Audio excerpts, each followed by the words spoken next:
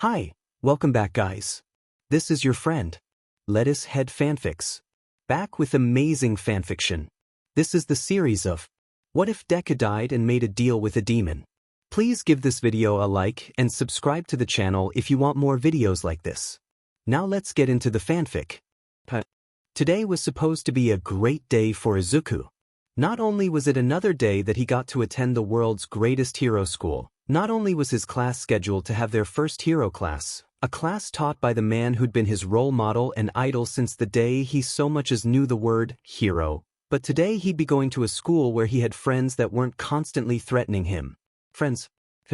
But his theoretical excitement at what the day should hold conflicted with the practical struggle he was currently faced with. Why can't I open my eyes? It felt as if he was sinking, slowly being dragged deeper and deeper into a darkness he could scarcely comprehend. His breathing became ragged, his skin growing moist with sweat as panic began to set in. Why couldn't he open his eyes? Why were his thoughts growing sluggish and his memory hazy?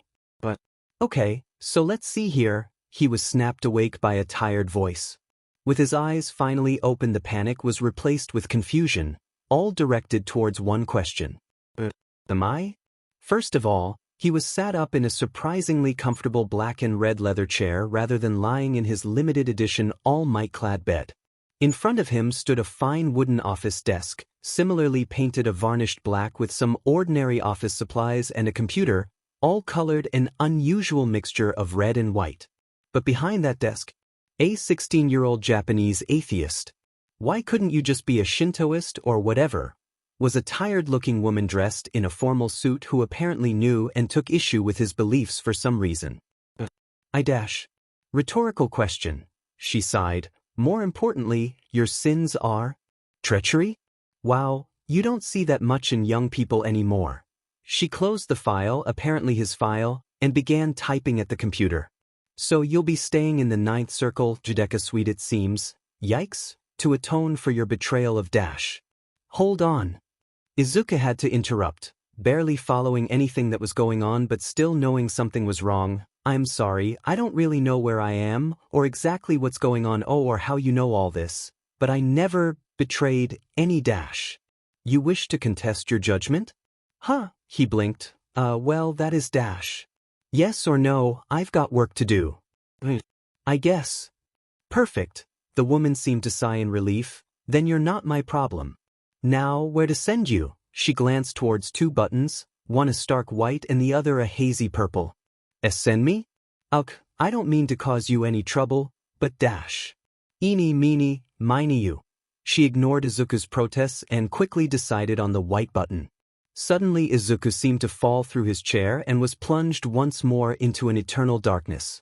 The feeling of malaise from earlier returned, but now with his eyes open to see absolutely nothing for a moment, before he fell into yet another chair facing yet another desk and yet another woman with horns wearing yet another suit. Hey, how's it going? The woman's words shook Izuku from the initial shock and feeling of déjà vu. Her comparatively carefree tone was matched by her suit jacket being wrapped around her shoulders with the sleeves unfilled, pairing remarkably well with a pair of opaque black aviators which sat in contrast to silvery white hair and stark white horns. Hello? She snapped her fingers before Izuku after he didn't respond. Right, sorry. Hello, he stuttered awkwardly, soon shooting his hand forward in greeting. So, she cordially shook his hand with a relaxed smile that put him at ease. You're second-guessing your punishment? His sense of ease was gone again. Yeah, well, about that, he struggled to voice his concerns. What do you mean by punishment, exactly? Oh, Monica didn't fill you in? She shrugged. That's fair, she's been pretty stressed with all the catch-up lately. It just means which circle you're headed for. Right. Izuku nodded slowly. And by circle, you mean? Seriously, she scoffed. I know Christianity's not doing so hot anymore, but I still thought pretty much everyone knew how hell was divided. What? Sorry, I've been kind of off today. Where am I again? Fair, I guess dying can be pretty traumatic. She nodded in acknowledgement, casually sipping from a canned drink on the desk while delivering news Izuku thought sounded just a tad more important than her tone betrayed. Well, sorry to break it to you, but you're in hell, she said as if it were the most obvious thing in the world. Currently sat in my office, situated in a lovely spot just outside the swamps of suffering in the third circle of gluttony. No, Izuku pinched the bridge of his nose as he tried to get his deteriorating thoughts together. No, this is just some bad dream, right? Or maybe this is some UA hazing thing? Nope, sorry, she shook her head apologetically. Welcome to hell. But that's just... He had to suppress a chuckle at the insanity of what she was saying. That's just not possible. I mean, hell's not, the afterlife. It's dash. While he tried to mumble an explanation for why it was impossible that he was here, the woman casually got up and strolled over to a closed window, quickly pulling the curtains to reveal their surroundings.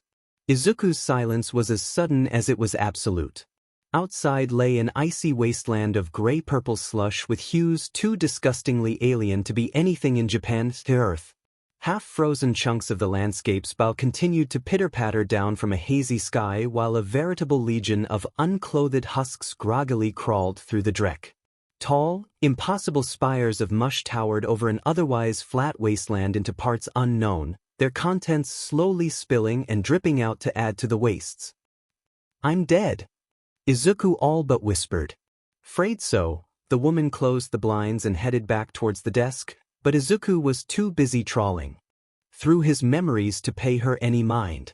What was the last thing that happened? Had he died in his sleep? He had been so excited for the heroes and villains exercise. We weren't told what the exercise would be, and like that, the mental path to his final day was revealed, one he strained to follow to its conclusion. I was on the heroes team with Uraraka. I was against Ida and Kaken. We went in to find the bomb, and Kaken attacked us. I told Uraraka to go on and find the bomb while I engaged Kaken. We were fighting. I had the edge because I'd studied his fighting style, but then he used something. The bracers. His eyes lit up in remembrance. He'd had bracers made that could store his built-up explosive sweat. He was pulling the pin, but All Might told him not to because it was too dangerous. He did it anyway, saying I'd be fine so long as I dodged, and the realization hit him like another explosion, knocking out all of his energy. I didn't dodge. Huh? The woman glanced up, apparently having pulled out a book at some point while Izuku was remembering how pathetically he died. Sorry, you say something? Nothing important, he stated dejectedly. I was given such a great opportunity, and I didn't even survive to the end of the first lesson. His head hung low at the thought. I'll take your word on that, she replied cautiously. On the bright side, I'm leaning towards giving you a pretty light sentence looking through this. She gestured towards the book that was probably important. Unlike me, probably limbo, can't really justify any worse. So far this looks more like a virtue compilation. The only thing I can find that's bad at all is the fact that you spent your life turning a blind eye to bullying, even justifying the bullying to glorify the bully. But seeing as they were bullying you, it's not really anything to punish you over. Another few moments passed as she continued reading the book. Izuku absent-mindedly noted that she was brushing her hand over the book, and that the letters seemed raised. Ah, she exclaimed as if in triumph. Here we go. For taking upon the burden of all, and falling before bequeathing the torch to a worthy successor, Izuku Midoriya has doomed the future, committing the ultimate sin in his betrayal of humanity. For this, he is to be imprisoned within the empty void of Judecca, his mind to be broken by eternal nothingness, his body shattered and scattered in the confines of ice, his dash. She paused, rereading the final passage in disbelief. His soul erased by the tumultuous echoes of which he proved unworthy. As she finished the description, neither one spoke. Izuku from the weight of the passage contents, and her from, "Are you effing serious?" Confused rage, apparently. You're only 16 years old and you're supposed to be given hell's worst punishment, the sheet reserved for once-in-a-century monsters because you, died too young? Well, it's dash. It's some victim blaming. Bullshit is what it is. She leapt up from her seat and tore off her aviators, revealing clouded gray eyes that Izuku quickly realized left her blind. And you've got, the purest soul I've seen in a millennia. Nah, Screw this, I'm getting Lucy on the phone dash. Look, Miss, a dash. Justice, she provided. Miss Justice dash. Just Justice, she insisted. J. Justice, Izuku eventually managed. I am really grateful for your offer, but I don't think it's worth it. What are you talking about? She asked incredulously. What's not worth it? Me, he answered firmly. If what she'd said was true, if his death meant that One for All's power was lost, and with it the future symbol of hope. If his moronic pursuit of a childish delusion would end up causing who knows how much pain and suffering? That sounds like a once-in-a-century monster to me. Look, I realize you must have had a hard time and all, but dash. No, it's hard to explain. But despite it, he tried anyway. He explained his childhood dream, his chance encounter with his idol, the unbelievable gift he was eventually given and the amazing opportunity it led him to. And how he'd squandered it all. Yeah, I'm still not seeing how that lands you anywhere other than limbo at the worst. Maybe Sloth has an argument, but with all the training you needed that'd be a serious stretch, she eventually answered. Well, if the power is lost with me, then there won't be the next All Might to dash. Izuku, she either didn't notice or ignored his flustered reaction to her using his first name. The place you've been assigned is the absolute worst of the worst. You're going to the same place as the kind of people who don't just kick puppies for fun, but kidnap the puppy from a loving home, put it in a torture machine to raise a murderous hound, then throw the hound live puppies and take bets on which one will be eaten first. Who treat Geneva Convention war crimes as a checklist and effortlessly break the record for individual necessitating additional addendums to said list while they're at it. Who dash? I think I get it, he interrupted nervously, but if my arrogance means that dash. I don't think that word means what you think it means. If my actions deprive people of hope, then, well, I dread what a future without a hero like All Might would look like. A surprising amount of alien invasions, zombie apocalypses and communist catgirl uprisings. Justice provided. Anyway, the point is that if my death dash, something he was still having trouble acknowledging, has caused all this, and it can't be undone, then, he paused at the thought. An idea hit him, but he was skeptical it was even an idea so much as a vain hope. Can it? He asked absent-mindedly. Huh. Sorry, can it be undone? The loss of One for All.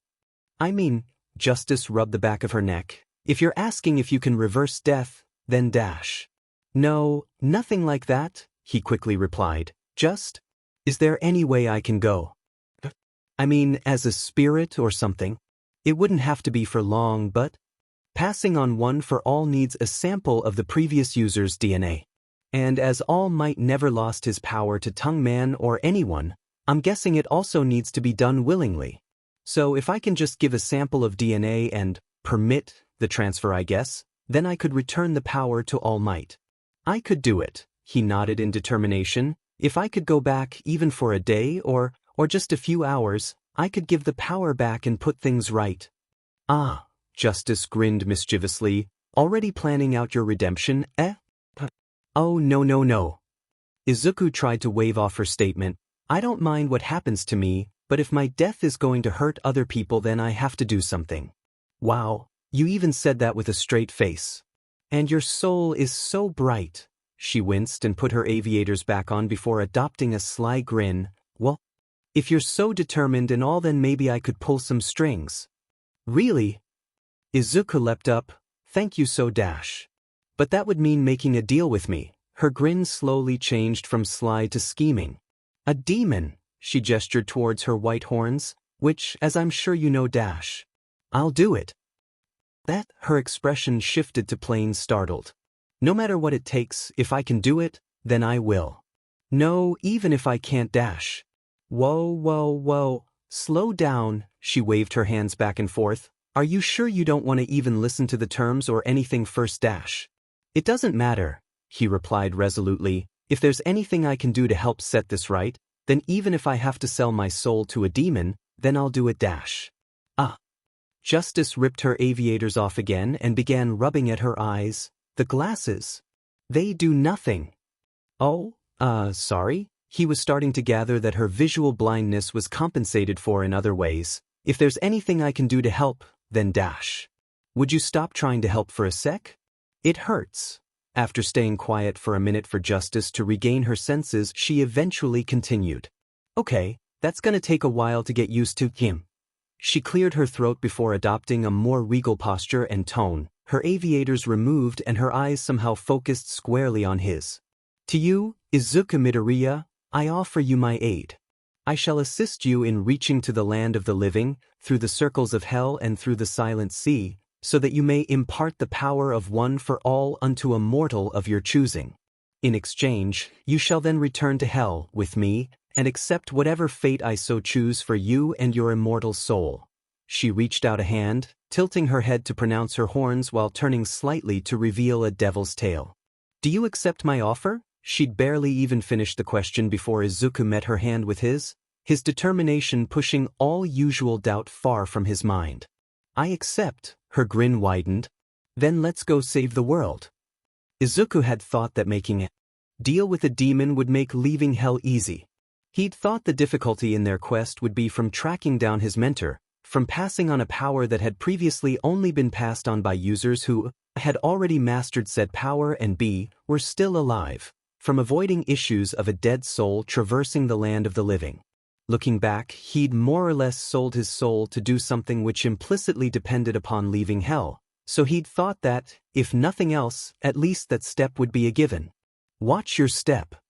Justice's warning came a moment too late, and Izuku found his shoe sinking into yet another puddle of half-liquid slush, the gray goo almost indistinguishable from the more solid ground. Bleck? Pulling his foot out, it was an effort not to retch at the smell of rotten food mixed with a sweet aroma that created something indescribably putrid. As he waved his leg to try and shake off some of the gritty gel mixture, one thing was coming into sharp focus. Izuku had thought wrong. Yeah, I'd offer to slow down, but I don't think it'd make much difference around here. Better to make it out quickly, right? Izuku simply nodded at the statement. Just watch out that you don't end up under one of those. Justice gestured to one of the ruinous spires in the distance, the only structures of note amongst the wasteland crawling with bloated corpses. As she did, the spire's side began to give from the weight of ceaseless raining slurry piling up. The fall caused a chain reaction of landslides, and soon the entire structure began to collapse. If you end up under one of those, you're pretty much done for. Right? Izuku agreed with the assessment. Being trapped under a veritable mountain of refuse probably didn't lend itself well to breathing, or not having crushed bones, or generally living. Hey, wait, he stopped walking in a moment of a realization. I can die? Well, yeah. Justice answered plainly, it's kinda what humans do. No, I mean I already died, didn't I? So what happens if I die here? Do I go to, I dunno, hell or dash? Ah, I get ya. She nodded before continuing on, gesturing for him to follow. Basically, if you die down here you end up in your designated region. For most residents, here that just means they can't die, 'cause they're where they're supposed to be. But for you Dash, I'd wake up in the deepest circles of hell. Bingo! She casually confirmed his grim statement, even emphasizing the idea with finger guns. Suddenly the indecipherable ground of slush, any part of which could hide a lake of unswimmable bile that would spell his permanent doom, began to look less unpleasant nuisance and more cripplingly terrifying. Hey, and you can't, say, teleport us back to Earth, or something? Izuku, how many demons did you see popping into existence back when you were alive? I mean that I know Dash. No. Her response was equal parts firm and good-natured, apparently amused at his sudden concern for the world being full of demons hidden as heteromorphic quirk owners. I can't just teleport us back to Earth or something. You're lucky I can even get us through the gates. Only primordial demons can open them, and there's only a few of us left. And one of them is, unavailable. She quickly shook off the thought, along with an expression paradoxically caught somewhere between a grin and a cringe. Best I could do is summoning a portal to the gates of hell. Izuku lit up. That sounds good Dash. Which would set off a bunch of alarms, which'll mean we'll be greeted by someone checking what's going on. They'll realize what we're doing, the forces of hell will descend and almost certainly overpower us. You'll be sent to endure your sentence and I'll probably be chained to desk duty for a few decades or so for gross insubordination. She finished her frankly terrifying summary, but I mean if you really want to go for it I could dash. Nope. No, that's fine. This way's more scenic, right? He quickly waved off the idea, liking his chances better with a disgusting bog than an army of literal demons. Good call, she nodded over her shoulder before rubbing her wrists. Shackles start to ache after a few years. Just make sure to stick behind me and you won't hit anything too bad. Izuku began to follow in her footsteps religiously. After hours of trekking through the freezing wastes, Izuku's stamina was starting to flag. The damaged remains of his prototype hero uniform weren't exactly designed to handle an endless expanse of freezing sludge constantly raining down while simultaneously squishing beneath his feet, and he found his concentration regularly lapsing. Miss Justice Dash. Ugh, the demon groaned. How many times do I have to tell you it's just justice? Don't let these white horns fool you. I'm still a demon in my prime. Right? Sorry. He assumed horn pigment meant something and was quite interested in learning about the literal afterlife straight from the demon's mouth, but had more pressing concerns right now. I was just wondering how much longer we have to go? Don't worry, we're probably at least like a third done. A third? 20% minimum. Justice assured him, of this circle. Right. Of course there's more. But don't worry, lust isn't nearly this bad. The first step's always the hardest, right? Right? He didn't even have the energy to question the name anymore. Instead he focused his energy into trekking on, never straying from the path justice led. If I can just make it out of here, I can make everything right. I just have to keep going. He raised his head to try and better absorb his surroundings once again. It's what a hero would do. It's what All Might would do. Just have to keep... A small glimmer caught the corner of his eye, something shiny buried in the sludge just up ahead. It wasn't far from the path Justice was walking, so he reached down from their route to try and get a better look at the object. Once he pulled it out and brushed off some of the muck, he realized that he recognized it. Is this? His eyes widened in realization. It's a limited edition Proto-Silver Age All Might figure. They stopped making these before I was even born. For as long as he could remember, this had been a figure he'd kept an eye out for, but the brief run coupled with its age meant there were few left in the world. T-hos that existed went for hundreds of thousands of yen, nothing like what he could afford. And this? He leant down after noticing something else buried deeper in the sludge. It's the collector's edition of his third-generation hero card. Only a couple hundred of these were printed before the manufacturers went out of business and the production rights got caught in IP hell. Kneeling down, he found yet more items buried that caught his eye, photocopies of design ideas for his young age costume, America-exclusive merchandise, an old OVA starring All Might that was recalled for giving children seizures. There's so much. How is there so much here? If I looked all my life I'd be lucky to find half of... Hey! A vaguely familiar female voice threatened to rouse Izuku from his incredible findings, but he spotted an authentic scale model of All Might's old. Ichiwai, snap out of it.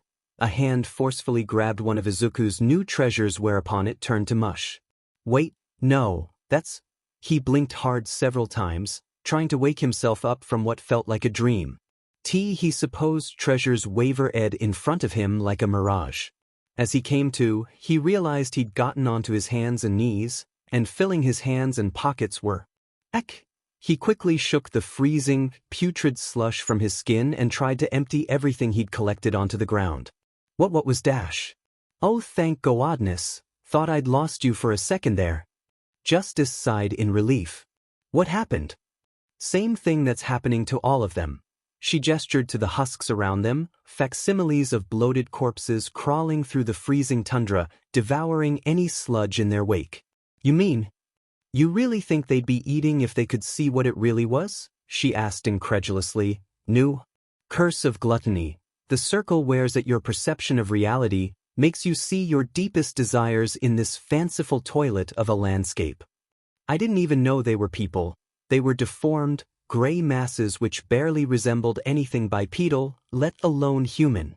He'd thought they were lost spirits, or strange denizens of hell, or some other ethereal concept he could scarcely imagine. To think they were humans? But then shouldn't we help them dash? Nope. But it's dash. Nah. But we could dash. No. Growing frustrated with Justice's adversarial attitude, Izuku stomped over to the nearest person he could find. As his demon guide didn't stop him, he tried to pull the person up as gently as he could and free them from the delusion. Hey, snap out of it. Isn't real. He grabbed some of the ground they were eating and waved it in front of their face. See, it's all just an illusion. But it's... The person groaned before shaking Izuku off and face-planting back into the muck. Sho. Tashti? Their words were muffled by the ground, but still audible. He continued to try, and when the first person wasn't receptive, he tried another. And another, and another, then a few more, plus some more a fair distance away, then another one, only to meet the same results. Oh, good. The latest person groaned after he released them. Is the illusion stronger if you're here? He asked aimlessly, or maybe it has to do with them being assigned here, so it's stronger on them. Maybe it's a combination, or maybe at this point their psyches just can't take the strain so have to buy into the delusion or risk madness, or maybe they think I am a demon here to trick them dash. Some nice ideas. Justice's sudden remark at Izuku's side caught him off guard. Sorry, I know I can ramble a lot. Hey, it's fine. She waved off his concerns. But you're wrong. The effect's actually weaker for people assigned here. Trespassers get it harder as a sort of natural defense. Then why dash? Because they don't want to leave, she answered plainly. These aren't selflessly altruistic heroes, or seekers of the truth, or even just decent enough people. If they were, they wouldn't be here. They'd be, she gestured upwards. These are people whose desires have consumed them, who don't want for anything but to have their hungers satiated. But that's... Izuku shook his head in disbelief. People are punished for eternity for liking food a bit too much? Not just food, basically obsession with material goods. There's a lot of crossover with greed, hence it's the circle just below us. Still, he looked over the vast expanse, the place he'd started to truly hate after just a few hours being here. This is what's in store if you like stuff a bit too much? Justice tilted her hand left and right. More like you were gorging yourself while there were starving children next to you. But isn't everyone kind of passively implicit in dash? And you were also lobbying against anti-poverty measures or something.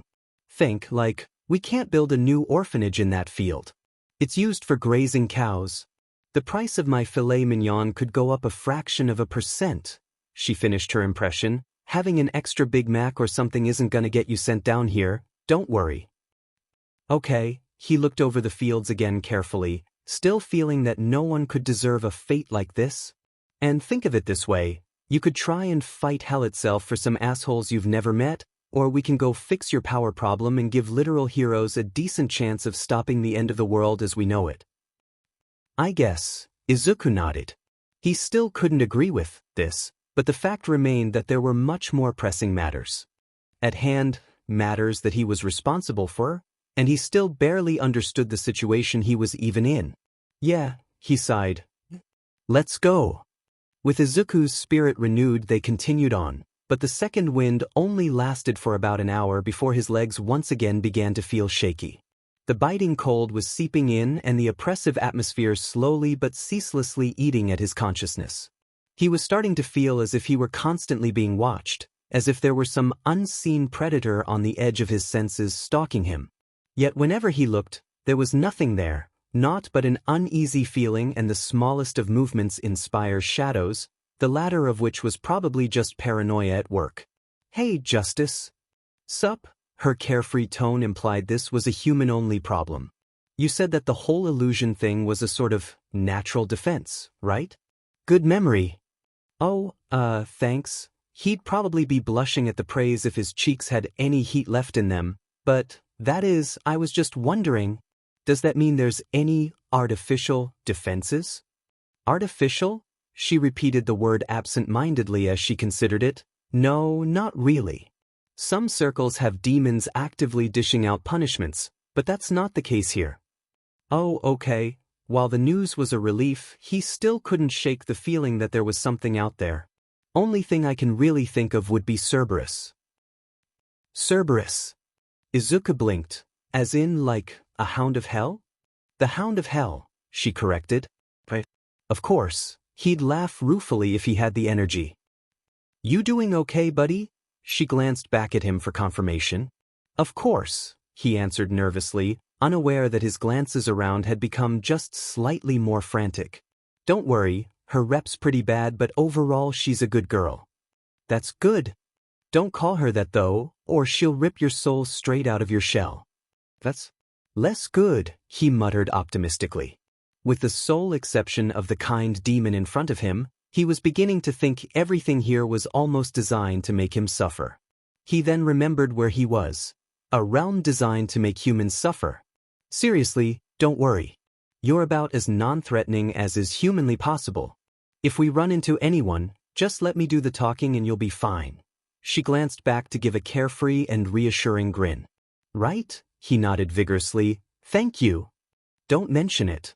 No, I mean, thank you for helping me. He was still unsure of how a lot of this worked, and considering the cold, the exhaustion, the dying, and so on, his thoughts weren't exactly running at peak efficiency, but it was still obvious that she'd get in a lot of trouble for helping him like this. I guess that a demon's sense of time is different than mine, but even so, the prospect of being literally chained to your work for decades can't be appealing. I really appreciate it. Sincerely, I mean dash. Hey, don't go all sappy on me. She tried to brush off his thanks and continue on. Honestly, it's nice to finally have someone appeal their sentence for a decent reason. She heaved a heavy sigh. I mean seriously, you'd think mortals would at least have the self-awareness to realize they're terrible people once they finally bite it, but no, they have to waste my time pretending they belong somewhere else. Are bribes really so bad? I needed that yacht. You don't understand, that beach deserved it. How could I know abusing my whole family for years would create one of the world's most dangerous supervillains?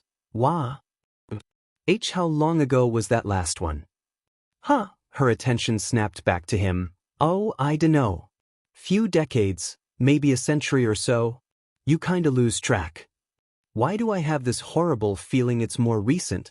But someone who was genuinely trying to do the right thing? She breathed out a light laugh. Don't see many of you around here. Thank you, but while it was true that he wanted to do the right thing, really he was just trying to fulfill his own dream, to be a hero and help others like his idol. There were probably a lot of people more qualified than me. Heck, you could pick a hero course student at random and they'd probably be a better choice. So why would he pick me? Before he could articulate a full response, Izuku was suddenly hurled to the ground by an unknown force. Before he could collect himself, his vision was filled by slush, his body stuck in the squelchy surface and his arms half buried in the ground. Before he could try to pull his arms out, fear of a disgustingly suffocating fate overtaking any other thought, he felt a hard weight press against his back. Is that It feels kinda like a person? You. A hand pulled Izuku's face out of the ground, and suddenly he was face to face with another girl with white hair and dressed in formal wear. This one was a few inches shorter than Justice, more in line with Izuku's own height, and sporting a properly worn waistcoat as opposed to Justice's lackadaisically worn jacket, red irises in place of gray ones, and in place of horns appeared to be a pair of dog ears? What are you doing stalking Justice, mortal? The last word was accompanied by a growl that revealed a pair of canine fangs and supernaturally sharp teeth. Okay, mortal. Yep, probably a demon and one who thinks I'm some weirdo following Justice around for no reason, and she looks really angry and holy whoa, she has sharp teeth. Is she going to eat me? Do demons do that? Or, hey, Cerberus, chill. He could vaguely hear Justice's voice accompanied by the squelching of shoes plodding over to him. He's with me. I was just taking him up to, limbo. Yeah. At her words the girl's demeanor shifted completely, her predatory fangs changing to normal teeth, her face going from angry to almost innocent-looking within an instant. Really? Another voice that seemed identical to the girl's, Cerberus, asked. From somewhere outside Izuku's vision. Yeah, there was a mix-up in the sorting process, so I was just escorting him there. The girl's eyes shifted from Justice back to Izuku, now lacking the hostility. Yeah, he realized telling the truth here probably wasn't a good idea. We were, Libra. Limbo. Cerberus corrected. Right? Limbo. There, he smiled awkwardly. That's where we're going. Definitely. He didn't need to look around to know the loud groan came from Justice. Despite his atrocious acting, Cerberus still apparently bought their excuse. Or at least she didn't care to comment otherwise, standing up and pulling Izuku out of the ground effortlessly. He proceeded to try and brush off as much of the slush on him that he could while looking around, now that the imminent threat to his afterlife was appeased. He found that 2 other girls had arrived, both identical to Cerberus in appearance and, if their conversation was any indication, voice. Wait, so a total of 3 identical demons, and one is called Cerberus, the hellhound with 3 heads? It didn't take a genius to form a conclusion. So, are they like triplets? Or is it more? Do they share senses?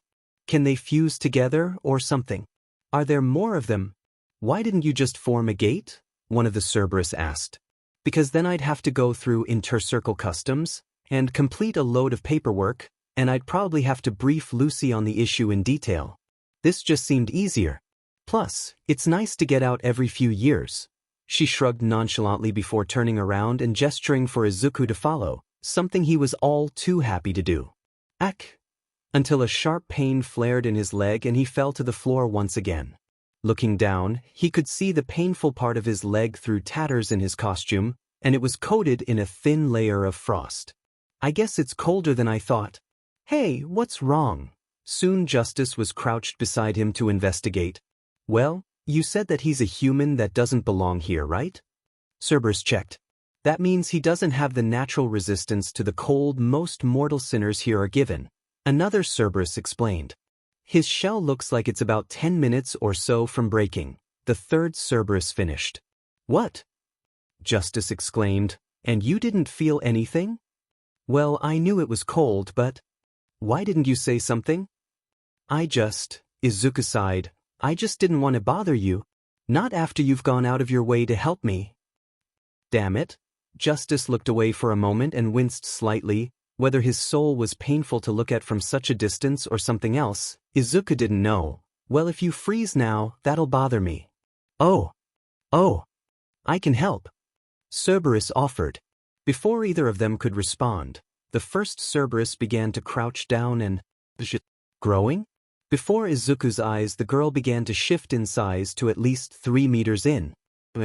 At the same time, her clothes dissolved into a dark red fur while her skin began to take on the same tint, her hands and toes coming through gloves and boots with only 4 digits that were each tipped by claws, her black arrow-tipped tail lengthening and expanding with the same fur as the rest.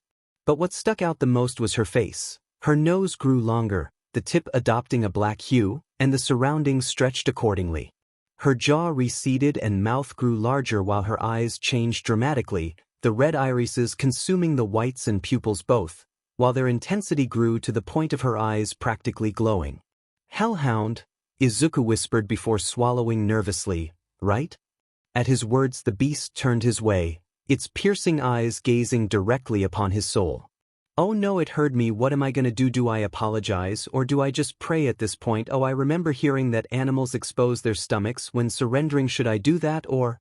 While Izuku prepared for the worst, the beast instead walked past before turning around to circle him, soon crouching around him until he was practically engulfed in its fur. It's warm. Despite the situation, he couldn't help but appreciate the first bout of heat he'd found since starting out in this horrendous wasteland. Death by hellhound mauling may sound worse than hypothermia, but he was really cold. Arf! Cerberus. The hound Cerberus decided that warm wasn't enough, however, and proceeded to breathe fire directly in front of him. Okay, yep, that's toasty, thank you dash. He fumbled for what to even say. Well, looks like that problem sorted. He could almost hear the relief in Justice's voice. Let us know when you've warmed up and we'll head out. Oh, I don't want to bother Miss Cerber dash.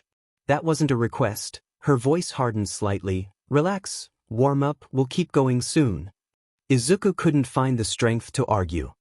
He was cold, tired, emotionally spent, and now comfortable against Cerberus' surprisingly soft and extremely fluffy fur, a smile forming despite himself. I always wanted a dog. Why do mortals have to be so damn fragile? Justice sighed at the thought, extremely relieved that Cerberus' warmth was proving enough to defrost her green-haired icicle of a companion. Watching him die after trudging through this mess just sounded depressing. Bad enough we have to walk so slowly despite only having so much time, till someone figures out I've ditched work. Now I've got to worry about him freezing without even noticing? Clearly Izuku was having trouble adapting to the lack of a physical body, one without pain receptors and a heartbeat and flesh and all that jazz. Even though he was more or less just as susceptible to the elements, the shell his soul was projecting was still adjusting to his surroundings. And I brought him out here about 5 minutes after it materialized. She clicked her tongue. Yeah, guess that one's on me. What was that? Nothing, she replied to the two questioning Cerberus bodies while waving off the inquisitive look her dog-form face was giving her, just thinking how we can make up for the lost time. I'm ready to go if dash. No. Stay. One of Cerberus' human bodies went over to keep the overeager mortal in place. Does he have a death wish or some Yep, he does. You know, it'd be a lot faster to just make a gate up to where you're going. And explain how I tried to skirt regs and nearly got a recently deceased soul iced? Nah, I'm good. At this point she was basically committed to lying, as hard as Izuku had tried to ruin it with his complete inability to do so. In spite of her and Cerberus being on pretty good terms, she wasn't willing to risk the possibility of her running off to Lucy, or worse. Even if she didn't, she's almost as bad as lying as he is, so it's a lose-lose. Why do you even care? Just leave him to get sorted like everyone else. You do realize I can still hear you dash. The human Cerberus near him put a gloved hand to his lips. He got misclassified pretty bad.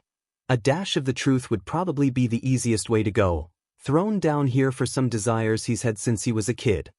So, if you could see his soul you'd know putting him down here would just cause more of a headache in the long term. For Justice to even look directly at him now was the equivalent of trying to stare into a blaring light in a dark room. And whenever he went off about selflessness or heroism or some other naive nonsense it escalated to staring at the sun. Cerberus pouted while her dog form turned its head to sniff at Izuku. For a moment Justice was worried he'd freak, but he seemed to take it in stride, even chuckling a bit at the motion. It even seemed like the chuckling wasn't in terror. Guess he's a dog person? Whoa. The Cerberi held their noses. That's strong. Oh, sorry, I haven't showered since since I got here. No, it's your soul. Are you sure he's a human? He smells more like a cinnamon roll. No, a whole bakery compressed into human form. Please don't call me a cinnamon roll, Izuku groaned. See, Justice answered, you really want that down here? I mean, one Cerberus trailed off. It's kinda nice. Rough. The hound Cerberus agreed. The putrefaction smells good and all, but you kinda get tired of it after a while. Now that was a thought Justice could get behind. An office with a view over the wastelands with her old job of judging sinners sounded like a great alternative to the baking gig. Until she'd been doing the same thing for 200 years playing catch-up with little to no holiday. After that even a stunning landscape like this started to look like just another view. Wait. Izuku spoke up. How long have you all been here, exactly? A long time. Cerberus hound form nodded to emphasize their point. Years? Decades? Centuries? How old are the Abrahamic religions at this point? Justice queried. That'd give a decent estimate at least. Wait, what? Oh, come on, you must have heard of those. First he doesn't know hell's made of circles and now this? What are they teaching mortals these days? She blinked. Don't I sound old? Well, yes, but isn't that at least 3,000 years? Feels like 4 to be honest. Justice stretched to try and loosen up, reminded of aching muscles worsened by gluttony's weather. Now there's something she missed about the fire and brimstone. Decent heating. But that's... Izuku blinked several times and took a number of deep breaths. Mortals have the weirdest hang-ups about age. It was an odd fixation they seemed to have that justice would never understand. The cultural difference probably wasn't helped by the radically different upbringing demons tended to have, and definitely not helped when considering her own childhood. And for all that time you've lived, he looked around the wastes. Here? Yep. That's right. Rough. I've kinda been all over the place. Justice shrugged. Why do you ask? I mean, don't you ever get? I dunno, holiday time. Justice shook her head. Days off, another shake, minimum wage? Labor laws? What are those? Are they tasty? Izuku simply hung his head in despair. There was one time we all went up to the mortal world a few centuries ago, Justice recalled. That was pretty fun. Oh yeah. Pancakes. Suddenly all three Cerberus started drooling. Maybe you could come with us? Izuku suggested before Justice managed a subtle glare at him. That is, to Limbo, I mean a change of scenery, you know, for a bit. Oh, I bet Cerberus has got a lot of dash. Sure. Sounds fun. Arf. Oh, both human Cerberus clapped. We can say hi to Monica. And Melinda. Judgment? Hound Cerberus whined weakly while the other two deflated at the thought. Actually, Justice rubbed the back of her neck. I think we should probably try and avoid Judgment. No way she'd be okay with bending the rules like this, deeming goody two-shoes? That sounds good. No Judgment sounds great. Arf. What are we waiting for? Let's go. Without warning, Hound Cerberus grabbed Izuku by his collar with her teeth to fling him onto her back. From the look on his face during the experience, he'd probably be experiencing a heart attack if he still had one. One of the human Cerberus jumped up on her hound form's back and joined Izuku to make sure he hung on tight, not falling off and not getting cold. Guess not, if his blushing is anything to go by. Want a lift? Sure, why not? Justice sighed in response. Bringing more demons onto their little hell trip wasn't ideal, but Cerberus' speed was no joke, and she had no idea how she'd keep Izuku warm enough without the hound's fur. I'm sure we can find something in Limbo to distract her while we leave. She smiled wryly at the idea their resident hellhound could easily be ditched. What could possibly go wrong? Traversing the icy tundra by hellhound soon proved to be a double-edged sword. On the one hand, it provided speed and warmth, meaning Izuku could reach the end both quickly and without losing any limbs to frostbite, a definite plus. On the other, you okay? Fine. The third and only human Cerberus asked from behind Izuku, holding on to him to help keep him from falling off as the hound Cerberus carrying them bounded along. Right behind him. Extremely closely. You sure? I didn't think humans were supposed to be that red. Her concern only made the embarrassment worse. Totally normal. Really? Humans are so interesting. And now I'm giving her weird ideas. He buried his face into the fur in front of him, only to remember that said fur still technically belonged to the girl behind him. Focus on something else. Anything else? So, what did you want that got you sent down here? Anything but that. You know, he swallowed audibly. Stuff? He screeched internally at how badly he was doing. Stuff? Yeah, stuff. If there was any surface nearby other than the person hound generously giving him a lift, he'd be slamming his head through it. Oh, right. Cerberus nodded hurriedly. That makes sense. Everyone loves stuff. Arf. Dog Cerberus barked in approval. How did that work? Well, good thing you ran into Justice then. Why yeah. Izuku was eager to pick a safer topic. The girl I met first seemed kinda, what's a nice word for, thinks even looking at me is too much effort? Focused.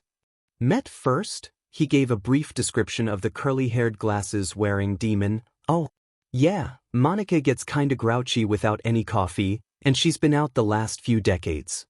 Oh, okay. He knew of a number of adult humans, that acted half asleep until they had some caffeine. Wait, did Aizawa-sensei ever have a morning cup? He blinked in thought. That would explain a lot. So, if she'd had some caffeine, then she'd have been more than happy to skin you alive for questioning her judgment. Cerberus happily provided. Why is hell like this? At this point he was beginning to think running into Justice was literal divine intervention. Oh, we're here. Cerberus nodded forwards. Looking ahead, Izuku couldn't make out anything of note, but soon realized that was unusual in itself. He couldn't see any more of the unnerving spires further on, and as they continued onwards, the horrendous slush hail began to thin. Soon, he realized the ground was becoming more compact and icy, until it gradually transitioned into something more akin to a frozen lake than the polluted snowy mess. The lake looks more unsettlingly black than I'd like, but still, it was progress. And finally, soon after the lake started, a deep fog began to set in. Not clogged with bile or an unsettling miasma, but simply an extremely thick fog. Hopefully the fog doesn't want to eat my soul or... Hey, record time, he heard Justice exclaim from nearby. Yo, Izuku, off Cerberus. She walked up to the side to help him down from the tall mount. We've got to do this last part on foot. A last part?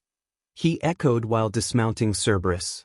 Lake of Tentatio, she stated simply. Which means? He asked nervously for clarification. Maybe it meant easy passing, or you made it. Lake of Temptation, of course. His still confused and mildly perturbed look conveyed the fact that the translation really didn't help much. It's a sort of test separating gluttony and lust. You want to get from there to here, it's a short walk. You want to get out, well, she smiled nervously, it ups gluttony's hallucination defense through the roof, across the sky and breaks the atmosphere. She gestured to the dense fog, plus, makes it almost impossible to see more than a couple of meters in front of you at best, and does something similar to your other senses. And it's an ice lake, which means if you take a wrong step, then... Crack! Cerberus mimed falling through the ice. Splush! Struggling in the water. Ekadash! Drowning. I can swim, Izuku pointed out. In an infernal mix of water, oil, excrement? Why is hell like this? He sighed. We used to have block puzzles instead. She offhandedly mentioned while scanning the fog with her aviators raised, likely trying to puzzle out the best path to take. Trust me, this is less painful. I like block puzzles. Block puzzles with demons, floor spikes, and a system to claim your soul should you go over the move limit. Never mind. All right. Readjusting her aviators, Justice turned to face him and wrangled the three Cerberi to pay attention as well. Cerberus and I can get through no problem, but you need to stay focused on what'll get you through temptation. You need to focus on what's important to you. She looked him in the eye, unable to state the obvious with the extra demon present. I need to get back to the surface. I need to give my power back to All Might and set this right. I need to set this right. He nodded to himself in resolve. That's what matters. That's all that matters right now. Thinking about anything else opened up a whole world of issues. How out of his depth he was, how bad things could get if he failed, what would happen to him if he failed, what would happen to him if he succeeded, everyone he'd left behind. Getting to All Might is all that matters right now. He shook off the errant thoughts and nodded to Justice, making it clear that he was ready to go. His goal was set, and nothing else would distract him. No matter what, just keep walking straight on and you'll be fine. In the end, Justice led the way, holding Izuku by the hand while Cerberus followed suit. In spite of the fact it was logically the best way to stop him from getting lost as long as possible, he could still feel the slightest amount of heat in his cheeks. Regardless, it pushed on, focused on what was important. After venturing into the fog, it was soon clear Justice hadn't exaggerated. If anything, she'd sold it short. Despite holding their hands, Izuku had trouble even making out their forms in anything beyond a silhouette. With his sight gone, he tried to fall back on hearing, but soon their footfalls on the ice turned from a notable click-click-crack-crick into the numbest of vibrations through the air. Trying to use smell was a dead end thanks to the strong scent of cremated meat permeating the air, and the moment he was tasting anything was the moment a lack of senses was the least of his worries. With all else failing, he fell back to touch, focused on the guiding hand of Justice piercing through void and leading him to what mattered. Soon, however, he began to hear whispers in the air. At first the sound of light wind, which slowly morphed into familiar voices. Midoriya? Who's that? The combined voices of his childhood classmates reminded him of how forgettable he was. Thanks for the help, but they had people on standby, so to be honest you just made me overuse my quirk. One of the only people he'd had a decent conversation with after the incident a year ago pointed out that even when he tried to help, all he did was make things worse. My career, my husband, my life. I had to give it all up to look after you. He realized that the only person who'd ever cared for him did so at huge personal cost. You can't do anything right. A gravelly voice taunted him, one that had persisted for as long as he could remember. You couldn't ever stand on my level. You couldn't even survive me. You can't fool anyone. You're just a worthless Deku. He slowed down, losing the will to go on. That's not what matters. He weakly shook off the thoughts, focusing instead on what was important. All that matters is getting out, giving one for all back. No one else matters. I don't matter. The only person that matters is young Midoriya. He froze at the familiar, masculine voice. Might? He tried to look around, only to be met with the familiar thick fog. Young Midoriya. Can you hear me? With no other stimuli, Izuku tried to locate the direction of the voice. All Might? What? His head felt hazy, the fog taking its toll. But not enough to forget what he'd been warned of. No, this is just a hallucination. You can't be here, He tried to shake away the thought. You can't be. Yes, about that, the voice of All Might chuckled heartily. Do you have any inkling as to where we are? Where? Izuku paused. You mean you don't know? Precisely, the voice declared. After he paused, the incident, I was able to track One for All's power. It's a tad complicated. I barely understand the process myself, to be honest, but the long short of it is that this is but a fragment of my true form, the vestiges of my power. But then, he tried to puzzle out what All Might was claiming. Why would it take so long?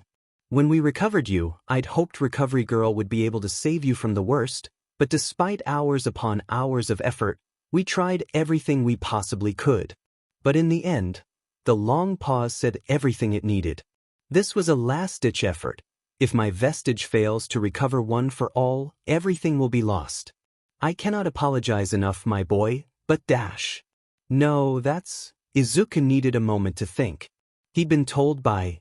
He felt a spike of pain as he tried to access a memory now obscured. Someone had told him that things here weren't as they seemed. The idea that All Might had this ability, and he chose now to exercise it, was ridiculous. What if time isn't as it seems either?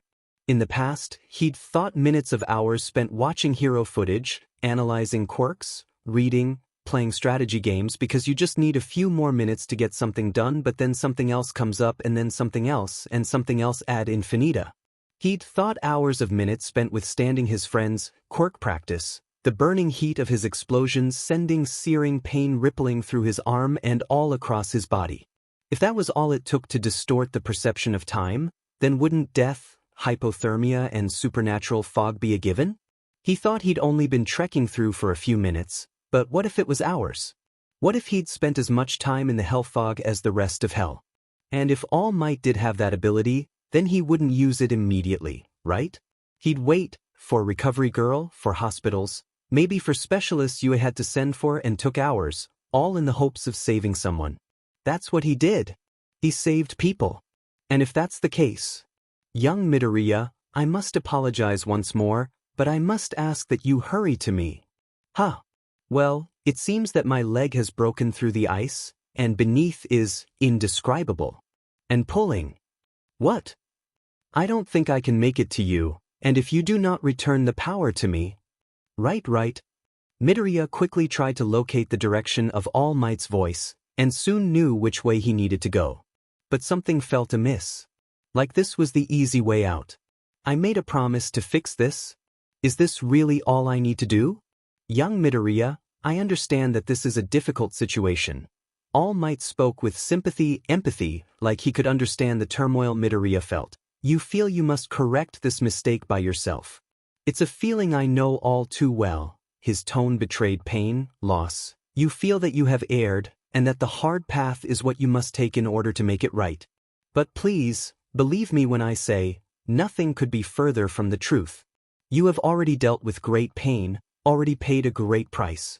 You need not suffer any more. Please, I beg you. The final words were pleading, soft yet almost desperate. Just find me and give up your power. That's all you need to do. That's... Midoriya paused. He wanted to return the power, to fix his mistake, to ensure his fate wouldn't hurt anyone else. That's all he wanted. If he had to endure pain, suffering, torment, to get there, then so be it. But it wasn't as if he were MCST. If he could fix everything right here? Right now?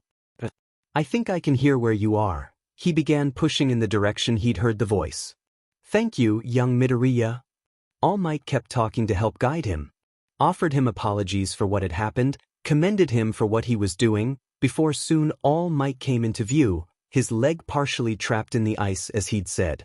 He was in his muscular form, probably because of his manifestation as one for all, and smiled at Midoriya with an outstretched hand.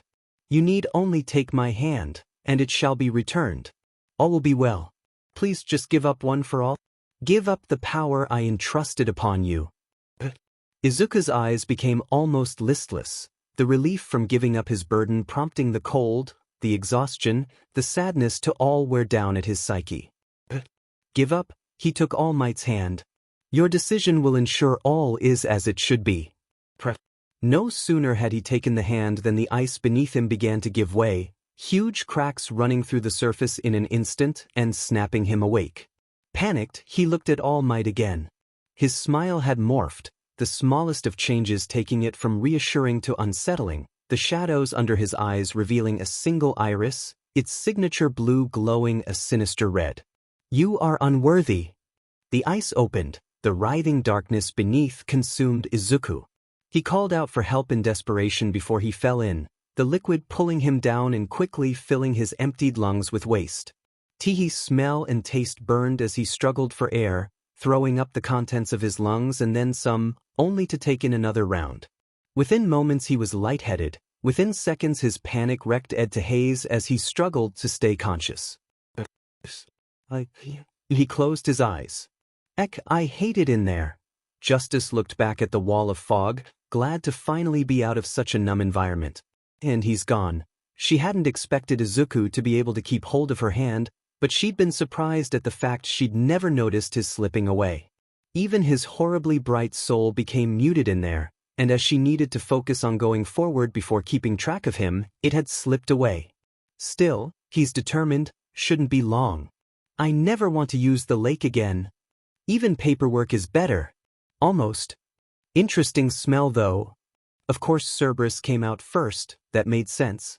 She was another demon, guardian of gluttony to boot, so it was only natural she'd make it through faster than a mortal. Izuku would bring up the rear any second now. A few seconds passed. Any minute now. The minute passed. Any time now. A startled cry called out from within the fog. Sheet. Justice.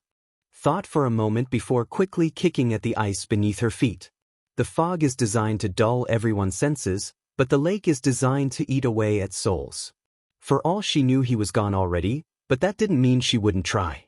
Does it really matter that much? Just leave him to whatever. He smells nice, but isn't this a bit much?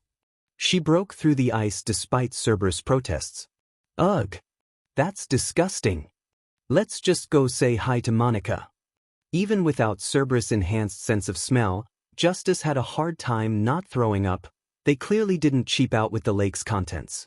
Putting a toe in this was the last thing any being, supernatural or otherwise, would ever want to do, let alone going for a swim in the stuff. But I made a deal. I finally found something to do that could actually matter for once. No way I'll let a sea of sheet get in the way of that. Diving in was almost enough to make her instantly regret her decision. Demons not needing to breathe in hell didn't shut down their senses of smell and taste, but for the first time in a while she really wished it could.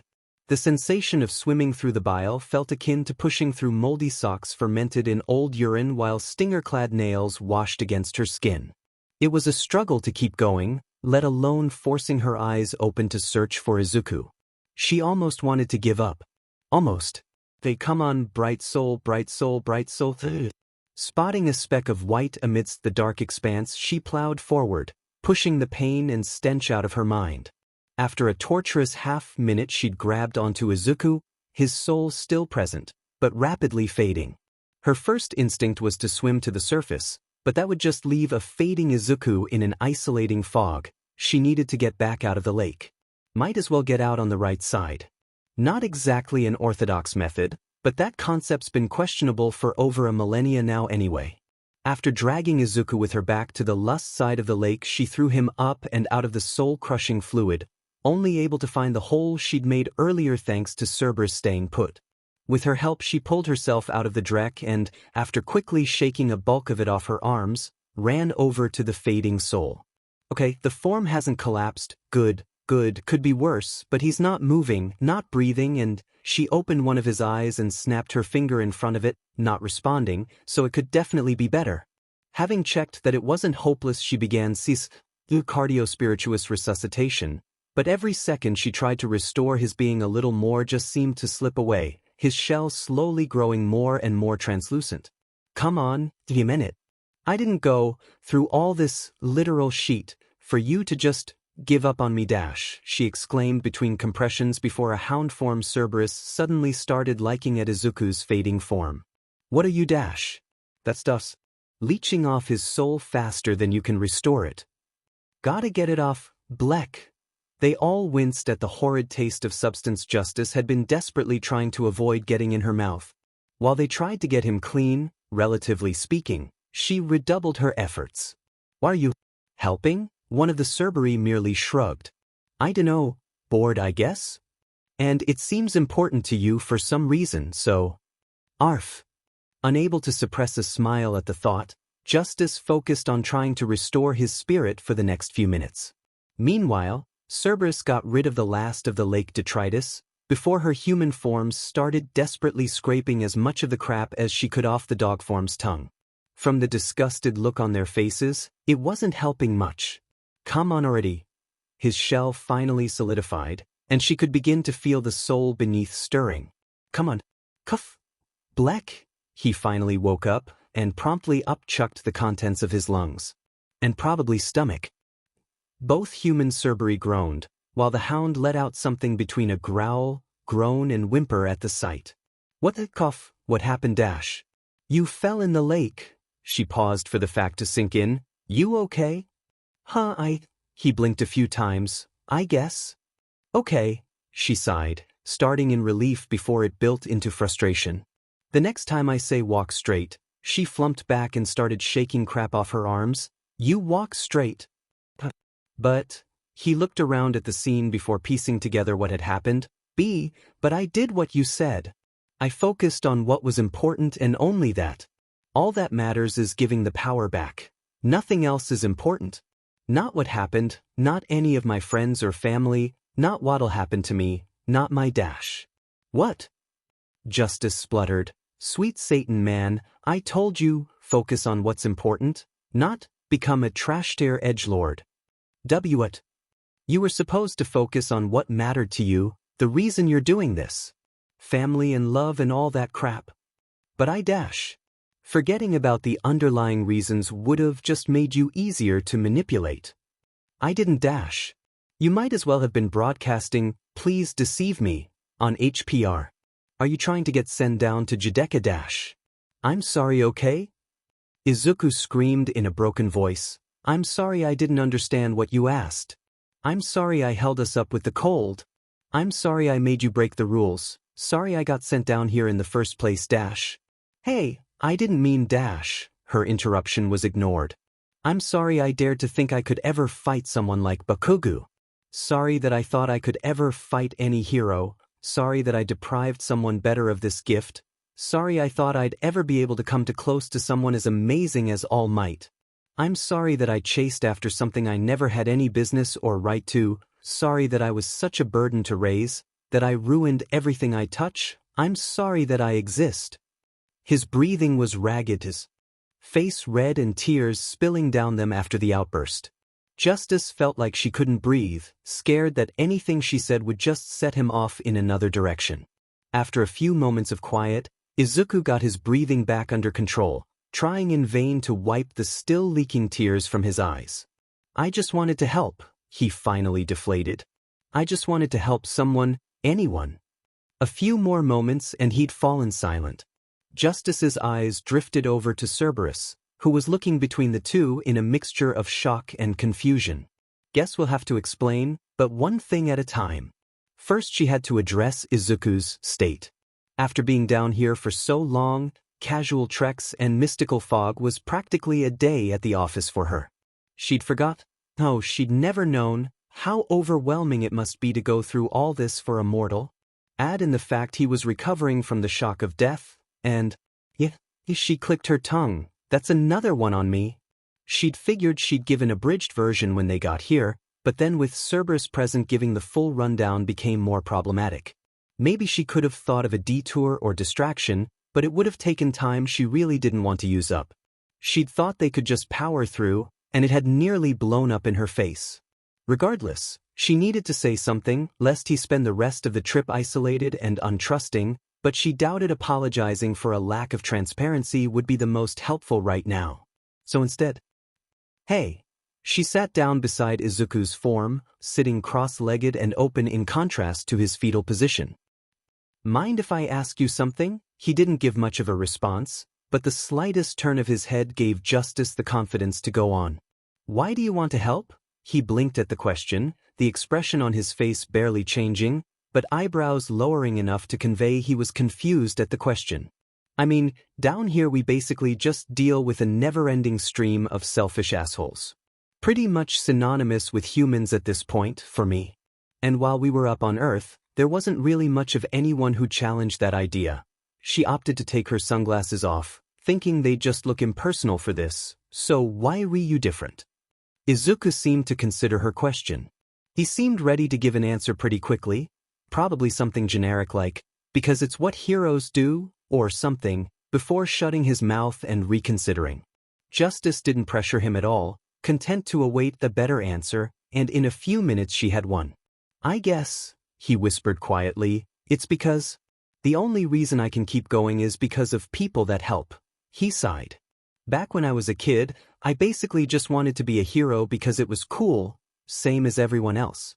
But then, when I found out I didn't have a quirk, being a hero was impossible. Being basically anything was impossible.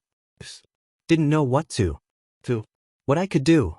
But through all that, a small smile came over his face. I still saw heroes saving people, saving everyone they could, young or old, mean or kind, cute, blessed with a quirk or not.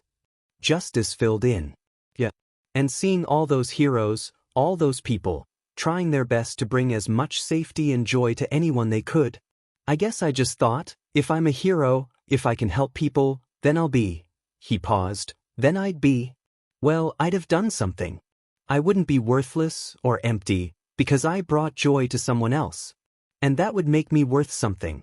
He nodded slightly as the assessment, before sporting a self-depreciating smile. Guess it's a pretty selfish motive, all things considered. You know, as much as we use it as a dirty word, being selfish, wanting to be happy, or worth something. That's not sinful, or even bad as far as I'm concerned. I would say it's just human, but it's something you find in demons, angels, gods, lizard people. She cracked a smile when she saw the look on his face. Gotcha. But the point is, I think you're being too hard on yourself. If I saw someone that didn't want anything, well, she shrugged, they just sound like a whole lot of nothing. Plus, not sure I could trust someone like that. She sent a smile his way. Besides, if being selfish means you want to help other people, isn't that a good thing? Heh, Izuku chuckled dryly. Yeah, if you succeed. I just wasted everyone's time and effort. Justice paused at the idea, before shifting her gaze to stare up aimlessly into the sky. So you're saying trying is pointless if you don't succeed? Well, I guess. She considered her next words. Considered whether they'd be useful. Whether she wanted to say them. You know, hell wasn't always like this. In the end, she considered it worth a try. Like what? This. She gestured vaguely, organized, layered, full of mystical barriers. Sounds nice. Izuku smiled ruefully. He dropped it after seeing Justice's expression.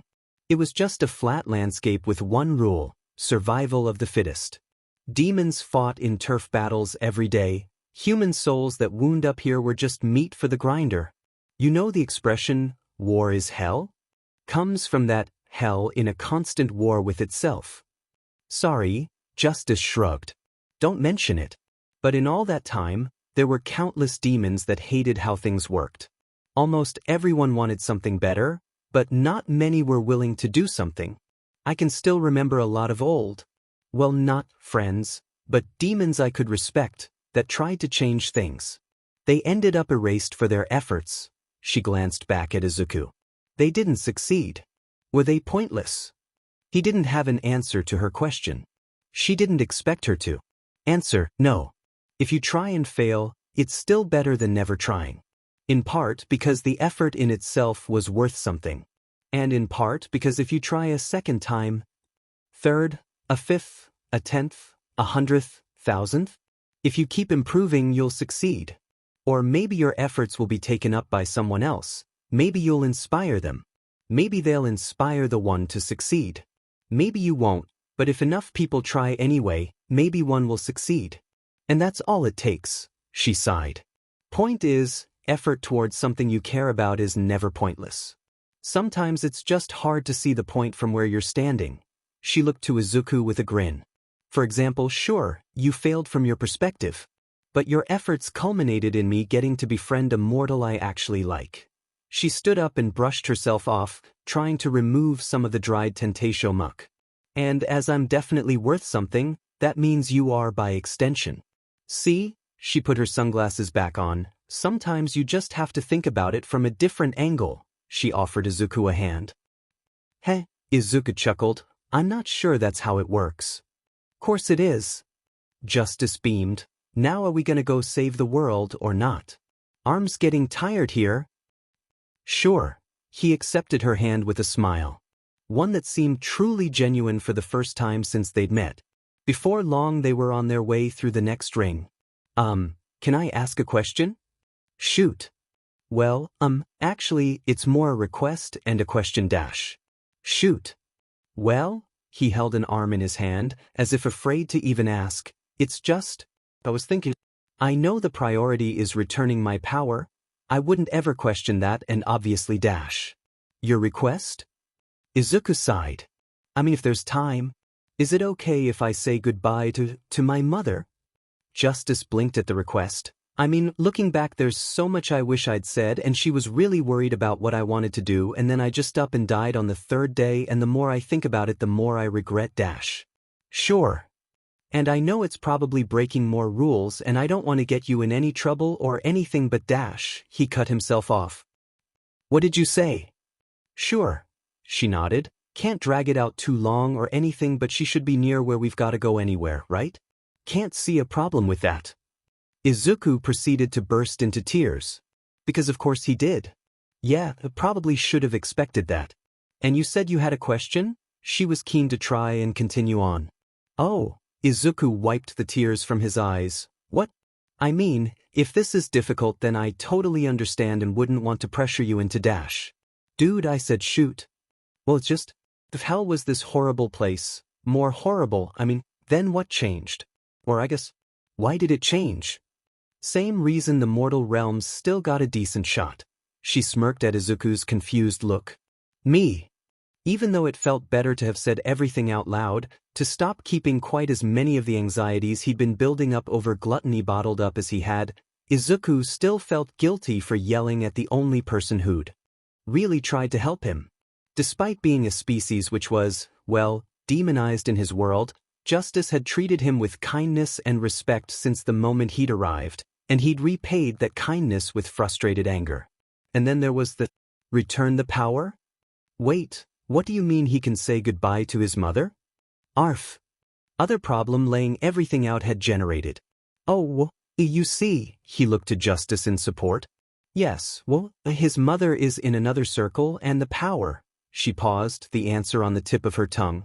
While Izuku wasn't sure deception was an entirely positive skill, He couldn't help but be amazed at her incredible ability to improvise.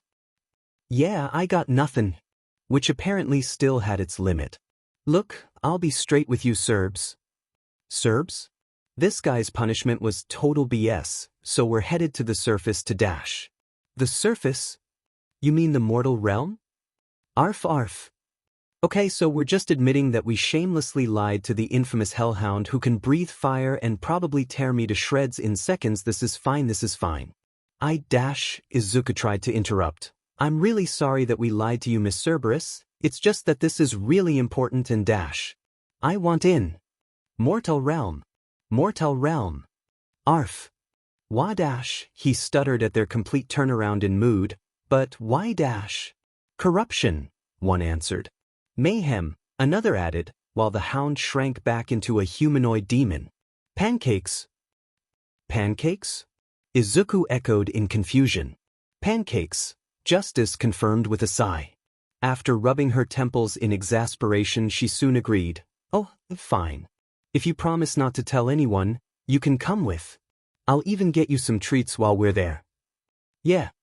But no corruption, she insisted to the Cerberi triplets. Despite a small groan, they soon complied, two shifting back into hound forms to continue their journey.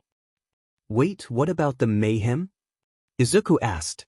Two of Hell's most infamous demons are headed for the surface along with a deceased soul carrying one of the most powerful quirks in the world. Justice mounted one of the hounds. Mayhem's pretty much guaranteed. Why argue? Ha! Izuku laughed nervously while the humanoid Cerberus helped him mount his hound's bris. That was a joke, right? H's question was answered with his companion taking off to their next destination. Right? He asked the human Cerberus traveling with him, who merely returned a grin full of razor-sharp teeth. This is probably fine. The first few hours of their journey went without much of note, giving Izuku a chance to take in the new circle. The thing he first noticed was the distinct lack of any desiccated human husks crawling through the ground, much to his relief. They passed the occasional humanoids, but he was unsure if they were humans or demons. The differences could be difficult to spot when they traveled past at high speeds, and most were preoccupied with activities. Ones that made Izuku tend to look away. The other, most immediate change was the climate. Gone was the bitter, frozen and slimy wasteland of gluttony, replaced instead by a parched savanna stretching as far as the eye could see. No longer was Izuku grateful for the warmth provided by Cerberus fur, instead relieved to have her separating him from the scorching, cracked red soil beneath their feet, as well as the protection her form gave against the constant, howling wind. Any conversation with Justice was made indecipherable over the gales, while any with the humanoid Cerberus riding with Izuku was done through yelling. We're gonna stop for a minute, said Cerberus called through the winds. What? Why? There's an oasis over there. She pointed to a spot in the distance, where a distinct formation of rocks could be seen. We'll take a quick break. Izuku soon agreed, grateful for a brief chance to rest. While the traveling was nowhere near as exhausting as the trek through gluttony had been, clinging on against the gales still took energy. That, and the lack of recent rest beyond a brief brush with death too made the thought of a pit stop particularly appealing. As they approached, it became clear the rocks were angled spires of brimstone, large but facing almost horizontal to form a large central opening through which steam was pouring out. This doesn't look like an oasis. While Izuku was willing to forgive the lack of palm trees and coconuts, he was quite confident an oasis should have visible water. A sheltered formation around a sunk circular area. Is this a caldera or something? He muttered. What? Cerberus evidently couldn't hear his muttering. Is this a caldera? What's that? It's a geological formation? A sinkhole formed by a collapsing magma chamber? The heat and humidity intensified as they approached. It's really hot. Oh, then yep. Cerberus happily replied. Can I survive that? Ah, Cerberus shrugged, the smile still on her face. Guess we'll find out. That's not dash. His complaint was cut off as their hound Cerberus leapt into the hole, dragging the not lava-proof Izuku with her. Can I just go a day without nearly dying again? I'll take a double-digit number of hours at this point. The first thing Izuku noticed after crashing into the unknown fluid was the absence of any painful, scorching death befalling him courtesy of a cauldron of lava. The second was the lack of the horrendous, soul-sking dread that he'd experienced in the Lake of Tentatio, thank whatever passed for divinity around here. The third was the fact he couldn't breathe. Gasp, he spluttered after broaching the surface, a few brief coughs coming up before he looked around. He paused before taking in the small lake around him, the hot but not painful water filling it, giving rise to a dense steam which blocked much vision past a dozen or so meters, the occasional smooth rocks jutting out to form what almost looked like natural seating and beds. "It's a hot spring?" he asked incredulously. "Yep." Justice confirmed. Turning, he found her sitting against a rock, specks of water glistening as she worked to get the partially dried detritus off of her clothes and skin. "I'm so glad the water doesn't make your clothes translucent," Izuku sighed in relief. "Did I say that out loud?" "Yep." She suppressed a chuckle while working to get the crud off of her suit. Evidently whoever made demon suits understood that they needed to be easily washable. "I am so sorry." Izuku bowed so low he had to spit out water before he could continue. "I just still feel awful that you had to go through all that to rescue me, and I didn't even realize that you still had to deal with that stuff because Cerberus got most of it off of me, which I still haven't properly thanked her for, and I just thought it'd be really embarrassing and super stereotypical, and you're like the most beautiful person I've ever met, and He cut himself off and blinked. He blinked again. He was struggling not to pass out from the combined forces of extreme heat and embarrassment. My Izuku. Justice feigned a swoon. "To think all it would take is a mere hot springs cliché for you to be reduced to a simple lek."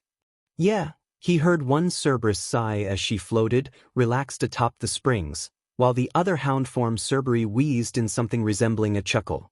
"And no, I swear I didn't mean to say that, even though it's completely true, though honestly a massive understatement of how amazing you are and arga." He dunked his head underwater and screamed in an attempt not to embarrass himself any further, before a hand soon gently pulled him up again. "Relax, man, I'm messing with you." Having evidently dealt with most of the immediate filth on her suit's outer layers, she simply found a rock to lay back and relax on. "Welcome to the circle of lust, and the curse that comes with it." "Curse?" Izuku paused a moment to think. "Gluttony caused hallucinations of our desires. So us makes us appreciate true beauty." Lacking the dexterity for a foot, Izuku instead settled for putting his fist in his mouth. "Any thoughts or feelings you have which hold any sort of romantic or SXL attraction basically lose any internal filter. You think someone's hot, you're gonna tell them they're hot, no matter how much you might want to keep that fact to yourself." After Justice's explanation, Izuku waited to make sure his thoughts were under control before removing his hand. "You know, these curses seem weirdly set on reinforcing people's sins rather than actually, fixing them. Hey, you want fixes, find a rehab center, hell's for punishments." She paused. "Actually, I think hell might have a better turnaround. Whatever, you get the idea. But shouldn't the afterlife be dedicated to souls, salvation, or something? Plus, it seems harsh being sent down here just for..."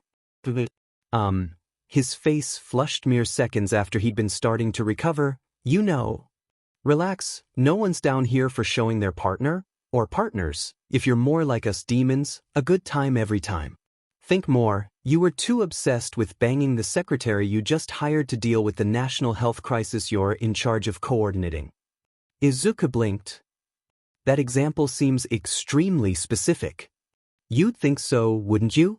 With that interesting bit of information stored away, Izuku was happy to spend the rest of their break simply relaxing in the warm water rather than engage in conversation and make a further fool of himself.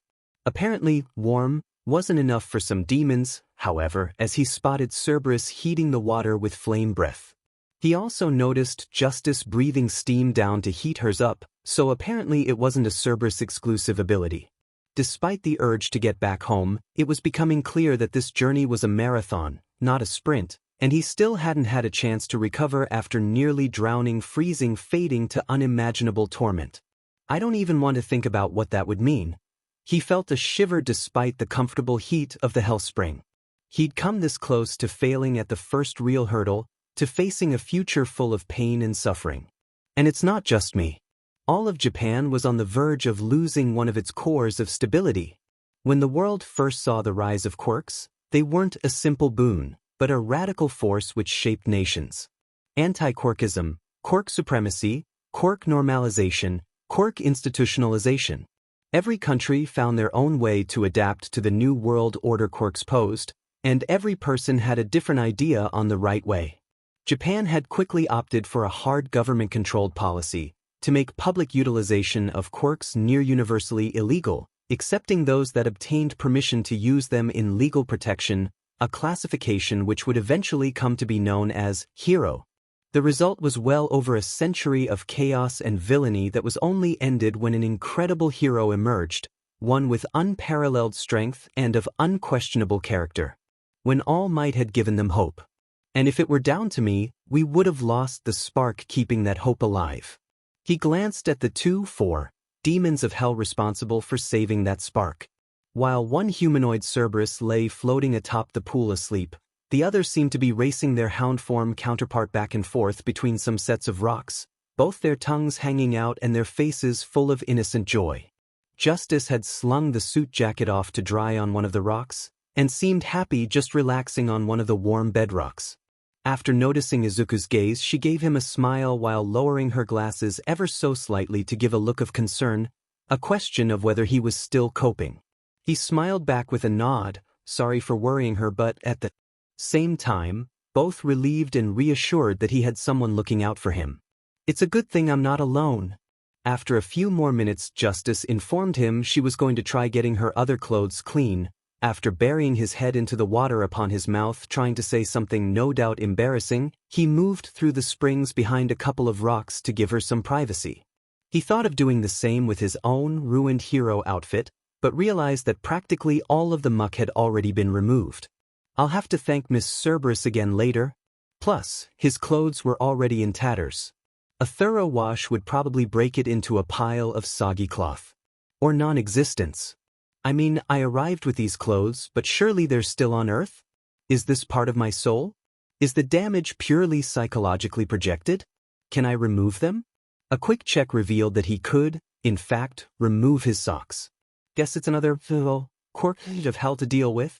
Instead of trying to decipher mysteries he'd probably never understand, he simply took this moment to relax.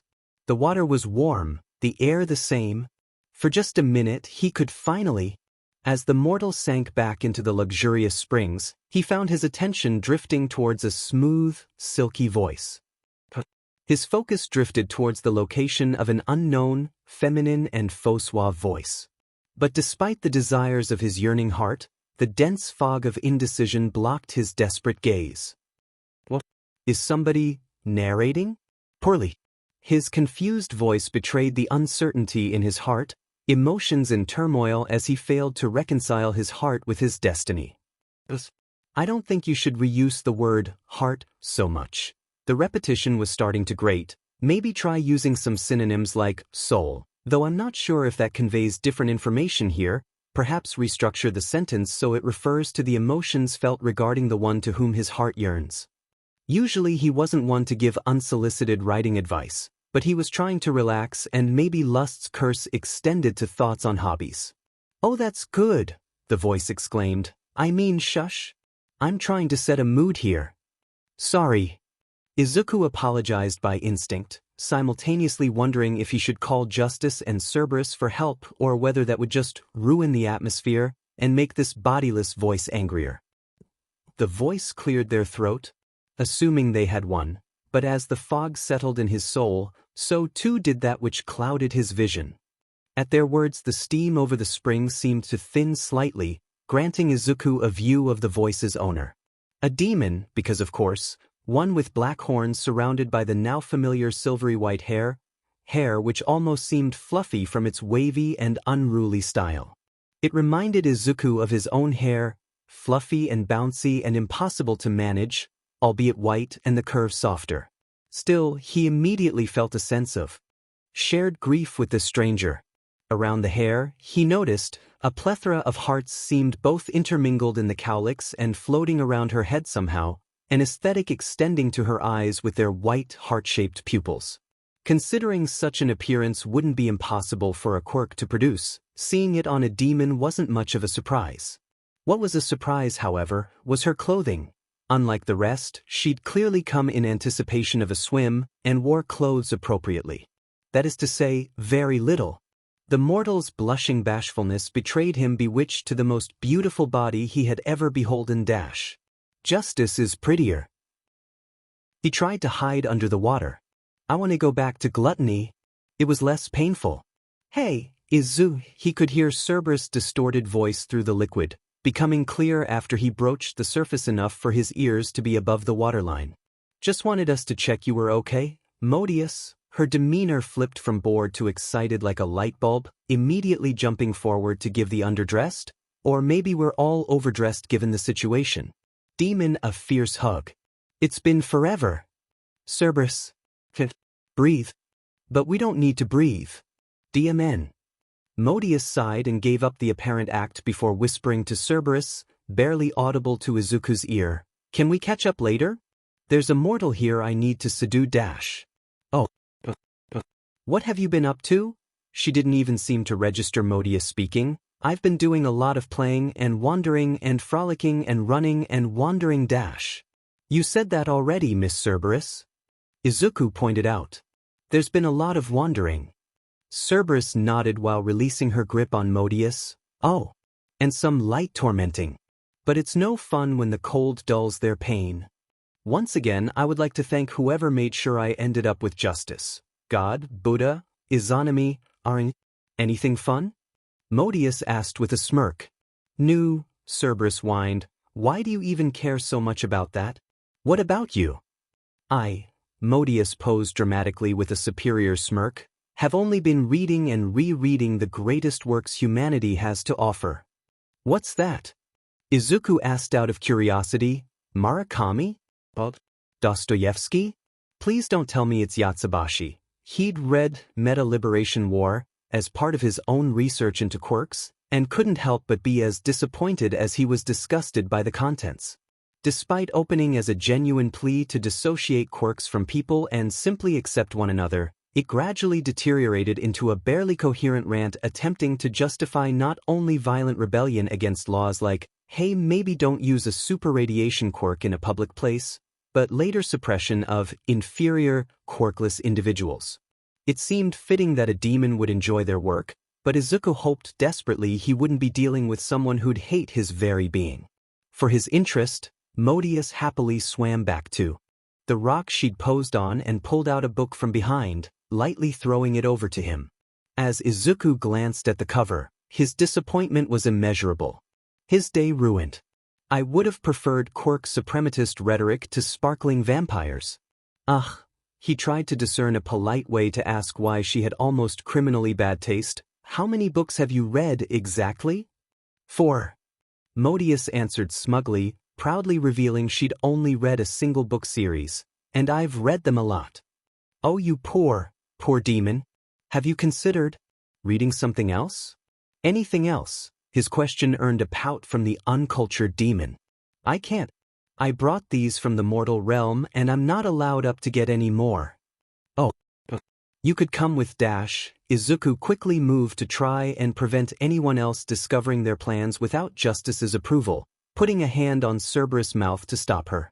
And Miss Cerberus was just assisting Miss Justice to escort me to Suddenly Cerberus was biting his hand. Ow ow ow ow ow ow ow ow. He tried to pull his hand out but the demon's jaw had set. Oi! Justice's voice mercifully arrived through the pain. Can't I get 5 minutes to wash the putrefied mire out without? She took in the situation with a brief look, while Izuku noted she'd managed to clean her outfit. Cerberus, release. The Cerberus biting his hand tightened her grip. But he's so tasty, the other human Cerberus whined. Release, she insisted sternly, only to be met with a growl. The longer you hold on, the longer we have to wait until pancakes. After a brief and low growling whine, she released Izuku's hand. Good girl. She looked to Izuku. So what did I miss? I was telling Miss Modius that you're escorting me to the outer ring of limbo. Oh, Cerberus perked up. Right? We're definitely not secretly planning to go to the mortal realm and get pancakes. The other winked towards Izuku. Definitely, he had to fight the urge to groan, before an optimistic thought occurred. Well, I thought Cerberus wouldn't buy my story, but then, you're going to the mortal realm? Yeah, Justice scratched the back of her head. I don't suppose there's any way we could convince you not to tell anyone. I want to come with. Izuku and Justice glanced briefly at each other, before turning back to Modius. Yeah, that sounds about right. So do you think we'll run into any other demons who will want to come? Izuku asked Justice as they watched Modius and Cerberus catch up and gush about mortal realm delights before they headed out. She tried to think about any other possible passengers. There were 3 standout demons in limbo, but Monica would be holed up in her office. Judgment was more likely to be a roadblock than a hitchhiker. 1. We need to visit them to get some stuff, but I doubt they'll want to leave unless we spell out our intentions. So long as we're careful, this should be the whole party. With over double as many bodies to get through the gate as expected, she sighed. Right. Izuku nodded. Any other questions you want to ask? Now's probably the best time. He hesitated. You said we should be able to visit my mom? Yeah, should be time. Assuming giving his power back was a simple find the number 1 hero and go deal, they'd probably have at least a few hours before anyone figured out exactly what they were up to, let alone being able to find them. Might as well give both he and his parent, singular, by the sounds of it, some closure while they were there. Thank you. Like I said, don't mention it. Justice flashed a grin. Maybe she should try and make a bigger deal out of it to get him to give up something else, but he was already on the hook. Using something like that as leverage would probably grate on his already hanging by a thread mental state, more trouble than it was worth, and leave a bad taste in her mouth. Even so, thank you, he fidgeted in place. Also, about the deal we made. You can still back out of it before we leave hell if you want. Like he'd even consider it? No, he immediately shook his head, while Justice had to wave at Cerberus and Modius to assure them everything was fine. No, I'm still committed. It's just, I was wondering, what fate you have in store after all's said and done? He nodded timidly in response. That's fair.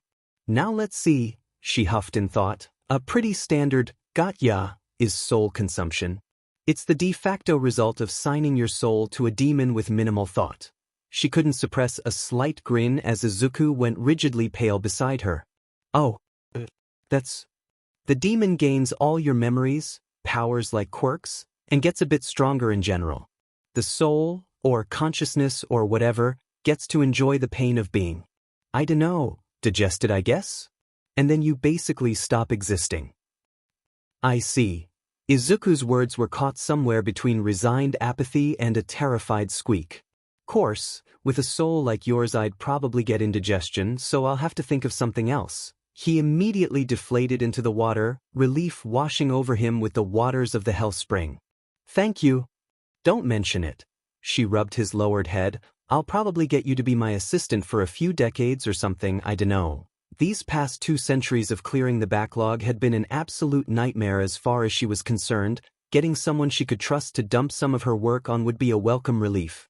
Still, there were no guarantees. Kinda depends on how this all ends up. She glanced down at him. Any other questions? He seemed to think for a moment before looking back up at her.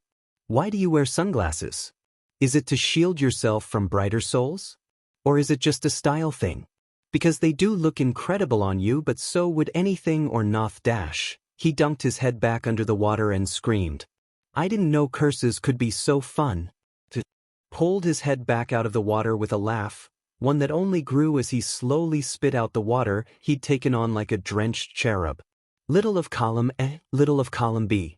She eventually reined in the laughter, plus it used to be good for helping with the sulfur and brimstone dust, but mainly it's just to hide my eyes. What? He blinked at her. Why would you hide your eyes? She took her glasses off for a minute and looked at him to make it obvious. Even though her soul sensing ensured she had a solid grasp on where a person was, The difficulty in determining specific details made it difficult to actually keep direct eye contact most of the time. Usually her gaze would drift off just a little bit too much, a trait pretty much everyone found incredibly unnerving. I don't get it. Izuku's voice seemed genuinely confused. She could only blink in response for a minute. Huh. She put her sunglasses back on. Most people find it weird. I don't think you've got the best, sample of people down here, he chuckled awkwardly. Nah, it was the same while I was on the surface, she sighed. They're not cruel about it or anything, it just puts them off a bit. Oh. Izuku seemed at a loss for what to say, before the telltale sign of speech on, brain off appeared. Well, for what it's worth, you've got the most beautiful eyes I've ever seen. A determined steel enshrouded by a compassionate warmth and owlish wisdom, all of which seems sorely lacking in this place.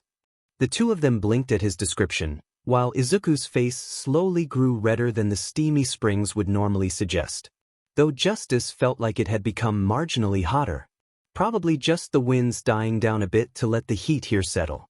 At least, that's what I think, but I mean that's just my opinion, but I don't mean to say that, a dash. He splashed his hands down before wincing in pain.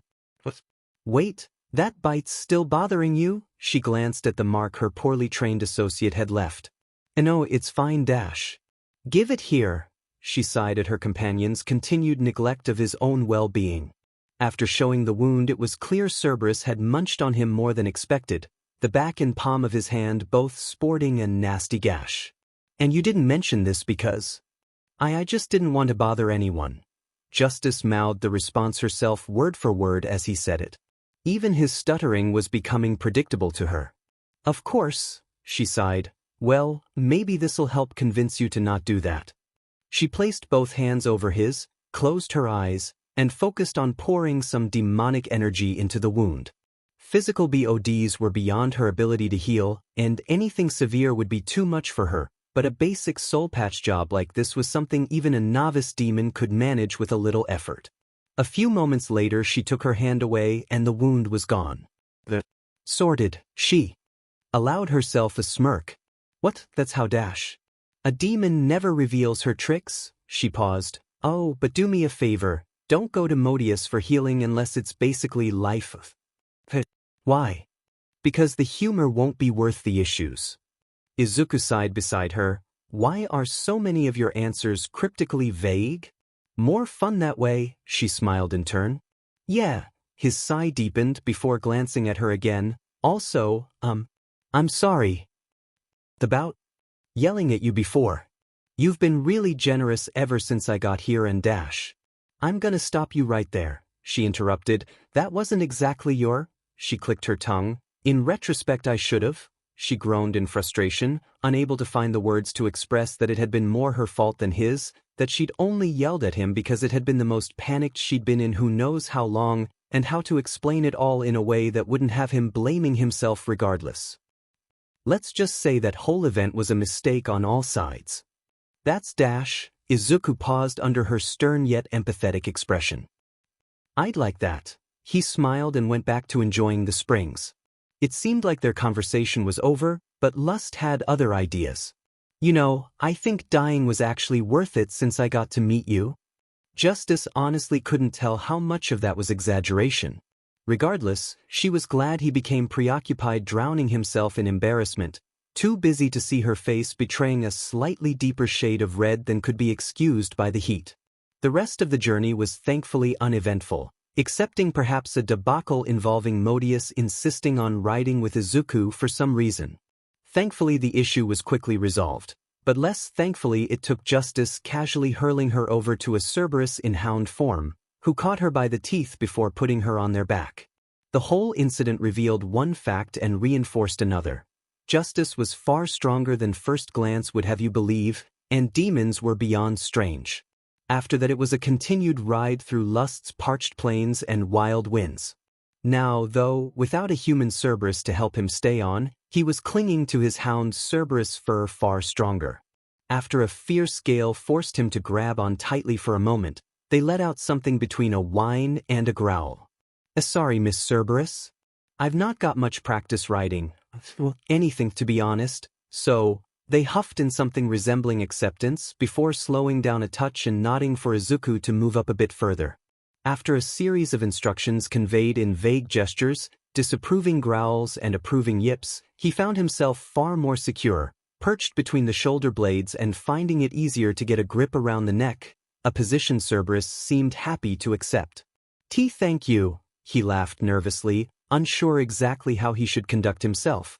Interacting with the hound had reminded him that, while, yes, this was a large hellhound serving as a form of remarkably fast transport through wastes he'd otherwise have to struggle through, a beast which could tear him limb from limb effortlessly, this was also a fully sapient demon who he'd held regular conversations with. Also, it was a girl. Don't make it weird, don't make it weird, don't make it weird. He mentally scrambled to find a conversation topic before his thoughts spilled out as this accursed land wished. I think that I was interrupted when I tried to say this earlier, but, I really am sorry about lying to you before. Cerberus didn't respond verbally, but a brief glance back with a questioning eye prompted him to continue.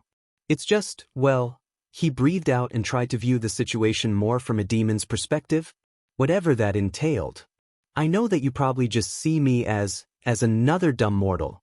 Probably one who's just lying to get his way and, he let out a brief, rueful chuckle. Come to think of it, I wouldn't be surprised if you're waiting for me to show my true colors and watch justice beat the hell out of me. Or into me, I guess. Their short laugh implied he was probably on the right track. But that's not the reason. I lied because, well, mainly because justice told me other demons finding out would be a bad idea. But also, he sighed, because I was scared. Scared that you'd attack me, or tell someone else, or do something to stop me. I know it was probably wrong of me to assume the worst of you, and I am sorry about that as well, but I only did so because of how important it is that I succeed in this. He groaned, well, it's kind of hard to explain, especially in a pretty much one-sided conversation, but it's important that I get back to the surface. Like, really, really, really important. Not just because it'll save a lot of people, though it definitely will, but because if I fail, it'll be my fault. People's hope, people's lives, their encouragement of me, the chances they gave me, the chances other people were deprived of to help me, everything. If I can't give this power back, then all of that will have been for nothing. And I'll be the one to blame. He took a breath. I refuse to let it be pointless. So I need to fix this, I need to do this, no matter what. Even if I end up a demon's assistant for the rest of eternity. Even if it ends up worse that, it'll be worth it to set this right. Though being Miss Justice's assistant forever doesn't sound too bad, he blinked, before sighing and mumbling into Cerberus' fur. I really hate this circle. Bark. A smiling dog's face met him after pulling his own out of the fur, before liking at him excitedly. Hey, easy, Careful.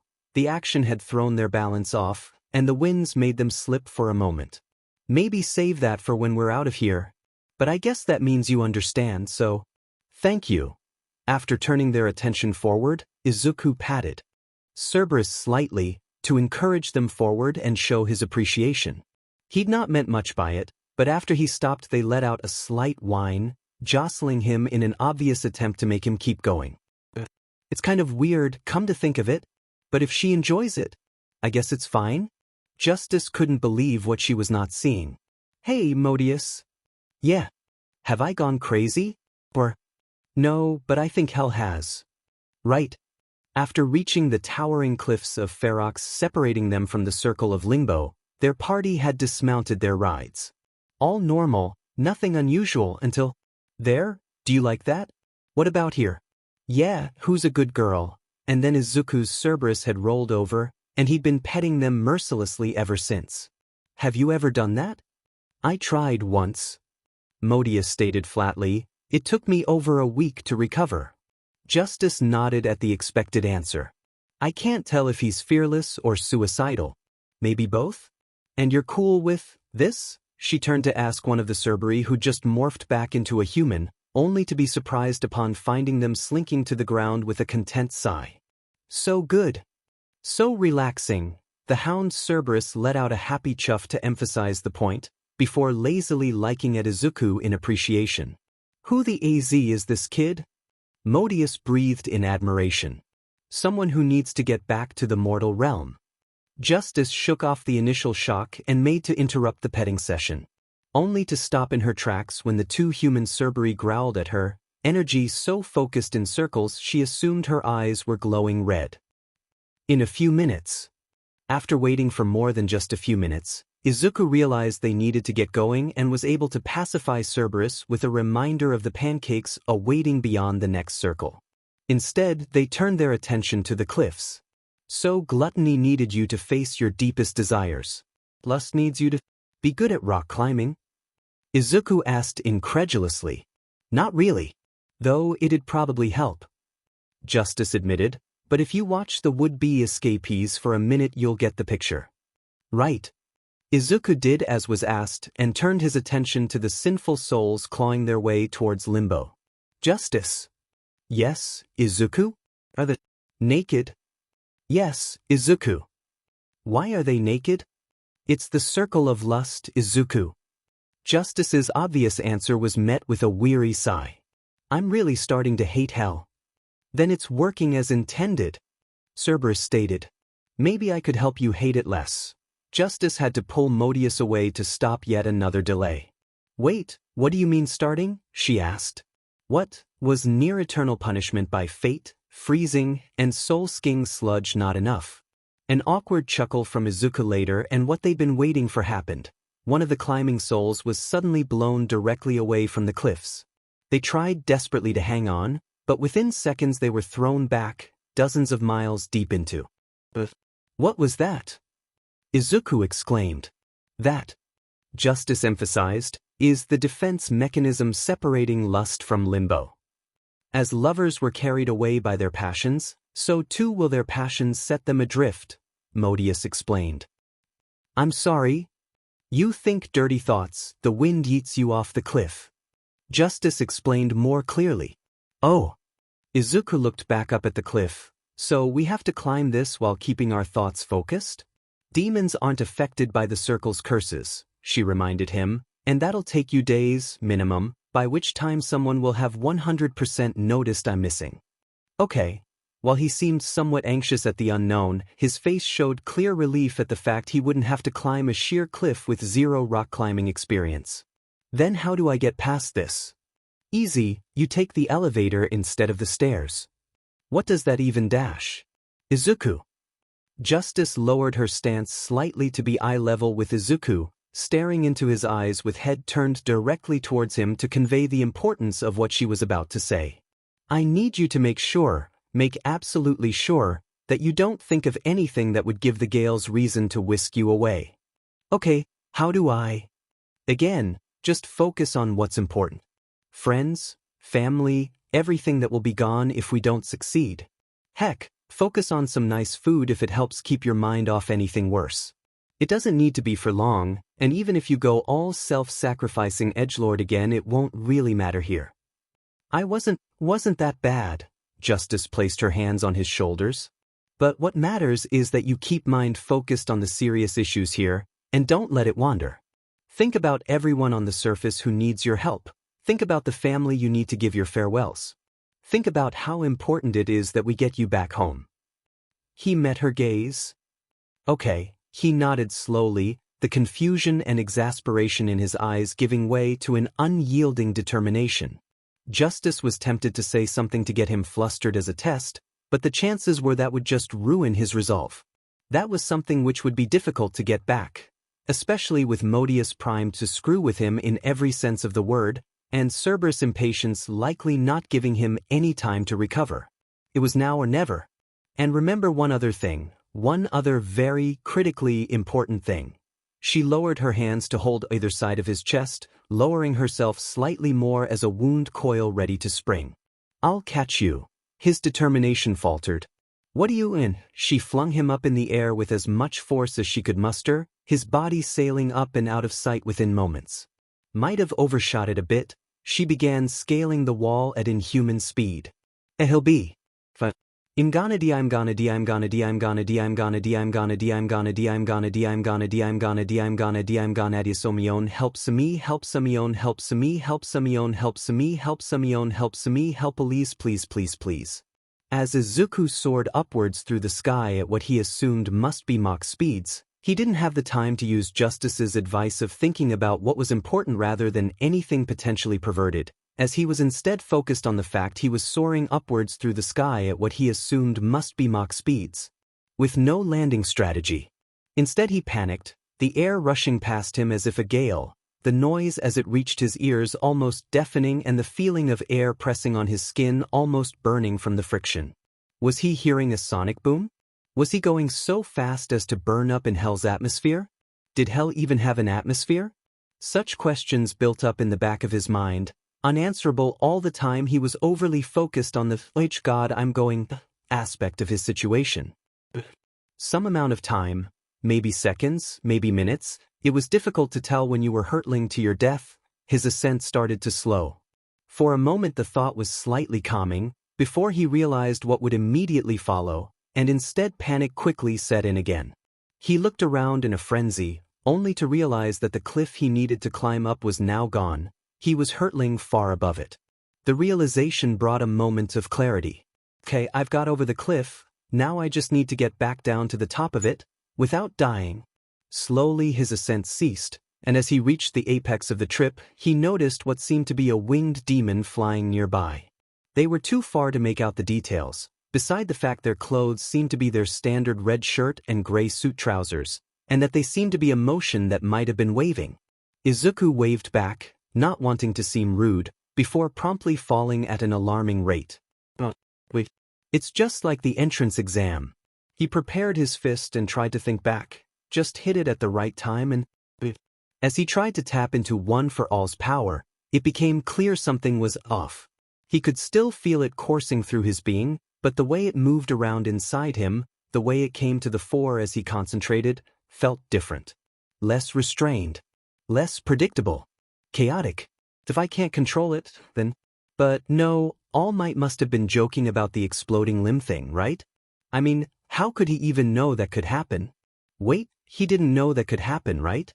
But the question of whether his mentor had former now limbless students aside, it still remained that One for All felt different, and that, after some consideration, he had absolutely no idea how quirks transferred into the afterlife. After some more consideration, he realized the ground was approaching at an alarming rate. Okay, gotta make a decision. Using One for All is a risk, but hitting the ground at terminal velocity is also ridiculously, insanely risky. Justice seemed to imply that my body is a bit different now, but I don't know if that applies to... His eyes widened in remembrance. Wait. Justice. She said that she'd catch me, right? The ground grew closer. So, do I just do nothing? Or is she expecting me to slow down first? She didn't say anything about using my quirk, so I guess that would imply she'll take care of it maybe? The ground grew closer still, his eyes beginning to make out details that implied he only had a dozen or so seconds left. But then, do I just trust her to catch me? This is literally putting my life in her hands. No, it's putting who knows how many lives in her hands. Can I really just trust her with that? She's a demon. A demon I've known for all of, what, a day? A demon who has explicitly stated my soul will basically belong to them at the end of it all. A demon who... Having only a few seconds left, he released his grip on One for All. A demon who's already saved me numerous times. He scrunched his eyes shut. I'll trust her to do it once more. With his resolve set, he tried to keep down the panic and awaited the inevitable impact. Any second now. Whoa. He felt a sudden pressure on his legs and chest, before being swiveled around to feel the pressure on the back of his knees and shoulders. Opening his eyes, it was clear he'd already slowed significantly, but was still airborne. Not a few seconds later, his savior landed on the ground with a crack. As Izuku took a few deep breaths to calm the panic that had been rising, Justice smiled back with her typical relaxed grin. Told you I'd catch you. With the adrenaline that had accompanied his brief stint through the stratosphere leaving his system, Izuku practically collapsed. Hey, don't worry, I've got you. Justice flashed a confident grin. I know, Izuku sighed. A deep breath he didn't realize he'd been holding slowly escaping as he did so. Thank you. Don't mention it. Now, next up on our tour. She paused for a moment, her grin edging more towards teasing. Hey, actually, what's that old threshold tradition again? Tradition. Izuku parroted back, while their traveling companions, who had shown up at some point apparently wore confused looks. Well, I figured since we just crossed the threshold to Limbo Dash. Oh. Modius enthusiastically interrupted.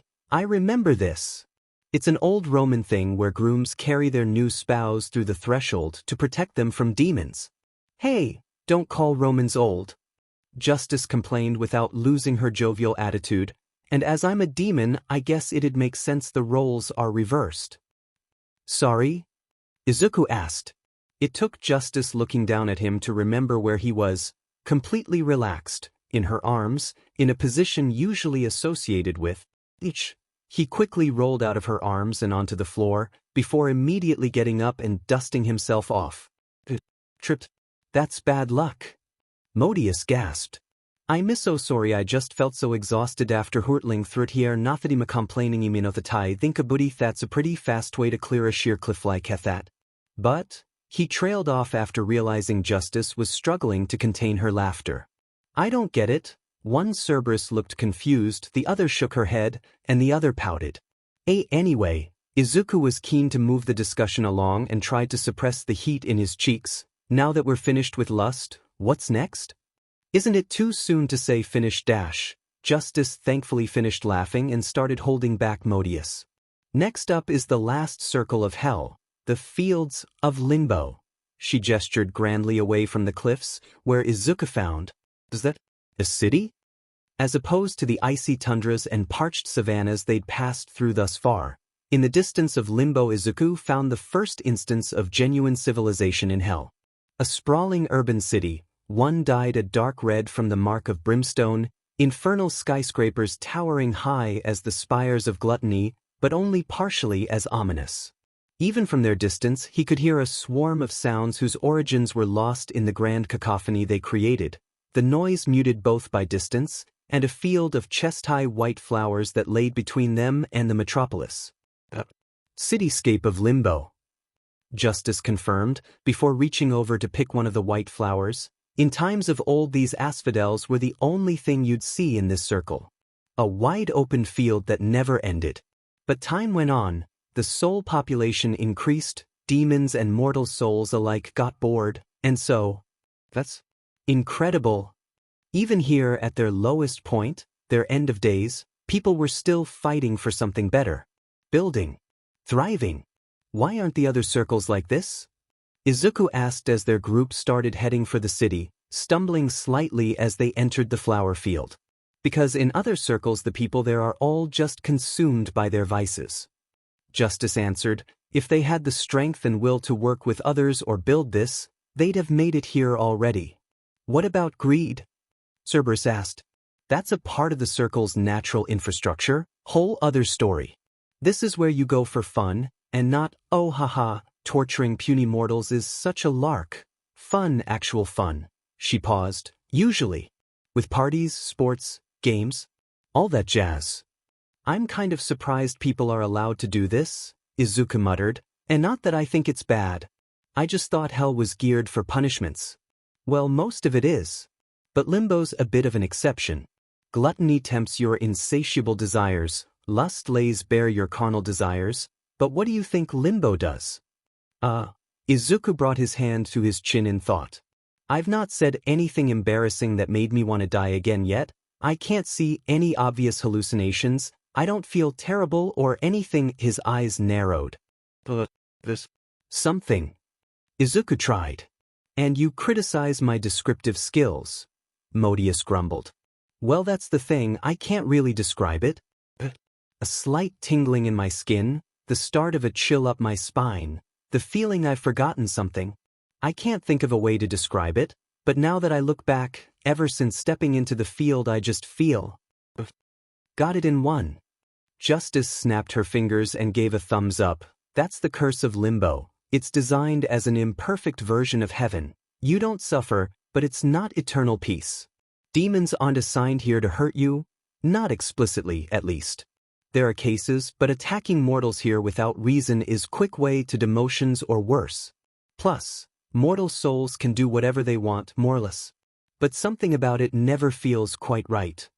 That's unsettling, but to be honest, it's really tame considering the past circles. It almost seems too good to be true for hell. So who ends up here? Anyone who wasn't baptized. Third is, so you don't have to do anything wrong to end up here? Just believe wrong. Ah, Justice waved her hand back and forth. Not quite. If you believe in a different religion, you play by their rules. The statement cast Izuku's mind back to when he'd first arrived. So that's why Miss Pandemonica wished I was Shintoist? You catch on quick. Justice nodded. If you're a different religion, you're not our problem. But if you weren't a good little Christian boy and didn't get baptized, you end up here. Still seems a little harsh. And evidently it includes atheists, he gestured to himself. If it was only those who followed a certain religion who ended up here, he wouldn't be here. Ah, but there are exceptions. If you don't believe in any religion, you're an unsorted soul. As are people who believe in small faiths with little to no socio-historical backing. So that weird uncle who attends a summer camp with like 20 people worshipping their camp leader that definitely isn't a cult qualifies as unsorted. So no Church of the Flying Spaghetti Monster? Izuku joked. Actually, they got enough members to count a while ago. But if you're unsorted, it's... She was struggling to put it in terms Izuku understood, before settling on a rough metaphor. Well, it's kind of like playing Russian roulette when you die. Except there's a chamber for each existing viable religion, each bullet is a religion which SCKS for atheists and heathens, and most of the chambers are loaded. I'm starting to think the afterlife is just rigged. Izuku sighed. Oh, 100%, Justice agreed. Yup. The Cerberi nodded along. At least we ended up together. Modius exclaimed. But that's enough philosophy for one day, it's time to get to the important stuff. Right. Izuku nodded. He wasn't sure how big this city was, but it was imperative that they get through it and get out of hell as quickly as possible. We've got to get you some clothes. Yeah. We dash. Izuku cut himself off with a blink, turning to face Justice. What? The sun never set on the grand Iroquois Empire. After thousands of years carefully building up 4 magnificent cities, a worldwide war had seen vast swathes of Ottoman and German land fall puppet under Iroquoian control. Their historical iron reserves were now bolstered by German oil, and with the newly discovered Ottoman uranium safely within their borders, Iroquois was almost prepared to eradicate the eternal French threat. Soon, they would pay for the raising of Grand River, for their banning of world-renowned Iroquoian whales, for stealing Geneva as an ally by a single point. Like, seriously, how much money did you waste on that? Are you kidding me? I have just received a report that large numbers of my troops have crossed your borders. Within mere turns of Gandhi's fearsome visage appearing on screen, the Iroquois war machine was crippled. Puppets blown off the face of the earth, mines and plantations rendered unusable by a sea of nuclear fallout, defensive units reduced to radioactive vapor. By the time French troops pushed through the wastes, their target of conquest was a hollow facsimile of the formerly magnificent empire. Well, that's about a dozen hours down the drain. Malina stretched her arms, feeling joints and muscles suffering from a long stint at the monitor. After loosening up, she took a swig of vodka to wash away the bitter taste of defeat before opening the chat. N00 Duster. GG Essex, we got Nuke Boy. Sour Imp. GG, next time we pick the AI. N00 Duster. We could probably find other players if you got the DLC. Malina rolled her eyes at the suggestion. Sour Imp. I told you I can't. She was lucky that she'd even been able to bring back a device that could play games across the mortal world's internet. Something able to get new games and or add-ons was a bit too far. N00 Duster. I could buy it for you. Got a bigger allowance recently. Sour Imp. Sorry, no can do. N00 Duster. Fine. Wanna play M3? Malina smiled slightly before the sound of the front door opening stopped her reply. Hey Mal. Justice's eager voice carried through from waiting area. Got a customer for ya. The countertop bell started ringing incessantly. Sour Imp. Sorry, customers just showed up. T2IL. N00 Duster. DMN. See ya.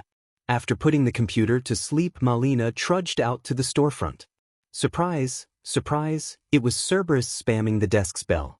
But while it was only mildly surprising to see Modius accompanying the other two demons, and distinctly less surprising to see her and Cerberus browsing outfits, what was a surprise was the sight of a green-haired, wide-eyed mortal in a crappy costume amongst the group, taking in the store and regarding her with a mixture of fear and inquisitiveness. Even more surprising was how a Cerberus seemed to be almost stuck to the mortal like glue, and batting at his hand occasionally for some reason. But all that really mattered to Malina was why they were here. Given the condition of the costume was worse than the fallen Iroquoian Empire, it wasn't hard to guess. Hi Melinda. She chose to ignore the excitable dog that seemed insistent on getting her name wrong. Standard suit? Her simple question was met with the mortal hesitating back slightly, evidently still wary of demons which, fair, and edging ever so slightly closer to justice for safety. Malina took this to mean justice would be the one she needed to speak to if she wanted to get this over with as quickly as possible, and shifted her attention appropriately. Not quite. Justice had a punchable grin plastered on her face. I want a custom job for my new assistant here. Oh, yeah. That's what he is, the Cerberus by the mortal added. That they were lying wouldn't have been more obvious if LEDs were soldered to their foreheads advertising the fact. Lucky for them I'm not paid to care. Sure. Materials.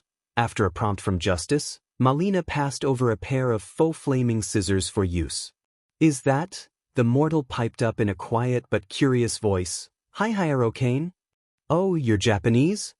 Malina absent-mindedly noted, more interested in the fact that he could identify a material he'd probably thought only a fantasy scene in games and anime within seconds of seeing the real deal. Yeah, it is, though usually we just call it scarletite.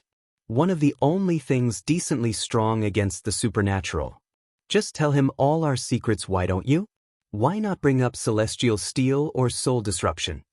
Justice sarcastically asked while cutting off a small handful of her hair with the scissors, before focusing a small fragment of her demonic energy into it. Malina shrugged, not like knowing that would help against a high demon unless he's also got some super secret power booster to hand or something. And just call it cold iron like a normal person? I swear if I hear one more demonic smith start picking apart naming conventions with, well, ACKU ally, I'm gonna drain their blood and use it for coolant. Oh. Cerberus didn't notice her comment and instead hyper-fixated on the scissors. I wanna give some too. Yeah. We wanna help. Ooh, I could lend some power so long as it goes to the right places. Malina rolled her eyes at the comment. I guess I can incorporate her hair into the trousers.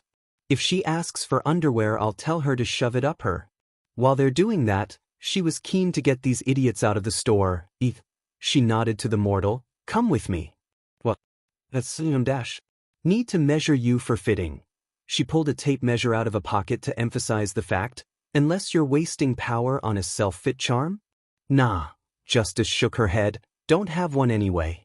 Izuku, you go with her, it won't take a minute. But, Izuku hesitated. That's? Either we do this in the fitting room, or you strip in front of everyone here dash. Oh, that one. Choose dash. Fitting room. The green-haired mortal quickly, wisely, nodded, following Malina while Modius was held back by Cerberus? That's a surprise. The fitting room was a modest space, large enough for comfortably taking someone's measurements but small enough not to feel overly exposed, the only objects of note being the few mirrors and a handful of spare outfits for testing sizes. Okay, let's get this over with. Malina sighed while pulling out her fitting notebook. Clothes off. Wah dash. The mortal immediately flushed red. Great. It's gonna be one of those fitting sessions. She ran a hand up her face and over her hair in irritation. Look, I need to take your measurements accurately for this to work. This isn't some plain cotton or silk suit. We're infusing it with demonic essence. It needs to be precise.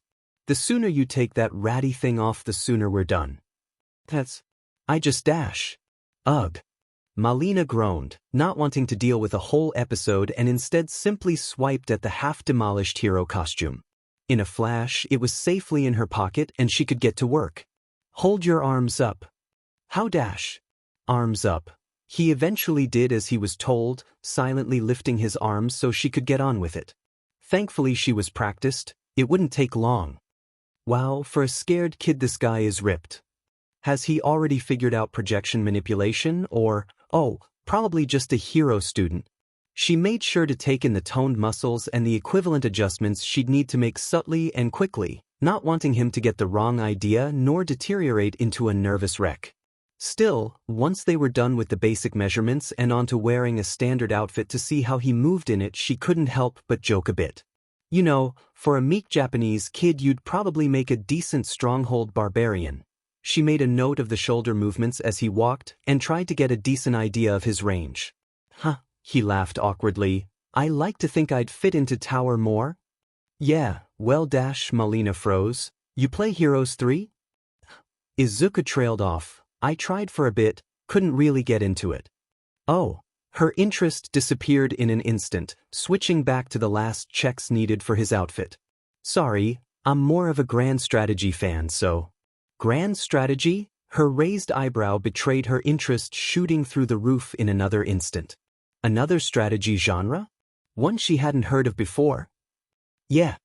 Izuku perked up more than she'd seen thus far. It's kind of hard to describe dash. Try. Her flat statement prompted him to laugh nervously for a moment. Well, I guess it's kind of like 4X games, but also sort of combining some real-time elements to an extent, but the main thing is that it's usually got much more in-depth diplomacy and economy mechanics. The focus is generally more on making it feel just a bit more like you're running a real nation than on typical tactics or expansion, plus they usually have a lot of mechanics which are weirdly convoluted and take ages to figure out. He nodded at the summary with a slight chuckle. I mean, that's oversimplifying by a lot, but it's the basic point. Hinch? Melina nodded while finishing up her notes. Better diplomacy? Economy management? Needless convolution? She nodded a final time and closed her small notebook. I need it. Any suggestions? Sure.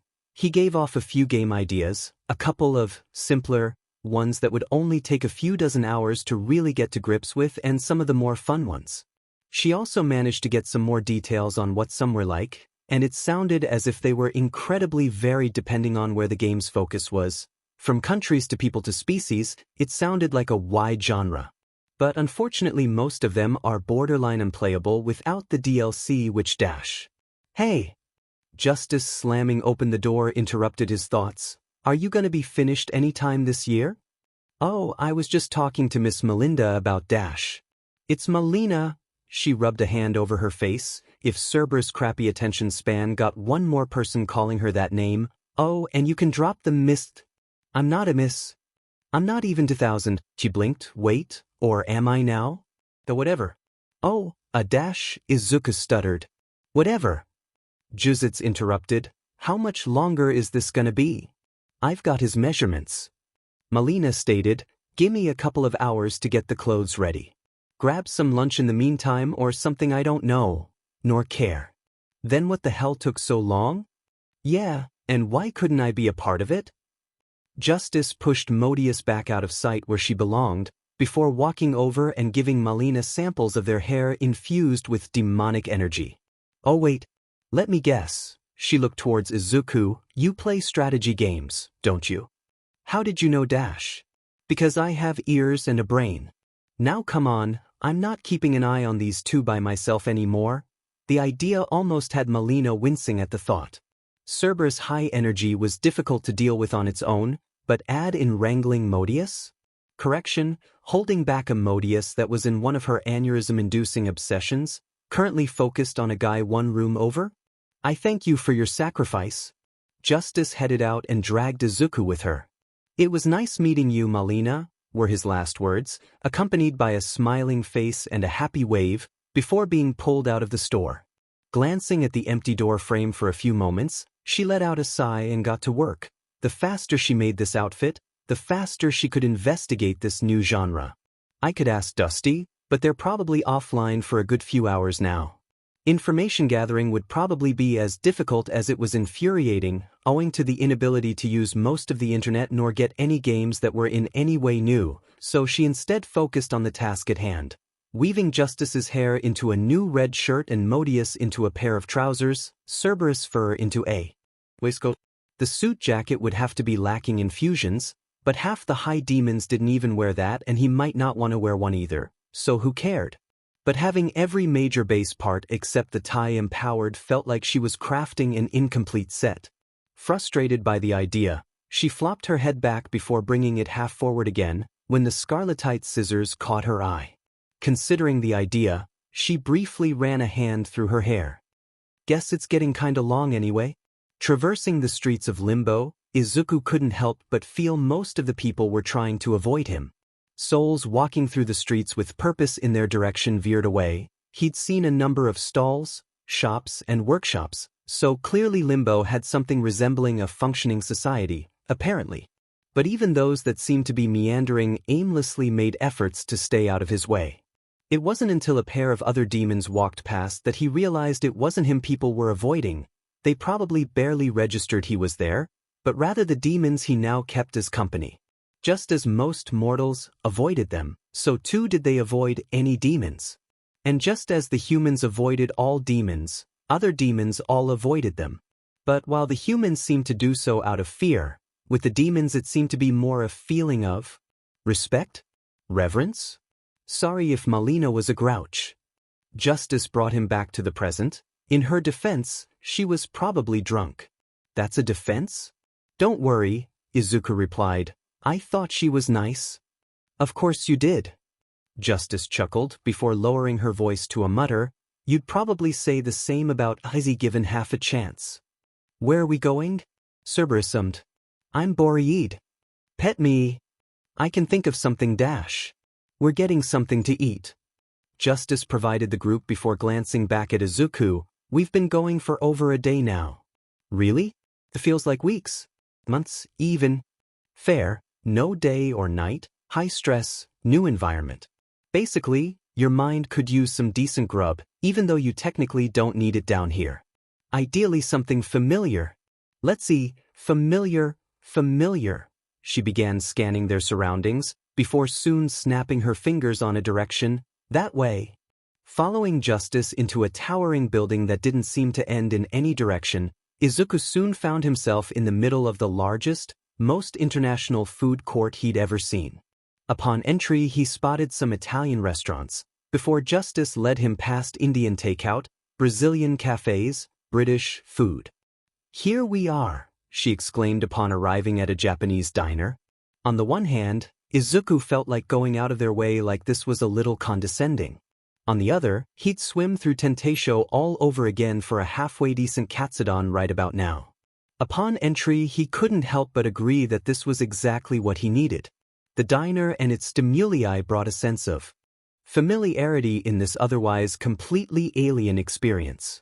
The sight of ramen, natto, and a dozen other dishes made it feel as if this could be an eatery just down the street from his house. The smell of ginger and soy sauce wafted from the kitchen, along with 101 miscellaneous but recognizable herbs and peas that brought a sense of belonging he'd been sorely lacking this past day. The throng of people who weren't demons helped to make him feel that little less like an outsider, similar souls in more casual clothing. Before long the group had found seats at a bar-like countertop facing the servers and kitchen area. Izuku would have preferred a table at which he could hide from the world and everyone in it, but they'd barely even sat down before a server arrived at the bar to take his companion's orders. Oi! Justice called before they could leave. You gonna forget my assistant? She gestured towards Izuku. Oh, I'm so sorry. The poor server hastened to take his order, even throwing in a free portion of takoyaki for their grievous error. That's fine, he tried to wave off the offer. I'll just have some katsudon, please. Katsudon and some takoyaki for the table, coming right up. They darted off, oblivious or, more likely, uncaring towards Izuku's attempts to assure them it was fine.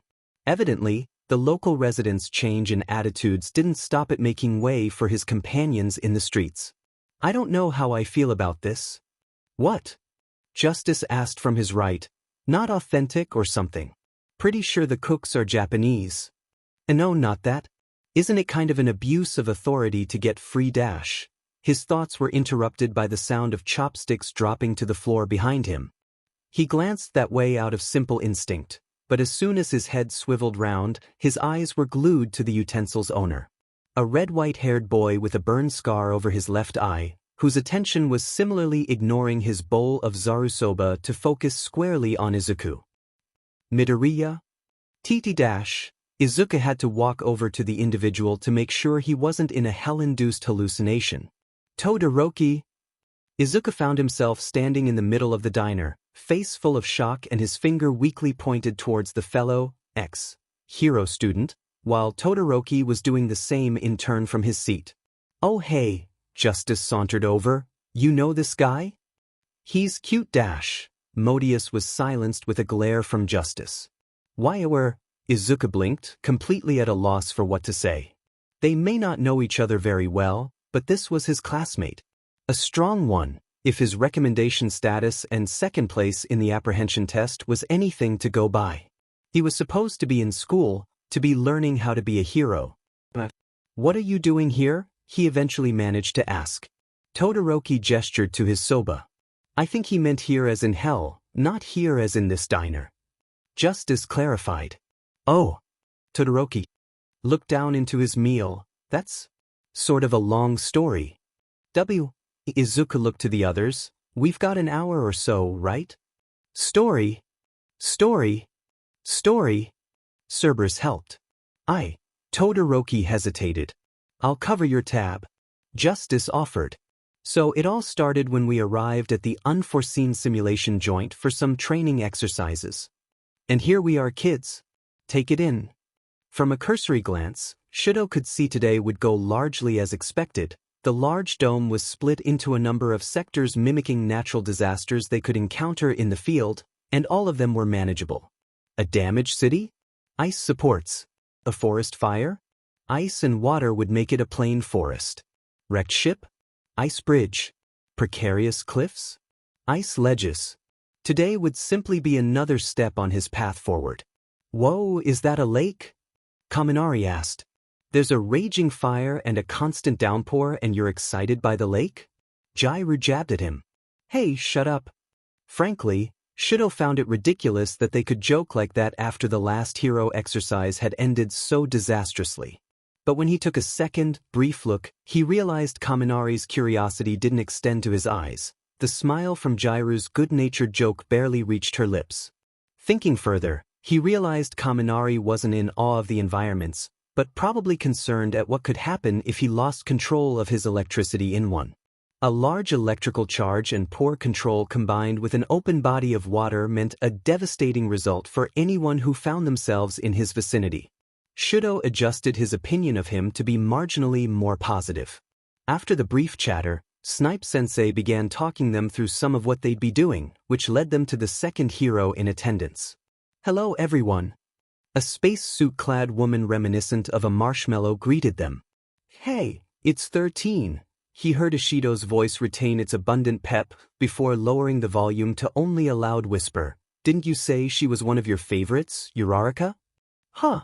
The girl in question replied with a startle. Oh yeah. I like her a lot. She trailed off just as quickly, unable to maintain any amount of energy. While she still tried to project a positive attitude, her success was limited at best. If she can't focus, then she shouldn't be here.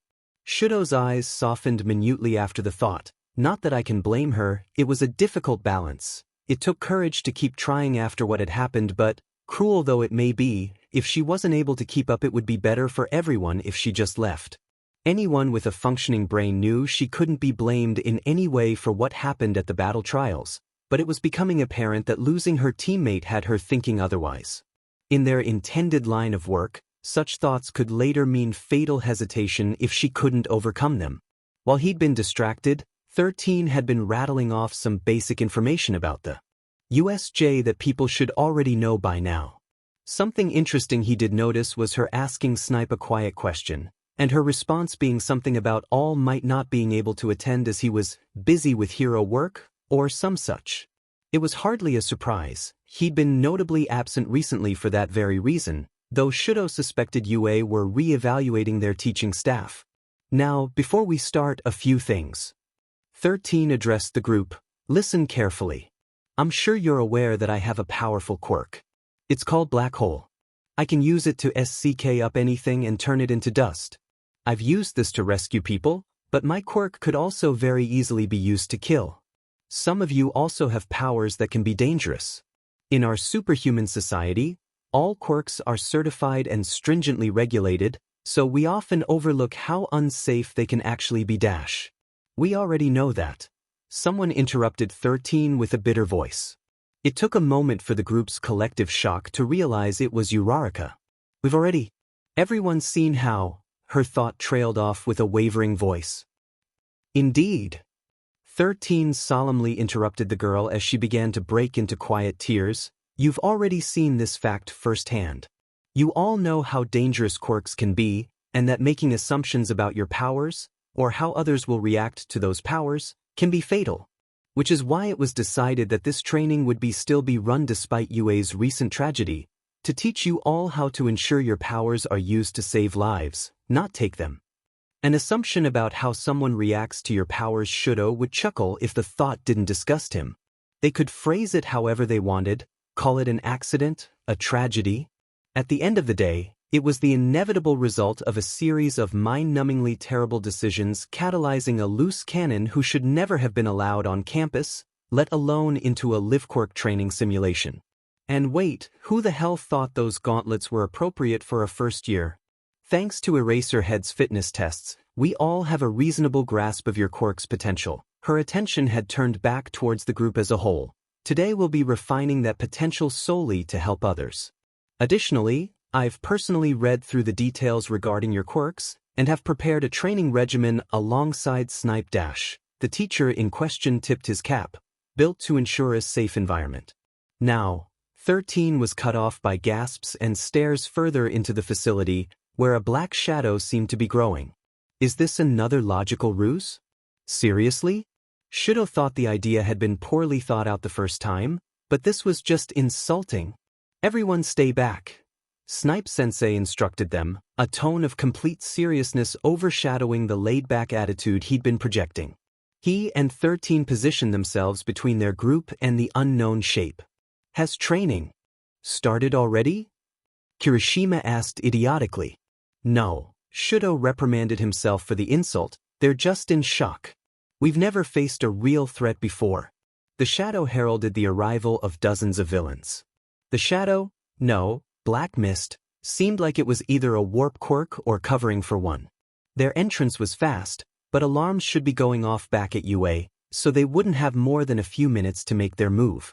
Yet they remained still, seeming to discuss the situation while Snipe corralled the students, who were reacting with varying degrees of shock. No wait. Shudo checked his phone, beyond thankful for the support department adding a pocket for it. No signal. They must have a signal jammer, or a quirk user with similar abilities. But why are they just waiting? In moments like these, the opening move was a crucial one. They had the advantage, they had the element of surprise, but with each passing second they were losing it, his classmates beginning to overcome their shock and prepare to evacuate. Has something gone wrong in their plan? Were they expecting Aizawa-sensei instead of Snipe? No, wait. Maybe All Might? Class president. Wise, sir. To his credit, Ida recovered quickly. Escort everyone back to campus, send for reinforcements. Snipe prepared his two modded revolver gun things. 13 and I will cover you. I'm afraid not. The shadow coming between them and the exit soon confirmed he was the warp quirk user. If they could deal with him, the villains would be trapped. But this is just mist, and it's not freezing like suspended water. His initial test with some mist that had seeped near him proved as much. How do you fight air?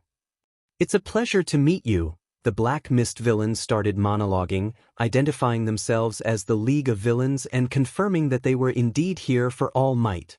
The event gave Shudo a bit more time to think. Maybe he could create some kind of ice dome to trap the villain? No, they'd escape, unless I could freeze the contents solid in time, but then they'd probably die of hypothermia. Is the situation that desperate yet? Stay back dash. 13's warning fell on deaf ears as Kirishima started running forwards. Did you think we were just gonna stand around and let you do whatever the hell you want? His hardened arm flew forwards, but the complete lack of resistance betrayed that he hit naught but air. The villain taunted Kirishima with a threat, but thankfully this time he listened to 13's repeated warning to get back. Shudo assumed she was about to use Black Hole, seeing as it was one of their only potentially useful weapons against an airborne villain. He readied himself to let out an ice wall at a moment's notice. If she could get them in a desperate position and distracted, maybe he could employ his dome plan. I'll scatter you across this facility to meet my comrades, and your deaths.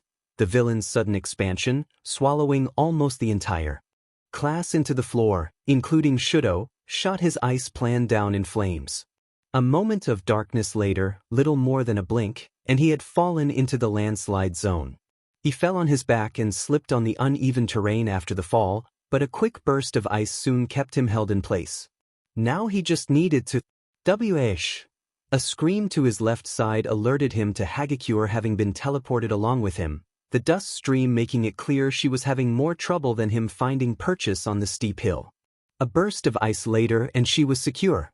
Thanks. Her shivering highlighted one of the issues with a costume that consisted of your skin and little else. Don't mention it, he stated plainly in response before taking in his surroundings. The zone they were in featured a large hill with a steep incline, some wrecked buildings tossed in with an otherwise dusty earth ground. It seemed the warp villain had been stupid enough to give them the high ground, giving a clear view of the entire area, including the dozen or so villains stationed at the bottom of their hill. Hey look! The kid's here. Why don't you come on down? A low chuckle emerged from their ranks, equipping weapons and quirks ready for combat. Why would we come down? Are these villains just that stupid? They're real villains, aren't they? Hagakure asked, clearly struggling to get to grips with the situation. Yeah. They're gonna kill us. Oh no. Shudo put his right foot forward, an avalanche of ice erupting down the hillside and freezing every villain they could see in place. Anyway, we should probably go and figure out what's going on. It took a bit longer than he'd have liked to get the spluttering girl down the hillside, but leaving her here would cause more problems in the long run. Whether by coincidence or planned by the villain, Hagakure was his teammate for now. He wasn't going to leave her alone and risk another battle trial incident. Hey! Let us out. You're dead, kid. I'll kill you. Then why would I let you out? He asked the very obvious question. It was becoming clear they weren't dealing with a high class of villain, but even rage-filled idiots could be dangerous. Perhaps even more so. Frankly, you should be embarrassed for getting overwhelmed by someone, half your age? Why are you mocking them dash? Hagakure's groan was cut off by a second wave of villains jumping out, having hidden themselves behind buildings. A second barrage of ice incapacitated all of them. A weak taunt like that is all it took to reveal yourselves? He was almost disappointed with how easy this was. Seeing the murderous intent in their eyes remedied that into relief soon enough. If you stay frozen, you'll die of hypothermia. If you tell me your objectives, I'll unfreeze you. It took a bit longer for most of them to calm down and realize they couldn't escape, but after the fear of death was properly instilled, they were all too ready to spill everything they knew. Unfortunately, that wasn't much. Apparently a villain in the central plaza with a body clad in hands was the leader, and they were here to kill All Might. Beyond that, they weren't told anything. They were just hired thugs. What a surprise, he sighed. I swear, that's all we can know. Fine. As promised, he began to unfreeze them. Psych. Todoroki. Watch out dash. It took less than 10 seconds for one to attack him as expected. It took less than 2 to refreeze them all. I've used just barely enough ice to freeze you, and its temperature is closer to melting point than the last. You'll be fine for a while. I'll come and defrost you once the situation is resolved. With his ultimatum finished, Shudo wasted no time in making his way towards the central plaza. The fallen buildings and uneven terrain made it impossible to know what was going on until they were closer, so they needed to find out as soon as possible. Hey, Todoroki, Hagakure decided to initiate conversation. He remembered reading somewhere that people often fell back on what was normal in stressful situations as a coping mechanism, so he concluded there was no harm in indulging her. Yeah. Has anyone ever told you you're kind of a badass? The question made his pace falter for a moment. No, he blinked. Thanks. Don't mention it. Her tone of voice implied it was a compliment. He wasn't used to those. It was nice. The rest of their journey was uneventful. They kept their pace brisk but measured, exhausting themselves sprinting before conflict would help no one, and the walk gave Shudo's temperature some time to stabilize. They ran into another handful of villains near the end, maybe scouts or perimeter guards, but they went down without much of a fuss. He could only hope that his classmates would find the matter as simple. No, he shook off the thought, I need to focus on what's in front of me, not things I can't change. I can keep Hagakure safe while we determine how bad the situation is. Anything else is a distraction. Coming to the bottom of the landslide, all that was left was climbing the exterior fence, separating the zone from the rest of the facility. Realizing that just vaulting it into the unknown was less a battle plan and more suicide, Shudo made an ice platform for the two to peer over and find out what was going on. What they saw was less than reassuring. The most immediate concern was the horde of villains who were locked in combat with Snipe-sensei. Villains were attacking en masse, and Snipe was replying to their careless and aggressive lunges with calculated dodges and bullets planted in their knees, shins and shoulders. He'd taken down well over a dozen thugs, but that was a small drop in the ocean of villains. Any breathing room that Snipe bought was only temporary. His fighting style was suited towards neutralizing threats from a distance, not handling an army in a melee brawl. Perhaps if he moved to more lethal takedowns he'd be having more luck. A shot to the chest was quicker and easier than aiming for a knee or shin, but even then his odds weren't good.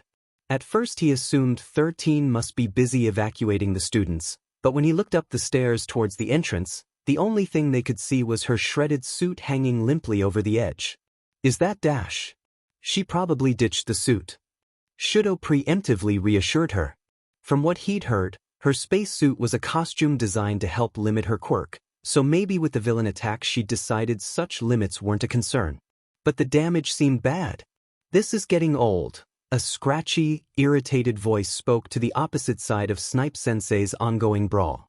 Turning his head, Shudo realized it was the handman the thugs had identified as the leader. Maybe we have to take down the mini-boss for the main one to show up? He scratched at his neck, seeming to take off flakes of skin with his nails.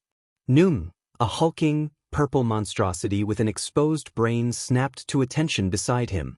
Just kill Snipe already. With those simple, apathetically delivered words, the creature took off, darting across the battlefield in the blink of an eye. It cared not for any supposed allies in its wake, batting them aside like flies as it flew towards Shudo's teacher. Snipe reacted immediately, taking aim and filling the creature's legs with bullets. They did nothing. Shudo could hear the punch's impact from the 24 or so meters away he was. The thwack of flesh against flesh, the crunch of bone as Snipe doubled over. He was flung to the stairs at startling speeds, and the crack his body made against the stairs sent a chill down Shudo's spine. Snipe wasn't getting up. He wasn't moving. Is he even breathing? Oh my God, Hagakure muttered from beside him. The words snapped Shudo out of his daze, and he made to vault the fence. What are you, Dash? Snipe-sensei needs help, he replied in a hurry. That thing seems to have some kind of super strength and regeneration. At this range it's a terrible matchup for him. But you saw what I can do. He summoned a small flicker of ice around his right arm for effect. Bullets wouldn't work against a beast like that unless you shot to kill. But Shudo had ice. He could freeze the floor under it to trip it up, trap it in an ice prison, block its vision with barriers, hurl ice spears, freeze it solid. He set his eyes forward in determination. I can take it. I could not take it. Todoroki ordered another round of soba, taking full advantage of Justice's offer. That's... Izuku reeled at the story, staring into his finished katsudon bowl as he tried to process what he'd been told. I'm so sorry. It's fine. Todoroki reassured him, seemingly more concerned with how soon his new soba would be served than his tragic demise. But why did you end up in hell and not? Oh, that. Todoroki asked with a tint of anger and a look of regret. Apparently a bunch of. The villains I froze in place died of hypothermia. I was surprised none of their allies helped, to be honest. No honor amongst child-murdering thugs. Justice took a break from her donburi to contribute bitterly. I guess. Todoroki agreed, as it was sort of self-defense. That alone wouldn't have barred me from heaven. Just put me on a probationary PRD, or something. But apparently if I'd focused on escaping and used my... He hesitated, looking down at his left arm. If I'd gone all out and focused on escaping, I could have gotten out and saved my teammate. So I got put here for arrogant pride. That's... Izuku looked towards Justice. How is that fair? I know, right? Justice added. Hell, giving a punishment which we don't think is fair? When has that ever happened before? Todoroki replied. It's not that bad. I've only been here a couple of weeks, but to be honest, so far it's better than home. Izuku honestly didn't know how to respond to that. What could you even say? That's rough, buddy. Justice offered. Yeah, that's... Izuku blinked for a moment. Wait, did you say you could have gotten out and saved your teammate? Does that mean dash? Yeah, I died too. A familiar voice spoke up from the seemingly empty chair to Todoroki's left, and they threw me down here for public indecency. I mean, hello? A pair of chopsticks started floating, pointing towards where he assumed the occupant was sitting. Hagakure! Izuku exclaimed in shock. How long have you dash? Since Kurojiiri showed up in the story, she pointed a chopstick towards Todoroki. I was checking out some of the other food stores, didn't want to interrupt when I got back. But more importantly than that, Midoriya, she suddenly threw her chopsticks to the table and, if the gloves and boots were any indication, rushed around to Izuku. It's so good to see you. Even though it's not great that it's here, but we saw you, but then she pulled him into a hug excitedly. I'm so glad you're all right. A slight nod and serious look from Todoroki suggested he felt the same. On the inside. Alright, he replied with a stutter, awkward about the physical contact but appreciating the sentiment. He wouldn't quite say he was all right, but given the circumstances he was doing relatively well. DMN. Justice whistled, and I thought Modius was forward. Hey, the demon in question put her khaki dotenabe down in a huff. You think that's forward? Just watch me dash. Thankfully Cerberus was able to hold her back. He'd have to thank her later. Wadash, Hagakure stuttered and broke out of the hug. What are you talking about? It's not forward to hug a friend you saw dash. It is when you aren't wearing anything. Justice rebutted while casually tucking back into her dish. Well, anything other than gloves and shoes. It's my hero outfit. It's all I've got. Your hero outfit is some gloves and shoes? Justice returned in disbelief. They're good gloves. And it lets me take full advantage of my quirk. Your quirk needs you to be naked? Well, duh. She used her hands to gesture up and down herself. Justice looked at her blankly. Oh. Izuku realized the issue. Hagakure's quirk is invisibility. Oh. Justice nodded. Got it? Well, yeah. Hagakure muttered uncertainly. I thought it was kind of obvious. Light refraction doesn't really... Justice flashed her sunglasses up for a moment to reveal the clouded irises. Do it for me. Come back with aura refraction and we'll talk. Oh, this... Wait, Hagakure fidgeted awkwardly. You mean, you can see me? Yup. Justice confirmed. You're pretty cute. Hair's a bit messy, but it kind of works for you. Hagakure's silence spoke volumes of her discomfort. If you want to look embarrassed, you'll have to try harder than that. Your blush isn't even reaching half an Izuku. Wadash, Izuku spluttered in response, his embarrassment in the awkward situation peaking with the fact he now seemed to be the basis for a measure thereof. See, now that's blushing. Justice's point prompted Izuku slamming his head on the table. You're right. He looks really red. He hit it against the table again at Todoroki's note. Bet I could make him redder. Modius exclaimed. Oh, I can be red. Cerberus' declaration was met with Justice quickly cutting in to stop the diner being filled with large hounds. Hagakure quickly sat the other side of Todoroki so Justice couldn't see her as easily, before quickly trying to move the topic along. something Izuku was all too happy to assist. So why re you here anyway, Izuku? Onto any topic other than that? Well, that's also a long story. He trailed off, unsure how to continue with that. Could he tell them? Should he tell them? How would they react? Who could be listening? Was it wrong to keep them in the dark? You can tell him. Justice permitted? He wasn't sure if he was muttering again or he was just that obvious with his thoughts. They told their story, only fair you tell yours. Okay, he swallowed. Well, there's this place near the bottom of hell called Judeka? What? Toru exclaimed in shock. You're supposed to be thrown into the bottom of hell for all eternity because what? You wanted to a hero and died wrong? I accepted a responsibility dash. Pretty much. The fake blind demon interrupted what was sure to be an overly apologetic justification. Todoroki seemed at a loss for words, so messed up. He seemed more shaken by the revelation than he had been during the entire USJ incident. And rightly so. Thrown into the depths for committing the unforgivable sin of dying. Toru thought her punishment had been a bit unfair, but it was the height of compassion compared to that. That dash, Toru slammed her fist on the desk. We can't let them get away with this. Who's them? Todoroki asked. I don't know. Toru angrily exclaimed. The boss, I guess. She turned her attention to the demon who could apparently see her, but she was too enraged to care right now. Who the hell decided that? Well, the default punishments are generated by the divine, so the man upstairs, I guess, she shrugged. But if we're talking application of punishments, it's probably me or judgment you'd take it up with.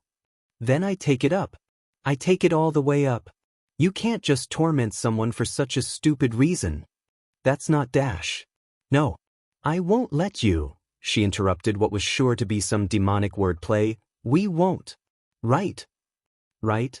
It was nice to know Todoroki had her back. I think this is a bit of a misunderstanding dash. No, Izuku. The demon interrupted their friend. They want to stop me? She said the words mockingly. Let them. So let me ask you both. She put her food to one side and stood up, turning to face the two condescendingly. How are you going to do that exactly? Well, we'll dash, Hagakure faltered, not entirely confident in her own abilities before catching sight of Todoroki and remembering she had him on her side. We'll beat you. That had meant to come off as a statement, but the demon's intimidating aura knocked it down to a question. Oh, she asked incredulously, as in, you'll fight me? At her words, all conversation in the diner seemed to cease. Toru felt a chill in the air, before almost all of the diner's occupants seemed to hurriedly, but quietly, as nonchalantly as they could manage, leave. She'd heard that demons were stronger than humans in the underworld, but was it really enough to warrant this level of caution? If we have to, yeah, she glanced over at Todoroki, right? Right. He nodded immediately, getting up to meet her challenge as the air definitely took on a chill around him. I already failed to save my classmate once. I refuse to let that happen again.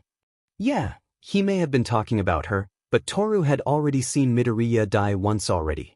No way she was letting anything like that happen while she could do something about it. Gee guys, I really think you should all settle down dash. But we're just getting started. The demon interrupted Midoriya, cracking her knuckles while winking at him through her aviators. Tell ya what, you put me down and you get custody over Izuku's soul. Plus, I'll give you the first shot, won't even dodge. Sound fair? Midoriya went to get up but was kept in place by one of the dog-eared demons grinning wickedly, while the others began looking eagerly between Todoroki and the aggressive demon. They seemed to silently be chanting, fight, fight, fight, but if she didn't know better she could swear the hearts-themed demon was chanting, kiss, kiss, kiss. Clearly Midoriya was trying to protect his two classmates from whatever wrath these beings could unleash, but he hadn't seen Todoroki in action. And there was no way in hell they'd abandon him to whatever horrid fate they had in store. You asked for it. Todoroki instantly froze the ground beneath them, completely coating the demon's feet in thick chunks of ice sealed to the floor. That'll teach her to underestimate. That's it. She pulled her feet out of the solid ice like it was an inconvenient mud, completely unaffected by the attack. After all that talk I'd kinda hoped dash. She was interrupted by a second wave of ice, this one not constrained to the floor but instead flying upwards from Todoroki's feet to completely encase their foe. The other demons now stepped to the side, a dog-eared one bringing Midoriya with her. A human would have died from hypothermia in instants. Okay, a little better. Unfortunately, they weren't dealing with humans. The entire structure completely shattered with a light roll of the demon's shoulders, like breaking out of a fatal ice prison wasn't even a warm-up. Looking closer, Toru realized that while the attack had Todoroki breathing just that little bit harder than usual, the demon wasn't even phased. But that couldn't be right, an attack like that would have needed intense energy to break out of. Surely she had to be feigning a complete lack of effort. Surely. But if I'm honest, it was a little disappointing. The demon sighed, "You're really talking smack when you can barely encase your opponent in, what, half a foot of ice? The wraiths of gluttony are more of a pain to deal with than that." "Wraiths?" Midoriya echoed. "Long story, be glad we didn't run into any." He let out something between a groan and whimper in response. Todoroki dash. "I know." He placed both his hands to the floor in front of him, sprouting spires of ice several meters in length which grew and grew and grew as they approached the demon. Gone was any reservation, any concern for collateral damage. It was becoming clear that any hesitation could cost them their friend's soul. Within moments the roof was torn through, the floor shattered and the demons around Midoriya rolling over the bar counter to escape the onslaught, the dog-eared one pulling him with them yet again. The screech of sharp ice tearing through furniture, floor tiles, cutlery, all erupted in a horrendous cacophony that forced Toru to shield her ears. The temperature was dropping degrees by the half-second from the sheer vastness of the ice in Todoroki's wake. The air immediately clouded with water, frozen into a cross between icicles and snowflakes. Todoroki heaved forward in exertion, Toru immediately going to catch him. Cold. The right side of his body was almost completely blue, shards of ice coating his arm and leg. She briefly panicked after realizing she didn't know how to treat hypothermia, before remembering they were next to a kitchen. Flames would help with the cold, right? And they were dead. Could the dead even get hypothermia? Or was the ambient heat of hell enough to make sure no one froze? Hell couldn't freeze over, right? Looking towards the veritable iceberg Todoroki had created, she realized the answer was, it could now. "Can't," Todoroki muttered through his shivering, rattling teeth. "Can't keep dash." "It's okay." Toru interrupted, looking towards the enormous wall of ice separating them from where the demon had stood. "You got her?" "Yeah." A muffled voice spoke through the frozen abyss, a mere moment before the wall exploded outwards. Toru shielded her face with her arms, while Todoroki used his frozen arm to take the brunt of it. Looking past the wreckage and into the now opened crater in the wall, Toru's face fell in despair. "Not sure about, got." The demon, completely unharmed, brushed a few specks of ice off of her sleeves as she stepped out of the wall. "But you cooled me down, I guess. Been missing Gluttony's frosty vibe a bit. So thanks, man." She pointed towards Todoroki with a chilling smile. "You are my new favorite air conditioner." "What dash?" "But now it's my turn." In a blink the demon had crossed the distance between them and was holding Todoroki by the scruff of his collar. Toru barely had time to process what was happening before she tried to rush to his aid. Arg! Only for the demon to knock her to the ground with a well-placed blow, the elbow from her free arm being driven into Toru's solar plexus with barely a motion wasted in an almost rhythmic strike. "Did you forget the part where I can see you?" the demon asked in a disappointed tone. "Now, I think it's time to see what happens if you PSS of the wrong demon." Toru tried to argue in response, but could only splutter as she looked up to find the demon lodging her hand in Todoroki's ribcage. Not ripping through the flesh, not plunging into it, just seemingly phasing her hand into his chest. Todoroki struggled and grunted in pain, a look of intense agony overcoming him as the demon seemed to rout around in his chest for a moment. "Got it!" before yanking her hand back out with something. In her hand was some sort of ethereal, glowing orb. On the surface it seemed to be split into two segments neatly down the middle, one side frozen a cracked blue with the other burning a bitter red, but looking closer there seemed to be more. Layers and layers of colors building into the complex symphony of its complete form. It floated in her hand, remaining in place centimeters from the surface of her skin while a thin layer of white energy seemed to organically fill in the gaps.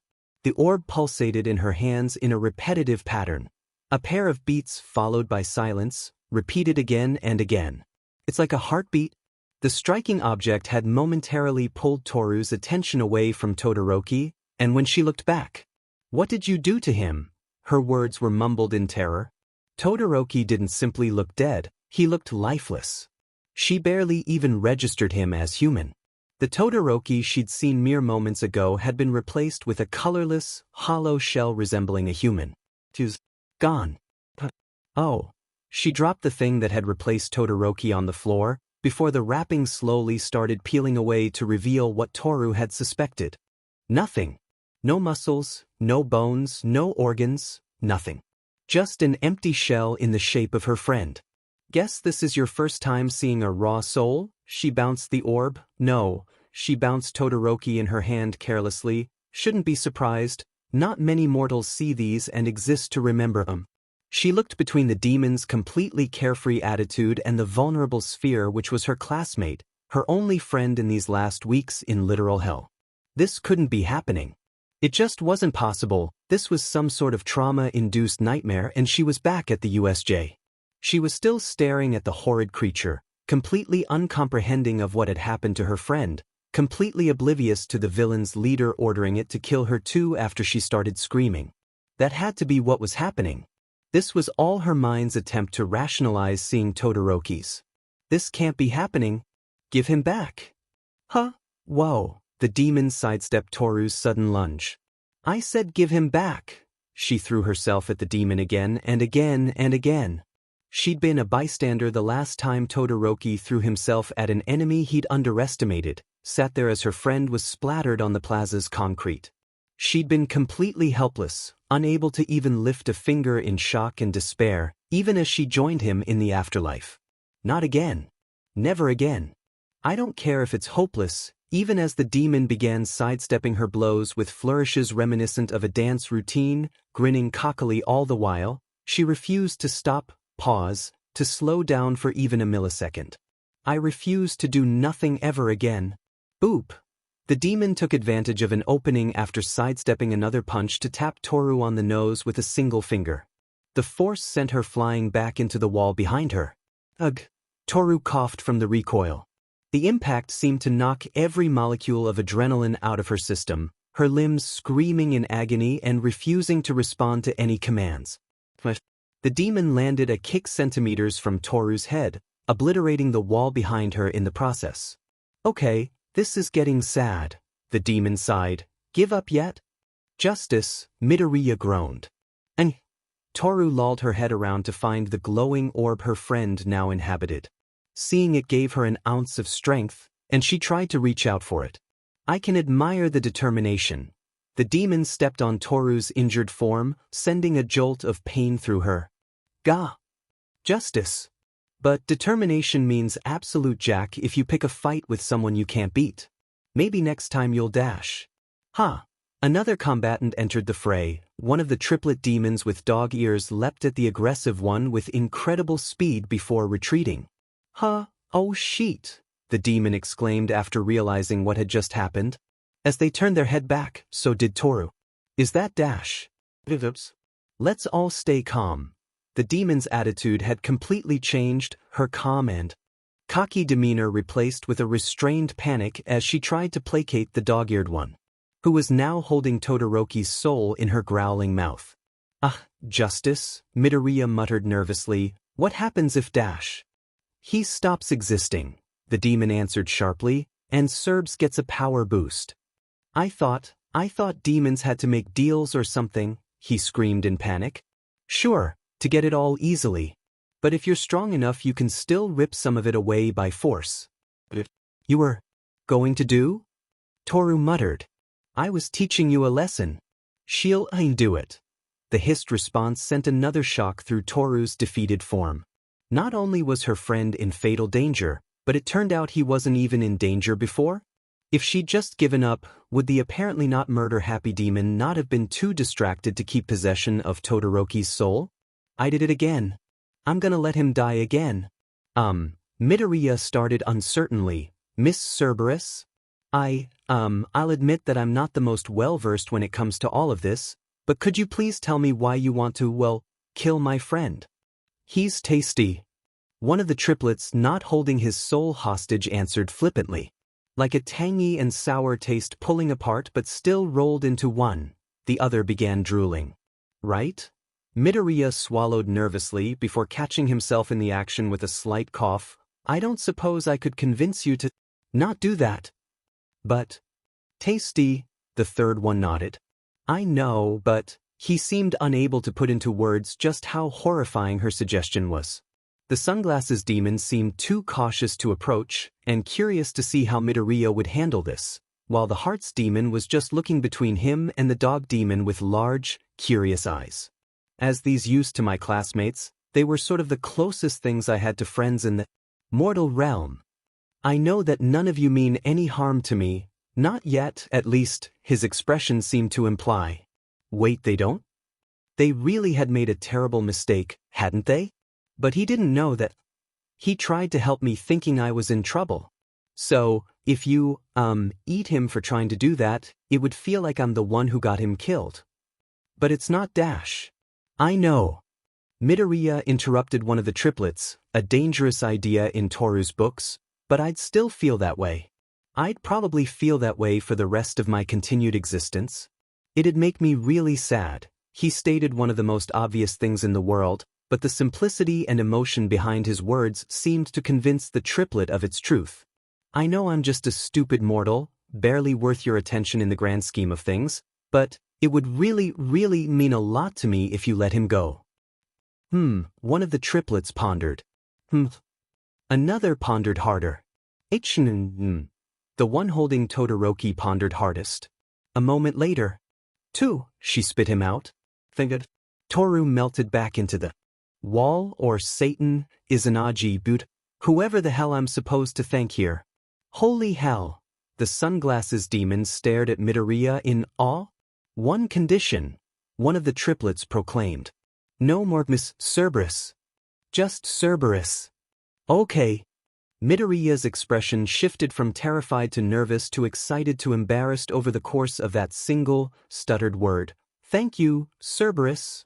All three of the triplets preened at the praise, before one immediately knocked her head towards him and asked to be pet.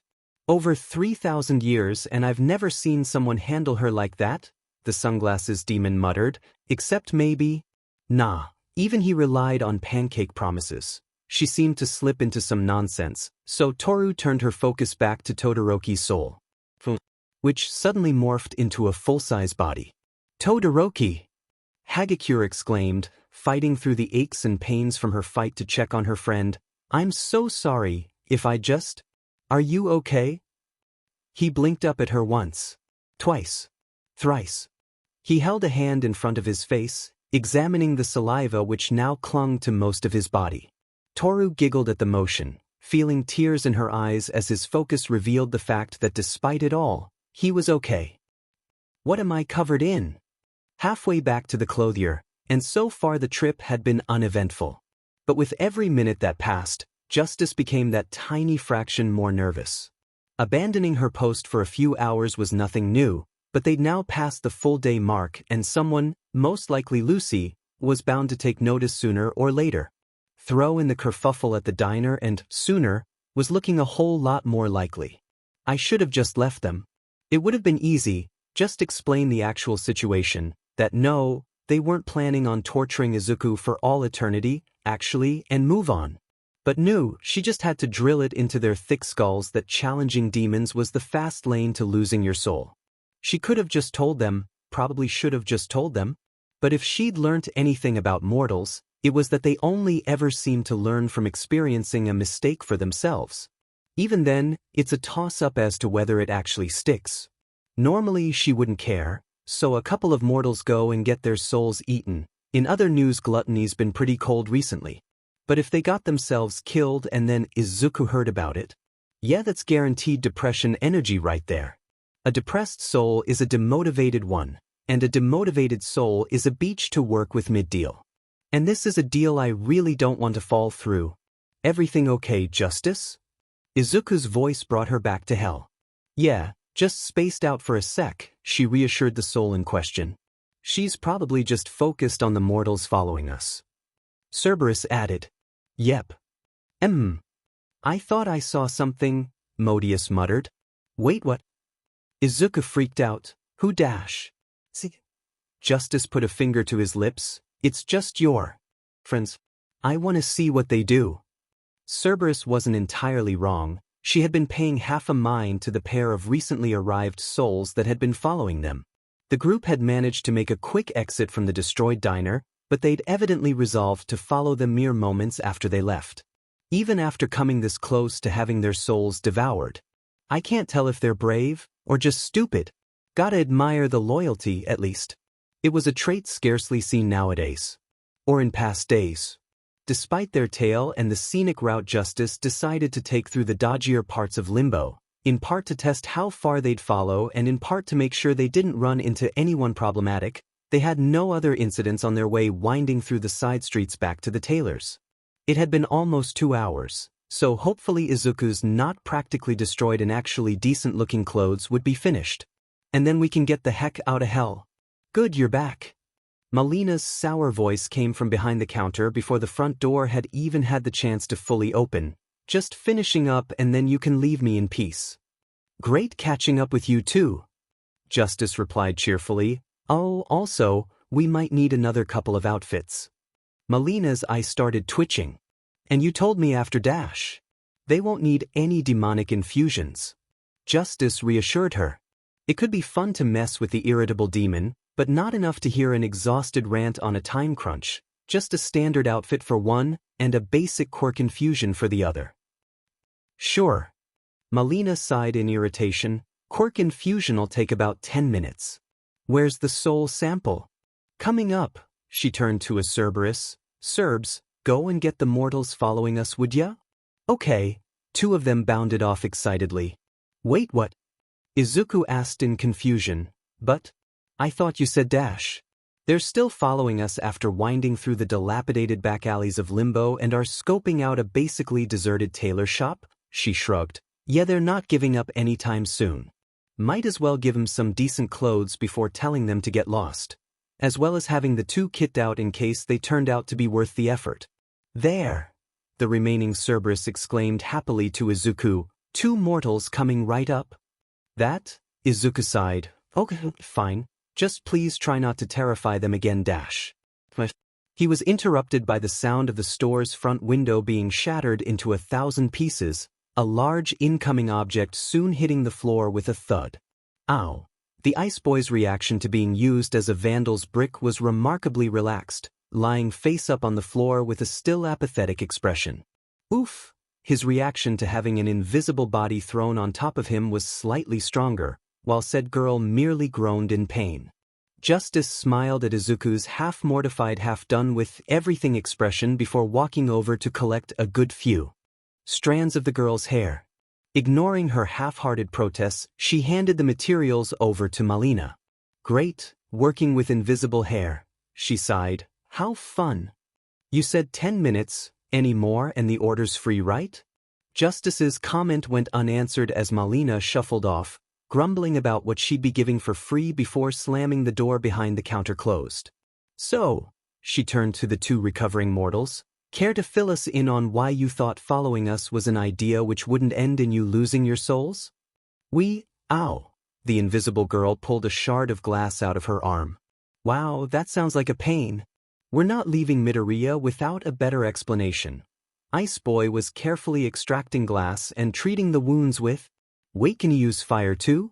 While he wasn't using full flames, the smoke coming off his arm, as well as the invisible girl's after she asked for some help in stopping the bleeding, betrayed that he'd heated his hand to scalding levels, enough to cauterize any wounds. I guess he realized it'd be worthless against demons. Okay, so, she glanced backwards to make sure Melina wouldn't hear before gesturing towards Izuku, you want to fill him in? Oh. I can do it. Let me. Cerberus interrupted. That's, he hesitated. Please, all 3 Cerberi put on puppy dog eyes. Thankfully only figuratively, human Cerberus with hound Cerberus eyes was not something Justice wanted to see for another 1,000 years at least. Naturally, Izuku caved instantly, nodding for them to continue.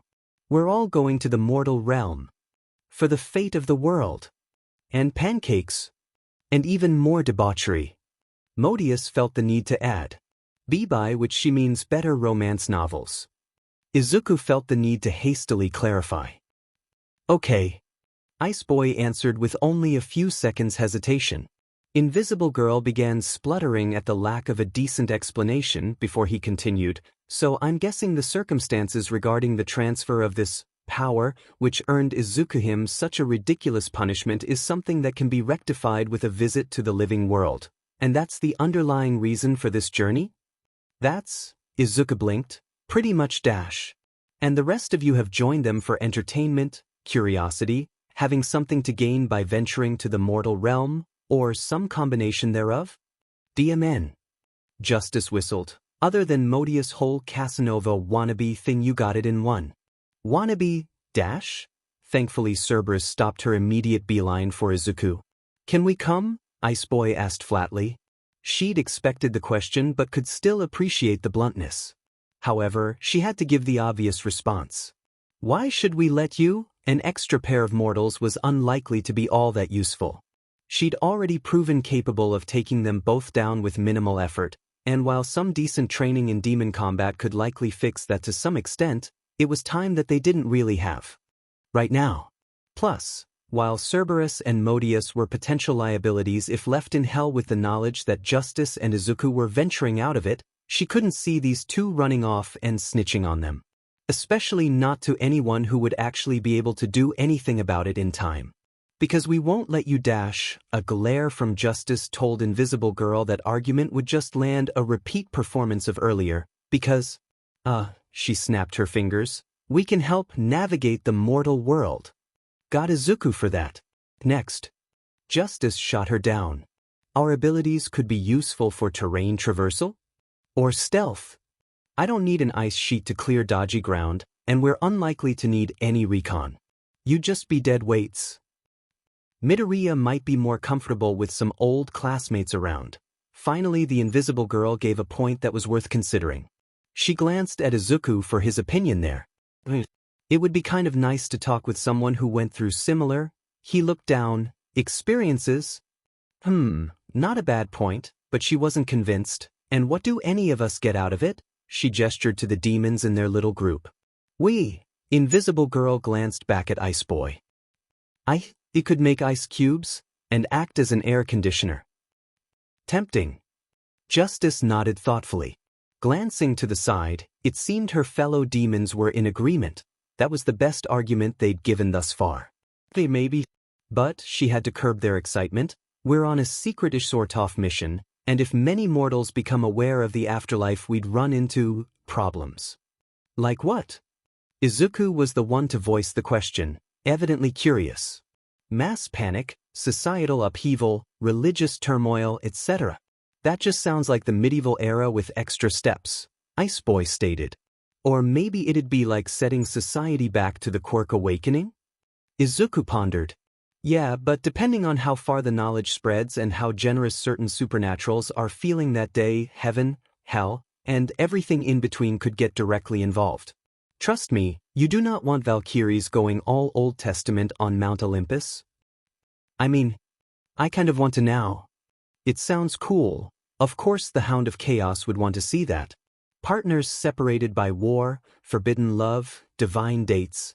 And of course the not-so-lovable he-maniac was fantasizing at the possibilities. And as the instigators of the whole thing we'd all be, and I cannot stress this enough, effed beyond belief. She glared at everyone seriously, extra harshly when Modius reacted to her word choice because of course she did, which means it's imperative that we aren't responsible for the afterlife being discovered by mortal society. So, she stared intently at the two would-be resurrectees. If we do end up back in the land of the living, can you promise me you won't go running off to take care of any unfinished business and throw everything off the rails? Sure. Invisible Girl agreed remarkably quickly. I mean, I'd like to let my family know I'm all right, So if that's allowed, it'd be nice. But I won't if it means I'd have to let my friends face this on their own. Good to hear. Justice nodded before turning towards Ice Boy. And you? He was more hesitant to respond. Would I be allowed to speak to my family at all? Final farewells? Justice asked. If that's it, we can probably let it slide.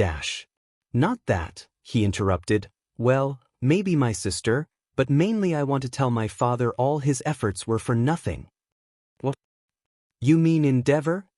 Izuku asked after a moment of processing that. What? Efforts? The boy seemed hesitant to elaborate. Clearly there was some kind of emotional turmoil going on, but Justice couldn't have a loose cannon screwing everything up. She crossed her arms and refused to shift to get this across, and after making it clear he wouldn't be going anywhere without doing so, he continued after collecting his thoughts. Everything my father has done, marrying my mother, having my siblings, raising and training me, has been done to create a hero capable of surpassing all might. To reach the #1 hero spot he never could. That's all we were to him, tools to defeat his self-proclaimed nemesis. So, his until now calm face morphed into some semblance of a smile. I want to see the look on his face when I tell him, face to face, that he'll never see a Todoroki reach the #1 hero spot. That his masterpiece is dead and gone for good. That everything he worked towards, that everything he did, that he did to us, throughout his entire life, was for nothing. The whole group stayed silent at that declaration. What he just said implied that his entire life had been built on something more reminiscent of a political marriage from a bygone era than anything genuine.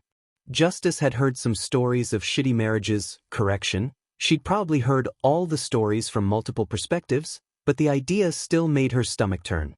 So, basically, she was eventually able to respond, you want to go back to the mortal world?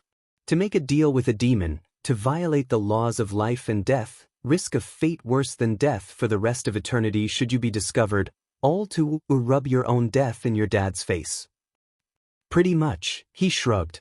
That has got to be simultaneously one of the most messed up and petty motivations I've ever heard. She couldn't help but grin stupidly at the thought. Welcome aboard. There'd been a few finer details worked out before Todoroki and Hagakure officially joined their group. Apparently a deceased soul being escorted to the surface cost just a bit more than an amusing motivation. Izuku couldn't help but be impressed at his former classmates. Todoroki seemed to take the entire thing in stride, not missing a beat in finding out what they needed to give, which turned out to be later lending their assistance as effective interns until a particularly large workload Hell's bureaucracy was struggling with had been taken care of. Hagakure turned out to be surprisingly good at bartering, thoroughly ensuring that they wouldn't be trapped into overwork during their sentences and that their jobs wouldn't consist of anything too unsavory. Of course, that probably had a lot to do with their patron. One of Hagakure's bargaining tactics had been suggesting there were multiple demons they could make a deal with, that if she couldn't monopolize the product, suddenly the price wasn't hers to decide. This tactic quickly failed due to the fact that their options were Justice, a fairly reasonable and generally lax individual Izuku was basically indebted to forever at this point, and oh boy did he wish Hagakure had been present when he'd made his escape deal. Cerberus, an extremely excitable demon with an almost juvenile personality and alarmingly blasé regarding death and destruction, who only seemed to respond well to Izuku for some reason and had already nearly eaten Todoroki's soul, and Modius, who was Modius. They picked Justice pretty quickly after that. And with Malina's work finished almost exactly as their deal was struck, Izuku and Todoroki now found themselves with a whole new change of clothes, while Malina took Hagakure's measurements and adjusted hers accordingly. He'd been given a red shirt and black pants, along with a black jacket similar to the other demons, plus a white striped suit vest to match their hair. He'd kept his current underwear, socks and red shoes, though Malina generously gave the latter a quick repair job and clean, as there'd still been chunks of gluttony-based sludge clinging to the shoes in places. His outfit was largely indistinguishable from the demons, but with the exception of his tie, instead of the typical black or red he'd been expecting, Malina had provided a green one the same shade as his hair and eyes. Small though it was, he couldn't help but smile in appreciation at the thought she'd put into personalization as he stepped out of the changing room. "The F do you do to your tie?" Malina asked. "You know it's not a bow tie, right?" Justice added. "Still can't do it right though." He looked down at the tie which he'd made extremely short and extra wide. "Yeah, I never could really get the proportions." "I like it." Cerberus nodded along. "Me too." Modius crept up behind him, quicker to take off dash. Surprisingly, it was Malina who stopped her this time. "None of that shit in my store. Be horny on your own time." "Thanks, me Malina," he laughed awkwardly in response. Thankfully, Todoroki was soon out to ease his anxiety. His clothing was of the same style, formal black pants and red shirt with a black suit vest sans a jacket nor tie, essentially making his outfit a variation of Malina's. "Is this okay?" he asked plainly. "Sure." Justice nodded. "There's no dress code. Hell's denizens aren't legally obligated to wear a full office ensemble or anything. Just need it to not be the clothes you died in." "Does that matter?" Izuku asked. "Well, other than being broken as heck and probably traumatizing, dying in them leaves certain." Justice struggled to find the words. "Imprints. Emotional residue." Malina clarified while checking their suits fit correctly. "Clothes are part of how we define ourselves, what we show to others, how much we show, what we want to project. It's part of why higher-ranking demons typically dress to look more professional and why you don't show up in hell naked." She turned to Justice, "Guessing you want to use them for customer service or some sheet." "Why do you jump to that?" Todoroki asked as she moved on to him. "You don't need new clothes without any latent emotions for doing paperwork. Only thing I can think of other than not wanting other demons and souls to look down on you is that it'd make you easier to track or interfere with illusions, I guess. But even then it'd only be illusions trying to disguise yourselves, useless for clerical work either way." "Useless. Definitely the dash. Actually, I just don't want to work with shabby dressers." Justice mercifully interrupted Izuku's floundering attempts to try and lie, and Malina didn't really look bothered enough to care. "Now," she finished up with Todoroki and turned back to Izuku, "your shirt, waistcoat and trousers have all been imbued with demonic energy, courtesy of Justice, Cerberus and Modius respectively. Other than their innate powers, you didn't give any specific requests, so I just left it as free energy and channeled most into the basics: physical absorption, demonic fire protection, etc. That, etc. sounds important dash. But I also put some of my own power into your tie." She took Izuku's tie and reached into the small opening at the bottom between the material, pulling out it. How did a laptop fit in there? It was a full laptop, about 40 centimeters or so screen size, being pulled out of a tie which Izuku had tied at barely 10 centimeters of length. How did it? The opening wasn't even big enough to. "It's a tamer version of my unique power," Malina explained after opening the laptop to prove that, yes, it was fully functional and capable of playing a strategy game. "Used to be the chief hygiene specialist. Kept a whole warehouse of cleaning supplies in my pockets at all times." She pulled an entire coat rack full of completely uncreased suits out of her pocket for emphasis. "Your tie isn't quite that extreme, but you should be able to fit a good few dozen cubic meters of stuff in there. For now it's just got your phone in. It fell out of your costume's pocket while I had it in mine." "A few dozen?" "With that space I could store countermeasures for so many situations, or I could keep days or weeks of food and water." "Do I need food and water anymore?" "It sounds like I don't technically need it, but maybe I'll keep eating for a while as a more mental thing. But then I'll have to consider the relative benefit of emergency rations against equipment which could be of assistance, assuming I'm able to." Justice clearing her throat drew Izuku back to reality. "I was mumbling again, wasn't I?" he sighed in response. Thankfully, he heard the last dressing room's curtains fling open, and the thumping of footsteps made Hagecure's appearance audible. Which was useful because it certainly wasn't visible. "I thought you were getting changed," Todoroki stated. "I did."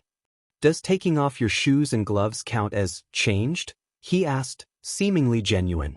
"No, I'm wearing the new suit." Before Izuku knew it, Hagekure had grabbed both his and Todoroki's hands.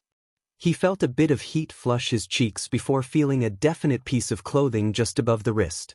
Astonished, both he and Todoroki tried feeling the arms further only to confirm that, yes, she was wearing a suit jacket just like Izuku's, except that hers was completely invisible. How? Infused the material with her inherent power. Malina explained while the group decided to store their spare, broken hero outfits in Izuku's tie because that was a thing they could now apparently a fact Hagakure squawked over. Basically the clothes act as an extension of her, and thus, turns as invisible as her when she wears it. The external component and passive energy in the clothing should give you better control over it, as well. What do you mean better control? Hagakure asked, turning her head to look at Malina. Izuku stuttered. I'm guessing that. Todoroki forced out, as shocked by Hagakure's appearance as he was. As in, they could see Hagakure's appearance. Gone was the invisible girl, and in her place stood one with Hagakure's voice, one that seemed to have the approximate height and posture Izuku would have guessed by her clothes, one that stood exactly where Hagakure was. And yet now she had a face. A visible, normal human face. Wavy, chartreuse hair with pink specks topped a visible head, one with eyes and an iris of separated violet and teal surrounding an inner yellow ring, all framed within a visible head. Her clothes had, thankfully, materialized with her, showing her now standard official demonic clothing and a choice. To forego any suit vest in lieu of just the shirt and jacket, keeping a tie with the jacket buttoned up and wearing a pair of white gloves. She was here, she could be seen. You look different than I expected. Izuku muttered almost unconsciously. He hadn't meant to, but he'd always imagined Hagakure's invisibility quirk would have meant some washed-out complexion, or maybe colorless gray irises or white hair.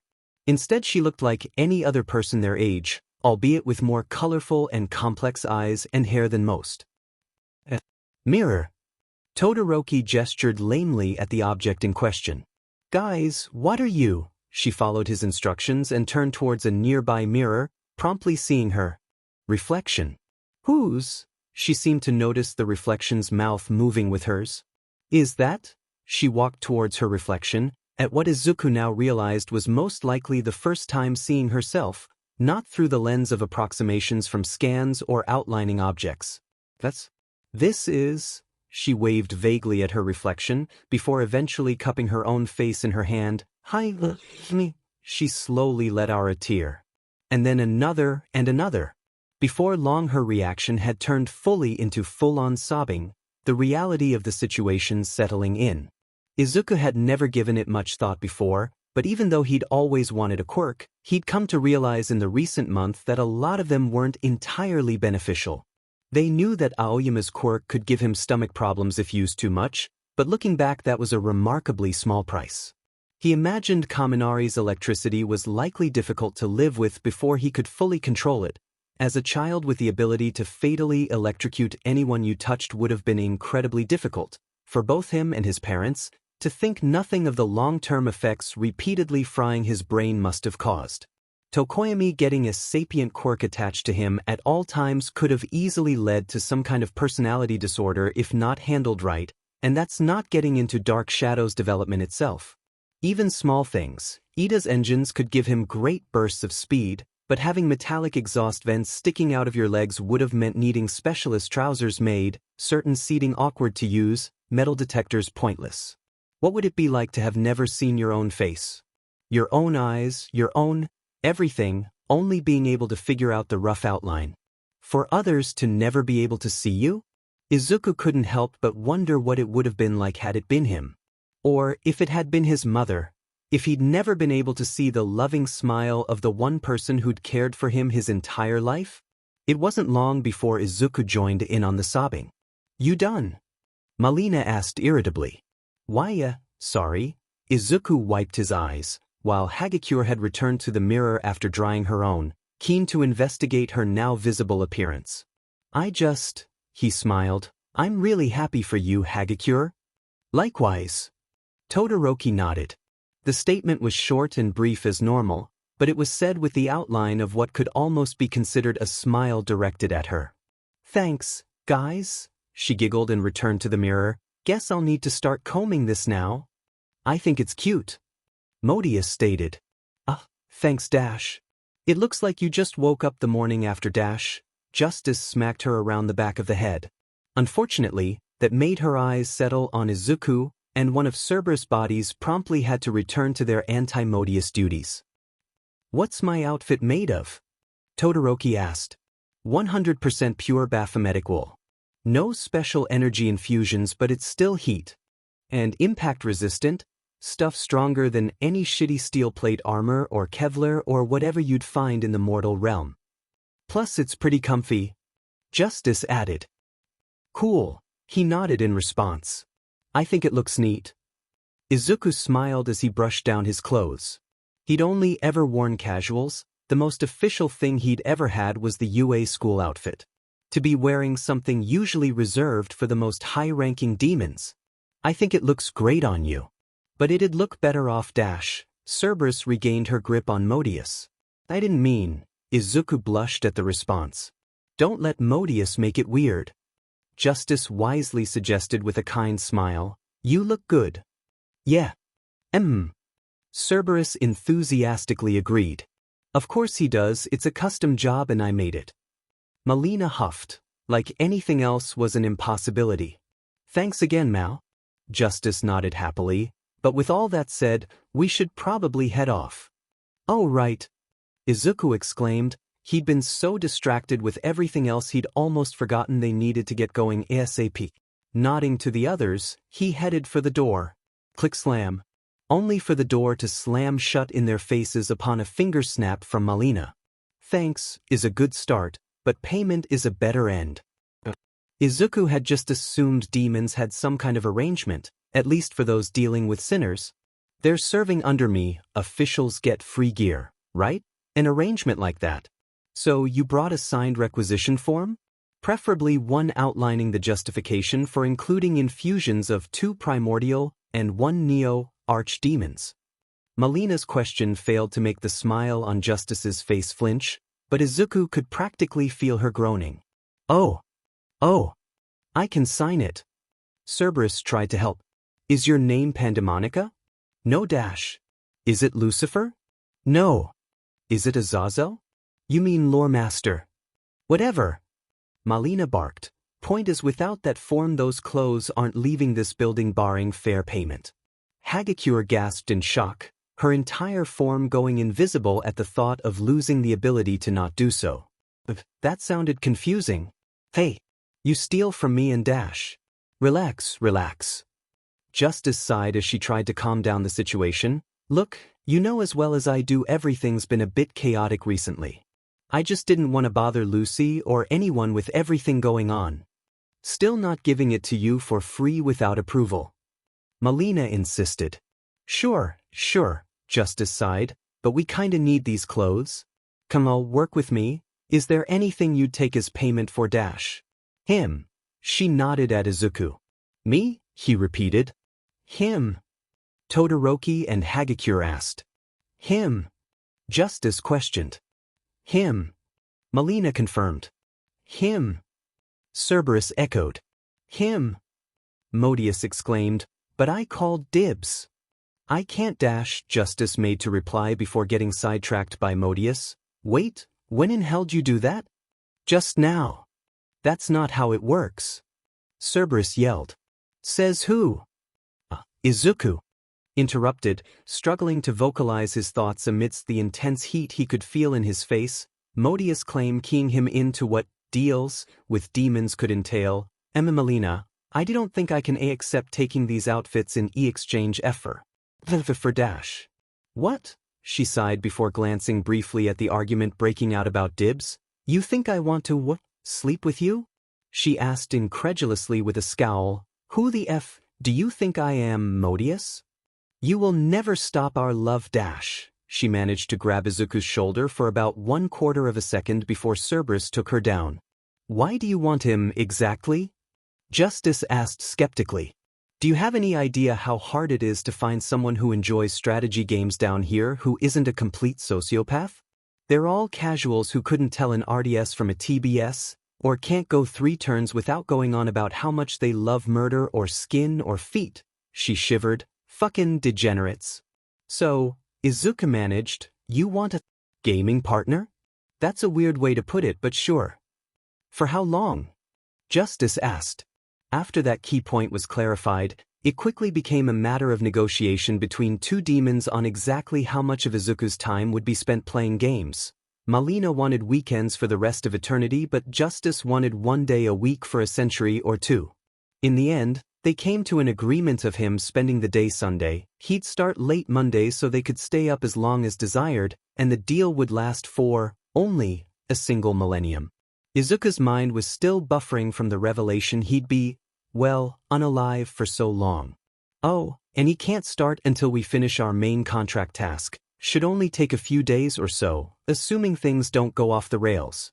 She assured Malina before they could object and glanced towards the store's still broken front window. Fine, she agreed without fuss, but the time PRD starts from when he actually begins, not now. And if you don't let him start within the next decade, then I claim full ownership for the agreed millennium. She extended her hand to shake with Justice's. As she did, a faint red glow seemed to form around them, sealing the agreement in some form of demonic pact. I'll need some time to set up another rig anyway. She glanced towards Izuku. You better be ready to play the best DM in games of your life. I'm looking forward to it. He nodded with a slightly confused but genuine smile before the group left. He'd never had anyone who wanted to play games with him before. His mother had tried a couple of times, but there was a steep learning curve to a lot of the games he liked, and she was constantly busy with work, unfortunately, and Kaken had always said TBS games were only for shitty nerds like him. The reminder of his former best friend Bully, Killer put a pause in Izuku's step, but looking around the colorful cast surrounding him, he soon pushed past those thoughts. He also chose not to think too hard about the fact he was fitting in with literal demons who'd lived for millennia better than he ever had anyone in his old life. All that really mattered was that he was with people who he could be friends with now. Assuming that Justice wasn't planning on devouring his soul when their contract was up, of course. That could be a workaround to the deal with Malina, couldn't it? Finish our main contract task could include whatever she plans to do as well as what she plans to give, right? And even if she gets ownership 10 years later, that doesn't mean much if I'm done. Well, regardless, she'd assured him that his soul would give her indigestion, so that was totally not going to happen. Definitely. Of course, there was also the possibility that Cerberus could turn around to eat him at the drop of a hat. He felt like he was slowly beginning to understand the juvenile demon, but she was also proving incredibly unpredictable, fully prepared to devour souls, and weirdly attached to Izuku for reasons that may be more sinister than simple friendship. And then there was Modius. Enough said. Well, at the very least, I have my old classmates with me now. I mean, sure, we don't know each other very well, and for all I know going to see their families could spiral out of control, and while I never thought those rumors around Endeavor were underestimating how terrible it really was, and sure they lost to Justice within seconds, but he was sure that thought was supposed to go somewhere, but he honestly couldn't figure out where. Stop it, Izuku. He shook off the thoughts he was no doubt overanalyzing. Everyone here has been nicer to me than I ever could have hoped. It's only fair that I trust them in turn. He managed to keep his optimistic smile as they began through the streets of Limbo to their destination. This was the final circle, and it was proving far easier than the others so far. I've got even more friends with me, we've got some snazzy suits, and we're almost to the end. Nothing can stop us now. Is this your asinine idea of a joke? A white-haired demon asked her subordinate incredulously. No, Of course not. You were high again, weren't you? What? No, I really saw it. Uh-huh. She nodded unbelievingly. Are you sure it wasn't a pig? Why would a pig fly? Get out of my office. They grunted in irritation. But Now, the lower-ranking demon didn't need to be told again, practically tripping over herself to get out as quickly as possible. What a day. The demon strolled back to her seat behind the table. No, what a bloody century. She closed her eyes for a moment's relaxation, ahhing only for them to be snapped open again by the sound of her phone. What now? She picked it up with a growl. Hello. Hey, it's Malina. What do you want? She got straight to the point. Melina wasn't one to mince words, and even if she was the demon, honestly didn't give a DM in. Just wanted to ask if you can get a hold of Justice? Just call her, she grumbled. Why bother me if I'm not even the one you want to? Tried, but she's not answering her phone. Neither is Monica, the latter of which made sense, as Pandemonica was most likely busy collating reports for Lucifer's monthly update. So she stepped away again? Typical, she sneered. I can't get hold of her any easier than you can. I'd say wait an hour or two and try again, unless it's urgent. Nah, guess it's not that urgent. Just forgot to ask if Izuku had a preferred keyboard layout or anything. I can sort it out later. Who? She almost regretted the instinctive question that slipped out. She didn't really care, and it'd probably be something pointless. Justice's new mortal helper, or whatever. Guess she didn't tell you? Came in with some shitty half-incinerated wannabe hero costume, so I made him something decent. Half-incinerated dash, the demon echoed, their eyes widening slightly in realization. Out of curiosity, did he have green hair? Yeah. Green hair, eyes, and the old costume thing was green as well, actually. How'd you know? The demon looked down at the report she'd assumed was some drag-fueled hallucination. Of the poor drawing her subordinate had given her of a mortal that she'd claimed had been flung high above the cliffs of Ferox. Of the poorly sketched green hair and blackish-green clothes that they'd barely been able to see at such a distance. The report she'd assumed had no merit because no mortal could ever reach that high. Because only a scant few demons could even hope to launch a mortal that high. But one was currently confirmed to be away from her desk. Said one was apparently in the limbo ring, despite her office being in gluttony and no reports of interring travel being filed. Lucky guess. Sure. It was clear Melina didn't believe her, but even more clear she didn't care. Anyway, if you see either of them, just let him know I need a word. Of course. The demon got up from her chair and hung up the phone. But I believe I'll be having more than a few words with them myself. Judgment set out unto the ring of limbo, determined to put a stop to whatever foolish nonsense Justice was trying to pull this time. Walking purposefully through the streets of Limbo with everyone outfitted in similar, matching suits, Izuku couldn't help but feel their group of mortals and demons looked less like a band of heroes and more something out of a Mafia B flick. The fact that more or less every soul that they passed, mortal or otherwise, continued to go out of their way to avoid them only added to that feeling. At least it's efficient, I guess? With everyone desperate to give them space, their pace could be a hurried walk, despite the crowded city that would usually make anything more than a saunter awkward. Thanks to that, after only a brief few hours, Izuku could see a fierce, white light stretching over the roofs of buildings, clawing at the tops of the alleyways they were walking through. Apparently they were nearing the end, meaning Limbo was clearly smaller than the other circles, seeing as Lust took hours on a speedy hellhound.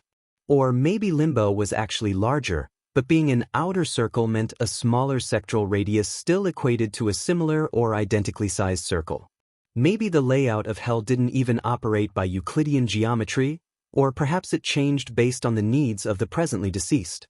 Or perhaps it had actually taken longer than a few hours. Limbo seemed trapped in an eternal dim red sky, like a dark sunset blurred by light fog. It was possible that Izuku just hadn't noticed how much time had passed, seeing as the trip had been so infinitely more pleasant than the other circles. Riding Cerberus was admittedly comfortable, but any mount was still an unfamiliar and alien experience compared to just walking through the streets. Let alone a mythical beast who was also his sort of friend maybe? They even seemed to have functional public trains here, though Justice had elected to leave them unused for a reason she was suspiciously evasive about. But more than that, the trip had given Izuku a few hours to chat with his two fellow mortals, with people that made this whole experience that little bit less like an adrenaline-fueled hallucinatory nightmare. He'd learned that Todoroki wasn't just quiet in class, but rather quiet, PRD. He'd answer most questions without much hesitation, but usually with blunt, concise answers. It seemed that dying had also loosened his tongue on one or two issues that seemed more personal than Izuku could imagine usually sharing. He seemed happy when talking about his two siblings, but decidedly less so about an older brother he used to have. The whole deal with his father was just... Hagakure, meanwhile, was on the complete opposite end of the spectrum. Her excitable attitude from class seemingly turned up to 11 from the emotional high of being able to see herself for the first time. Apparently, she was one of 5 siblings. Izuku was starting to feel left out. An older sister, a younger brother and sister, and a non-identical twin brother. She'd been hesitant to share many details, and Izuku suspected it was to avoid making Todoroki feel worse, but the quirk enthusiast's natural curiosity had earned some basic information. A mother with the power to absorb light and convert it into physical prowess, a father with wind manipulation limited to a few centimeters around his hands, and a slew of siblings with powers deriving from one or both of them. Apparently none of them had full invisibility like her, meaning those issues had been fairly unique. I mean, I always kinda knew what I looked like thanks to some tricks we figured out pretty early on. Spoiler, being covered in flour is not as fun as it sounds. Because it sounds like such a riot. Justice commented sarcastically. I know, right? Hagakure answered in kind. I don't even want to imagine what it'd be like trying to replicate that with. What do we have here, Ash? We have sand in some areas, basically ground up brimstone. Justice suggested. I don't like sand. Todoroki contributed sagely. Yeah, it's rough and irritating. Hagakure was trying to hide a smile at the dumb reference. And it gets everywhere. Izuku found himself smiling in turn. And not in a fun way, Modius pouted. But now I don't have to. Hagakure quickly moved on as Izuku flushed red, performing a small twirl and turning invisible and back again for emphasis. Almost makes being stuck here with only Todoroki for company worth it. Sorry. The boy in question immediately replied. What? None, oh no. She quickly waved her hands, a difficult thing to interpret as she turned invisible out of embarrassment.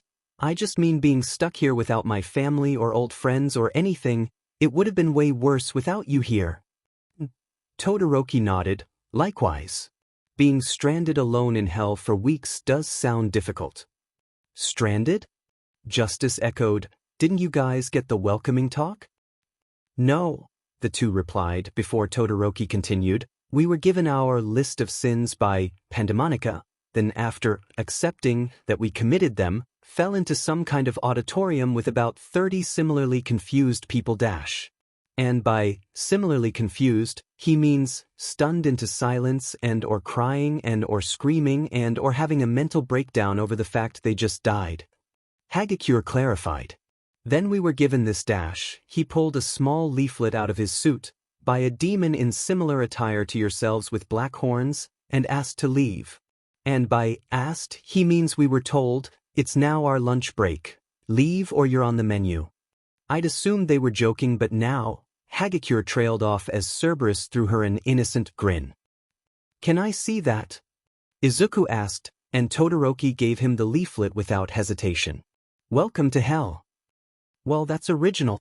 Turning the page, the small leaflet turned out to be a brochure with some basic information. Turning a few more, he realized it was dozens of pages disguised as only a couple, no doubt through demonic magic or something similarly outside his current comprehension. A Beginner's Guide to Hell, How to Cope with Loss, Top 10 Debauchery Spots in Limbo. It seemed to cover some of the basics regarding the outer circle structure and how to go about living there. Izuku, with Todoroki's permission, decided to pocket the item in his tie for now. While there might be some useful information in there, he was more concerned with something that had been nagging at him for a while. What do you mean, for weeks? He looked between Hagakure and Todoroki. You guys said something at the diner which made me think you've been here a while.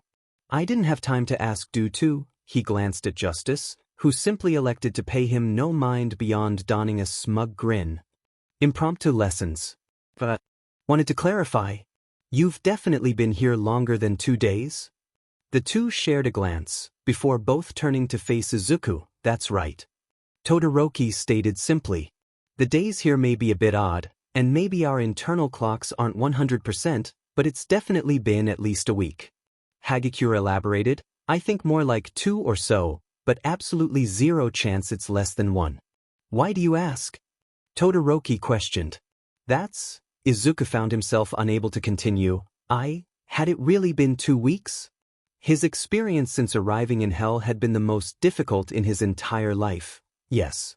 His perception of time was likely off-kilter, almost certainly. Had it been traumatic? Absolutely.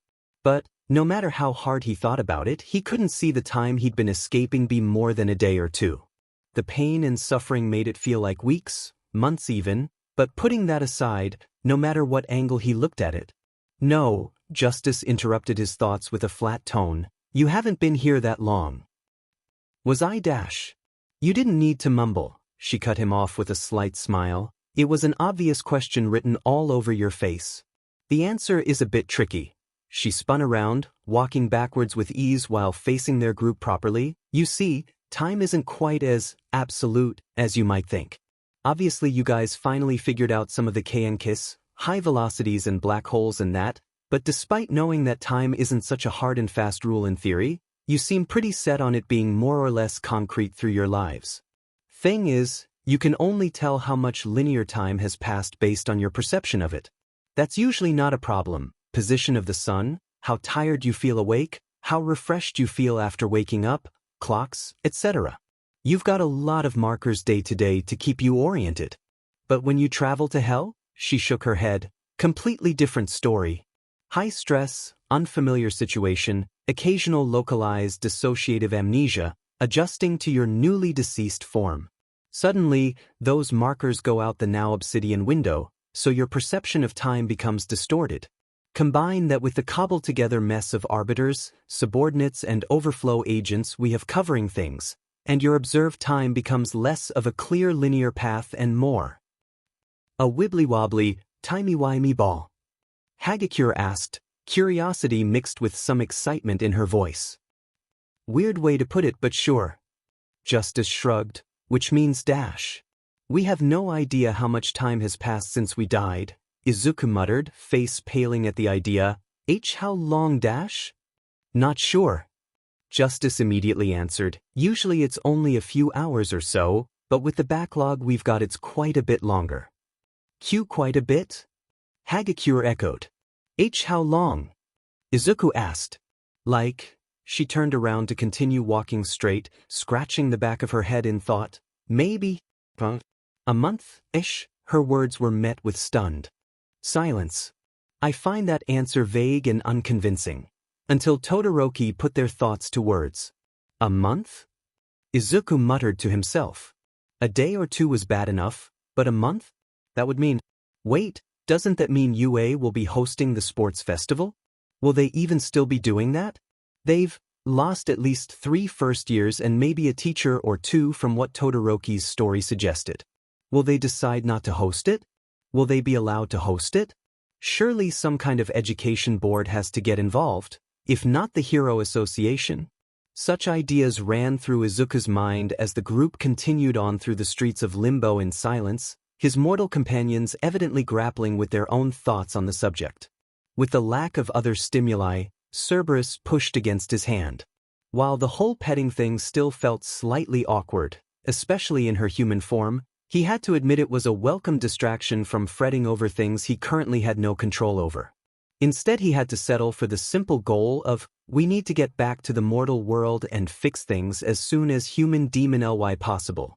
The distraction didn't prove necessary for long, however. At the end of yet another street, Izuku could see the group finally reach what seemed to be casting the white light over the streets and paths they'd been walking through. The light's source shone brightly, the alley comparatively cloaked in darkness, and Izuku was unable to see what was beyond. Upon reaching the end, he could see naught but white as his eyes tried to adjust, a dim wave of heat rolling over him.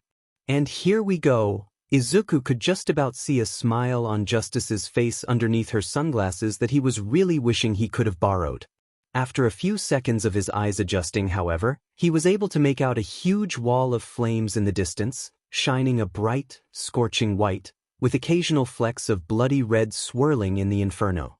The wall extended as far as the eye could see in any direction, and while the heat wasn't terrible here, the mere thought of what it'd be like closer up made him sweat. So I guess this is what separates Limbo from... Izuku started. The gates of hell. Justice filled in, and thanks to the presence of some friendly archdemons, She gestured to herself, Cerberus and Modius. Those aren't really an obstacle so much as a fancy door. We're almost there. Cerberus exclaimed. Hey, so, not to spoil the mood, but I do have one question. Hagakure asked, how are we supposed to get through? It was a valid question. It seemed their bodies down here didn't follow human biology one-to-one, but Izuku was still confident that marching through a towering wall of white-hot flames would be hazardous to his health. I could keep us cool with ice? Todoroki suggested. Sure, if you want to be steamed instead of roasted. Justice replied. Okay. Izuku sighed, so what's the challenge? I would guess we're supposed to renounce our sins and accept the Lord, or something, but considering the previous attempts, just not thinking atheist thought seems more likely. His classmates looked at him curiously at the guess. He still hadn't quite given all the details of his journey thus far. But as expected, Justice simply chuckled. Not a bad guess, gotta admit. But sadly no, escaping hell ain't that easy. In fact, this isn't designed as a test. It's a perimeter fence. The statement made Izuku's eyes widen. Tien, what are we supposed to dash? Designed to keep in mortals and low-level demons. Her smile grew that little bit more smug. Thankfully, we aren't low-level. Well, that's great for you, Hagakure pointed out. Which is why you'll be staying close, she nodded briefly to Cerberus. At her gesture, the three bodies all smiled at the three mortals. One happily to Izuku, one politely to Hagakure, and one fiercely to Todoroki, before they all shifted into their hound forms. WWW what dash? Oh. Todoroki sighed, interrupting Hagakure's shock. Cerberus. Right. I probably should have said something, shouldn't I? The thought occurred as he pet his assigned Cerberus, an action he was far happier to do while they were in their dog form. Each of you take one Cerberus. Justice told them, you stay in the center of her back, you make yourself small to minimize contact with the flames, you cling to her for dear life. And her body shields us from the flames? Izuku checked. Partially. Her reply didn't fill him with confidence, and when combined with your new heat-resistant suits, it should last long enough. Probably. Probably? The three mortals echoed. Hopefully. Justice shrugged. It's the best chance we've got. I'll stick close to Izuku in case you need extra protection. He wouldn't need protection with me dash. Even in hound form, Cerberus still had enough fine motor control to smack Modius. The sight of a giant hound smacking her with its paw felt like it should be surreal, but at this point it scored a 6 at most in the scale of weird scenes Izuku has witnessed in the last 24 hours. What about us? Todoroki asked. If you get fried, you'll be sent back to Limbo with a slap on the wrist. Maybe sent to Greed at worst, something we can easily get you out of once we're done. Izuku goes, and it's all the way down to Judeka. He's a higher priority. Todoroki nodded in understanding. Don't worry, I can protect you. Protect Hagakure. Even if it's minimal, I can regulate my body temperature better than most. Todoroki disarmed Modius with complete seriousness. With pleasure, not that she stayed disarmed for long, sliding up to a subsequently invisible Hagakure. Okay then. Izuku took a deep breath before climbing atop his Cerberus. Let's go. Todoroki did the same, though he could swear his Cerberus let out a slight growl. I'll see you guys on the other side. Hagakure's cheer was infectious, and her Cerberus soon adopted a similar disposition. It's been a long journey. It may have only been a day or two, but it honestly felt like months. He shook off the thought. But that's all meaningless if I fall here. Just one last push and I should be able to fix. Arf. Cerberus barked happily before taking off. Their bounding party approached the inferno, the mild heat growing into an intense summer day. Wait, not me. We should be able to set everything right. I couldn't have gotten here without everyone's help. Justice, Cerberus. He glanced at Modius for a moment, Melina, without any one of them. The heat grew to a sauna. No, even Miss Modius helped make part of my suit. Without any one of them I would have failed, if not before then here. And I'm sure I'll need Hagakure and Todoroki when we get to the other side. The sauna grew to an oven. I'm not going alone. With everyone's help, we can do this. They leapt towards the flames. I won't let them down. Cerberus flew into the fire, waves of scorching air crashing against Izuku. Ogo did shot so hot the thought. All determined thoughts were burned away by the raging hellfires sweeping over his skin, into his mouth, up his nose, into every fold and crevice it could find to sear pain into each individual cell. His mind was flung back to 10 years ago, to the feeling of Kaken's first explosions against his skin when he tried to stop him. To the feeling of intense agony, to complete helplessness as he was against the mercy of the unstoppable inferno that was his former friend. It was the only thing he could remember that had ever felt like an inescapable, impossible pain. He'd take a decade of nothing but that feeling if it meant 1 second less in this purgatory. With nothing else to do, he merely clutched stronger onto the fur beneath him. What had been a comforting warmth in the colds of gluttony was now an unbelievably relieving cool in this burning hellscape. The memory of the fatal cold felt desirable now, but it also brought a far more chilling possibility to his mind. This? What Deku would be like? The thought brought him even more resolve to bear through the pain. If he fell here, failure wouldn't even be an escape. It'd be a spiraling pit that brought nothing more than further pain and suffering. I can do this. He grappled to Cerberus tighter and fought through the pain. He bit his lip, feeling the blood it brought soon charred by the flames. We can do this. We can do this. Out. Justice's words were accompanied by unbelievable relief, the swirling hell breaking into a blazing heat, but one that felt like a welcome icy chill in comparison. Did we make it? Did Todoroki and Hagakure dash? And Wiriao. Looking to his left, he found Hagakure breaking through just after him, while Todoroki was there between the two, gasping heavily. Here, he quickly made large chunks of ice and threw them to his mortal companions. Thanks, Todoroki, Izuku replied. But love you, Todoroki. The three sank into their pieces of ice. Wait, what dash? What? So. Justice hopped down of Cerberus and began to help Izuku, ignoring his two confused and cooling companions. I know that was kinda intense dash. Kinda? Izuku echoed. Catastrophically would be more accurate. Todoroki ummed as he tried to get off Cerberus, who seemed intent on knocking him back and forth instead. I seriously thought I was dead there for a second. Hagakure exclaimed as she slid off Cerberus, deftly dodging Modius' apparent offers. Technically you already are. Justice pointed out, either not noticing or just not acknowledging the unamused stare Hagakure gave her. Probably the latter. What matters is we're through, she emphasized, and other than the lock on the gates being kind of a pain, that's an issue we demons can deal with. For you guys, the hard part's over. Really? Izuku asked hesitantly. They'd gone through so much in such a short time, part of him couldn't believe it. Surely there was something else? Some further obstacle, some new challenge they'd have to push through. Was that really it? He could feel tears begin to form at the relief. Really? Justice reassured him with a hand on his shoulder. All you've got to do now is sit back for a few minutes, recover, and let us open up the gates up ahead. Just leave it to Dash. Justice. A new voice spoke up, further from the wall of flames.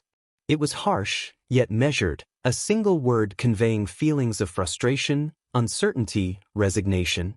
For a moment, Izuku couldn't bring himself to look towards its source, especially as Justice's hand had clamped tightly on his shoulder. Sheet, she cursed under her breath with a small scowl, before immediately reversing her attitude as she released Izuku's shoulder, smiles and chill vibes amped up way past, "Hey, Judgment, how's it Hanjin?" Turning to the new arrival, Izuku was met with a demon of purple-black skin, almost charred unlike the rest of Hell's inhabitants, though still with long and chaotic silver-white hair, black horns, and a black tail. But what set her apart in Izuku's mind was the outfit. Gone was a formal attire of a suit, replaced with a ripped jacket, a belt only holding up what looked like underwear, and metallic claws more akin to a sci-fi villain than the cotton gloves he'd seen others wear. But the core that made her outfit stand out was, how is her outfit showing more skin than Yaoyorozu's? Hagakure asked in a whisper, isn't that, like, her costume's whole point? And how does that bra even work? She gestured towards the broken clothing that, by all standards, should not be able to remain in place. Demon magic? Todoroki guessed. The power of fanservice. For once Modius' input actually seemed accurate. Izuku couldn't help but feel that was a bad sign.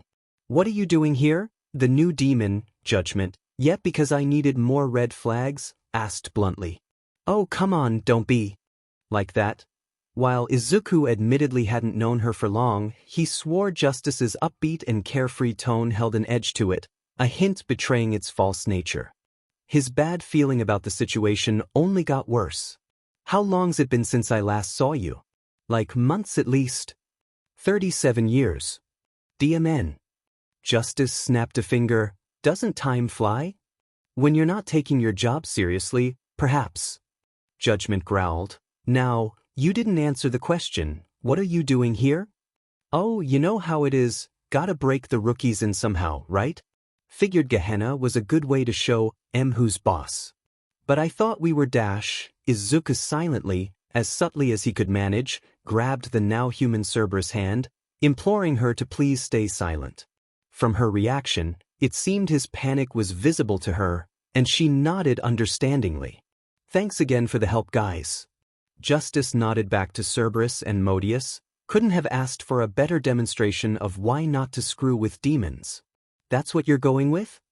Judgment sneered. You're claiming these three mortals are all sinners of limbo you've recruited as, what, interns? I'm not claiming anything, I'm telling you dash. Because the reason I'm here is to follow up a report one of my succubi made. Look, we really don't need to hear about a bunch of discount Modius dash. Apparently, a mortal soul was seen high above the cliffs of Ferox, effectively bypassing the winds of lust and thus the border to limbo. Her gaze intensified with the statement. Sounds like they've hitting the ambrosia too hard. Justice's smile was strained. My thoughts exactly. So imagine my surprise when I learned that not only have you abandoned your post yet again, but that you are in the ring of limbo, outside your domain, without any interring notifications, and most curiously, that you have a mortal fitting this supposedly drag-addled succubi's description in remarkable detail. Albeit in new attire. The glare turned towards Izuku, before her bright white eyes intensified in their light before the disapproving frown on her face turned into one of full-blown anger, a final point made through ground teeth, one whose soul labels him bound for the deepest pits of Judecca. Wait, how can she dash? Izuku's eyes went wide. She knew, just like that? Was that an ability all demons had? Did Cerberus and Modius know his fate from the moment they met and just not care? No wait. Her eyes flashed. She's called Judgment. Demons seem to have unique abilities. Is it like Justice's soul vision? He unconsciously muttered. Judgment's brow rose a fraction. It seems you aren't completely hopeless. And if he knows about that, her gaze turned back to Justice, I'm guessing there's a reason you felt the need to explain how your sight works? Oh, you know. Justice's smile never wavered, but Izuku could practically see the sweat forming on the back of her neck. Did I just ruin everything by saying that? Did I screw everything up again because I couldn't keep my stupid mouth shut for 1 med-second? I'm sorry, he managed through an empty voice. Don't be, Justice sighed, turning back to whisper a response to him. I should have known she wouldn't be here if she wasn't certain. We were in for it the moment she made it here before us. What do we do? Izuku whispered back. Well, usually I'd say make a break for it and hope at least one of us gets through. But you've proven weirdly popular with demons so far. She shrugged slightly while inclining her head towards Cerberus. I guess we give diplomacy a try. You know, conspiracy usually works best when done in secret. Judgment stated harshly. Look, we were not Does that count as conspiring? Whatever, Justice shook off the thought. So, here's the deal. Instead of trying to talk around the issue, she decided to run through a brief synopsis of what had led them here. Izuku's death, his arrival in Hell, and his deal with Justice allowing him to temporarily visit the land of the living and return his quirk to his mentor. From her reaction, i.e. allowing the tale to continue and not immediately attacking their group, Izuku got the impression that Judgment was actually willing to listen and be reasonable to some extent. Also, he felt lying abysmally would end particularly badly for him here. So yeah, that about sums it up. Justice turned to Izuku. You got anything to add? Well that's... He scratched the back of his head lightly, unsure how to respond to that. Well, just... In all honesty, I'm still not that confident in my knowledge of the demon hierarchy and how Hell's systems work, but I understand that Justice is taking a big risk in offering to help me. I want to make it clear how grateful I am for that. It was nothing. Usually he'd argue Justice, brushing off his thanks, but right now there was a more pressing point to get to. But also, Miss J. Judgment, I want to make it clear that my intent isn't to avoid punishment here. Once I've returned this power, I'll come back and take any punishment deemed appropriate. I think I now owe some time to some demons for some things. Vague, yes, but so were the terms of his contract. But accepting any commitments for that, I'll take any punishments deemed necessary. Well, not happily, but without complaint. But I can't leave things the way I did. Not when there's even the tiniest chance I can make it right. This power, he clenched his fist, feeling the familiar power of his inherited quirk coursing through it, but with the untamed wildness that seemed to emerge upon arriving in Hell. It didn't always belong to me, but was entrusted to me. And it isn't right that it dies with me. It's something that needs to be passed on to someone worthy. More worthy than me. To create more heroes like All Might. More beacons that shine through the darkness of villainy, to create a brighter world for everyone. Power doesn't belong to me, not really. One for all belongs to everyone. He bowed his head down as low as he could, all but begging the demon before him to permit him passage. Please, don't punish the people of the world for my failings. After his impromptu speech, the group gave a moment's pause. Under ordinary circumstances, Izuku had no doubt he'd have become a bubbling wreck halfway through. But this was too important, conveying his true feelings too essential to even have time to worry about his anxiety acting up. They had to get through. Please let us through. Well, Judgment sighed after digesting his words, I'll admit, I've not heard a speech like that in an age. So we're cool? Justice asked hopefully. Izuku dared to raise his head, only to find Judgment wearing a resigned frown. No, she replied coldly. But it wasn't without emotion or compassion, it was a rejection tinted with regret. But that was overshadowed by stronger conviction. But speech. Cerberus reacted in shock. I know, right? I'm trying to memorize it. I wish I'd brought some paper, Modius groaned. Oh, come on, Justice exclaimed. Can you not even bend a rule for once in your life? I did. Judgment replied venomously. Gone was any semblance of regret or pity, replaced instead with barely contained anger, now directed solely at Justice. In fact, I allowed a mortal to return to the surface with a number of demons, against my better judgment. And you expect me to allow it again, despite what happened? Or did you simply forget? This is different. And now gone was Justice's carefree and jovial demeanor, forced or otherwise, replaced with a stone wall of emotions. Indeed, it's worse. This is not a jovial group merely seeking entertainment which will go spectacularly off the rails.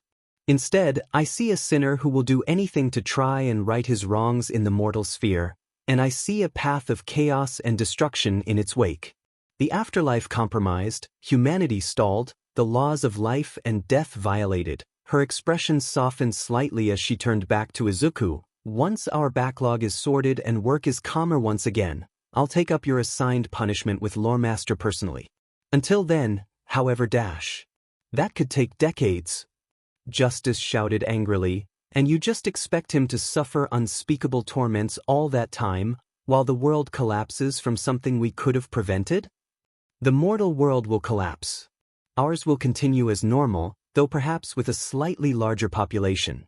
She shrugged. Those are the duties we have been assigned, the rules we must follow. Screw the rules. You think Lucy gave a DMN about the rules when she took over Hell? Or Azazel when becoming Lore Master? If the latter did, perhaps she'd still have her arms.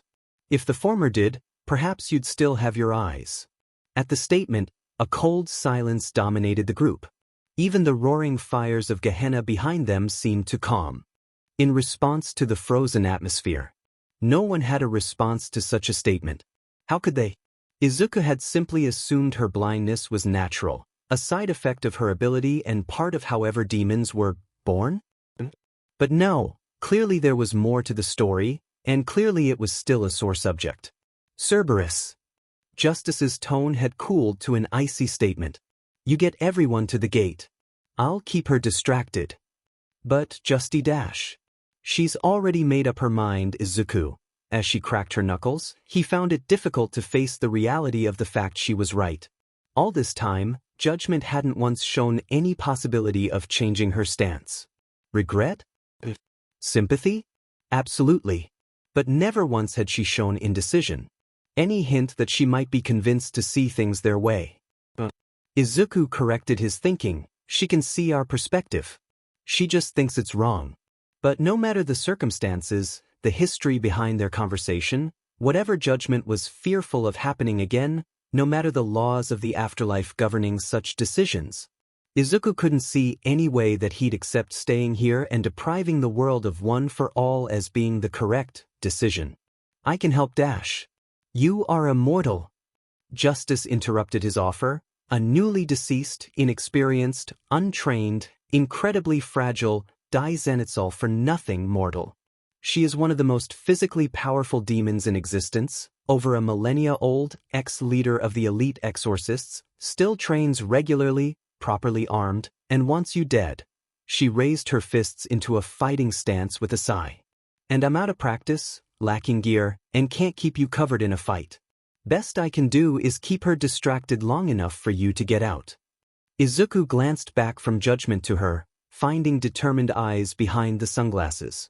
Eyes not looking for an escape, nor a victory, but with a route set and a grim finish in sight. Wait, what? But I'm not leaving you behind, he rejected the mere thought. I would have been rotting in Judecca if it wasn't for you. I would have frozen in gluttony, drowned in temptation, baked in lust. I never even would have Dash. And your alternative suggestion is, what? Dahir? Make the whole thing pointless? That Dash, Izuku faltered in his response. He wanted to snap back, to shout that he'd never do such a thing and that she was oversimplifying, but was she right? Was this the only way? They'd come so far that they could see their goal in the distance. To come all this way and continue without her felt wrong, but to come all this way for nothing? For everything we did to be in vain? To let one for all die? Hey, don't worry. She tried to smile, but it was without her usual charm and sincerity. I'll be fine. Just make sure to come back when you're done, or I'll drag you down to hell myself. Izuku could already feel the tears leaking down his cheeks. Dash. A noble sentiment. Judgment, the demon blocking their path, forcing their hand, interrupted. Looking towards her, Izuku realized she'd crouched into a leaping stance, and in the blink of an eye she rocketed towards him. But what makes you think Dash? Justice was suddenly in front of him, blocking a strike but not the now crazed eyes boring intently into him. I'll allow it? Cerberus. Right.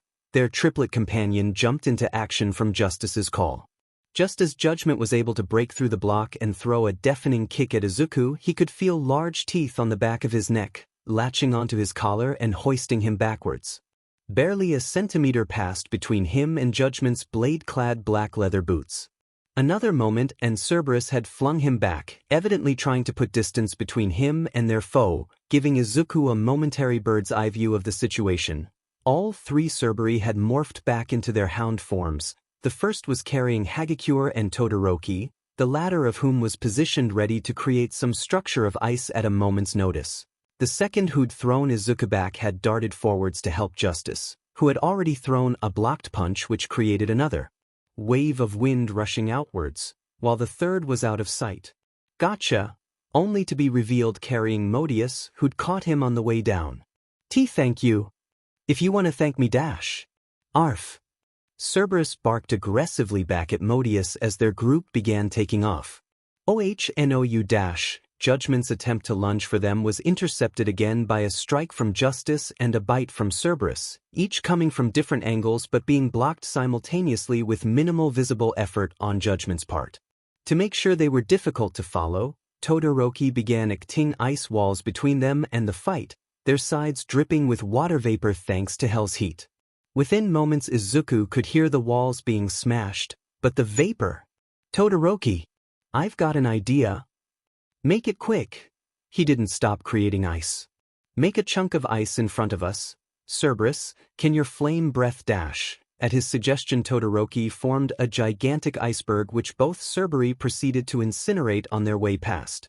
The sudden burst of intense heat turned the solid to liquid to gas all in a split second, and with an excess of energy and mass, the whole thing quickly dispersed into a cloud of steam, perfect cover for their escape. Ow! Hagakure winced.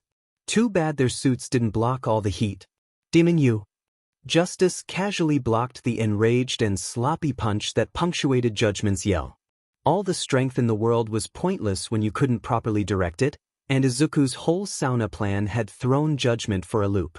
While Justice could still see near perfectly, the heated water vapor in the air doing little to obscure the flow of the soul, those relying on typical sight were probably having more of an issue.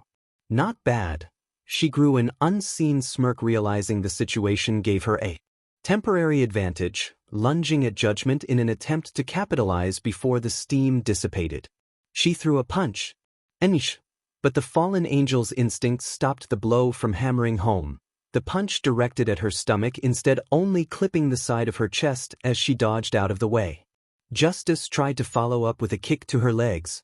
Ow! Only for Cerberus to headbutt her out of the way, winding her for too long to press any attack. An apologetic whine made clear that Judgment wasn't the only one having trouble seeing through the steam. Ignoring the unexpected friendly fire, Justice focused on trying to stop their opponent from escaping. Another lunge, this one a feint to try and stomp her foot, anything to reduce mobility and give the advance party extra time. But it was rendered moot with the slightest, jerking shift of Judgment's position. Judgment was on the back foot, but Justice had overextended. A moment's hesitation would see the tables turned. She pressed the attack, turning into a shoulder slam, smashing into Judgment with as much force as she could muster. She was knocked back to the ground, skidding towards the flaming wall and outside the denser part of the steam cloud while Justice tried to recover with a stumble. Cerberus lunged towards them with a decent chance of actually hitting the right demon this time. Urf! As the hellhound bit down at Judgment's prone form, she wrapped up into a backwards roll. Cerberus' teeth sank into hard stone, while Judgment sprang forwards from her roll to deliver a hard kick strong enough to send the crimson beast flying backwards. Justice swerved around the airborne dog, intending to pull her down lightly. The sight of Judgment launching herself to try and get past forced her to reconsider, leaving Cerberus to recover by herself while Justice intercepted their foe. An action Judgment seemed to predict, her dash attempting to hide the wind-up for a high kick that Justice could see coming a mile away.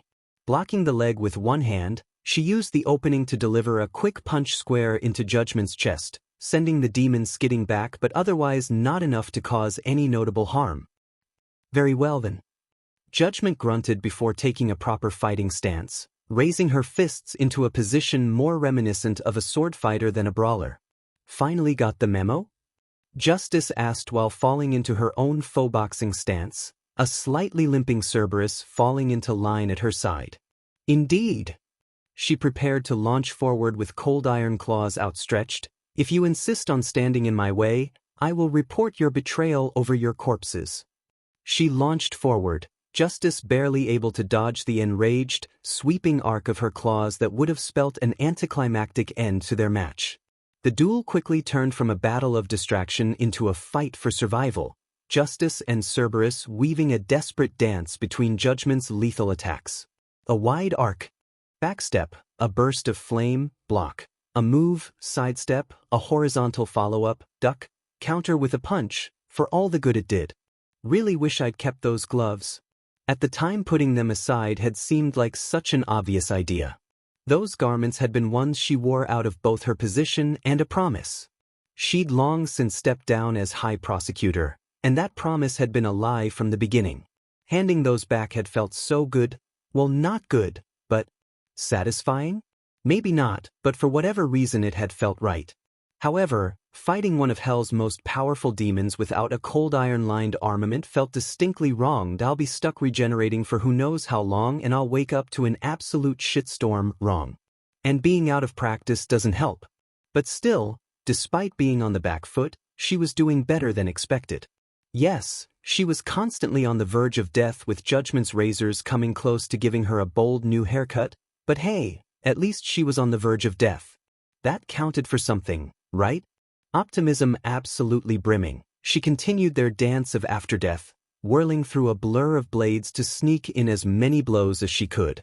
Cerberus was holding up less well.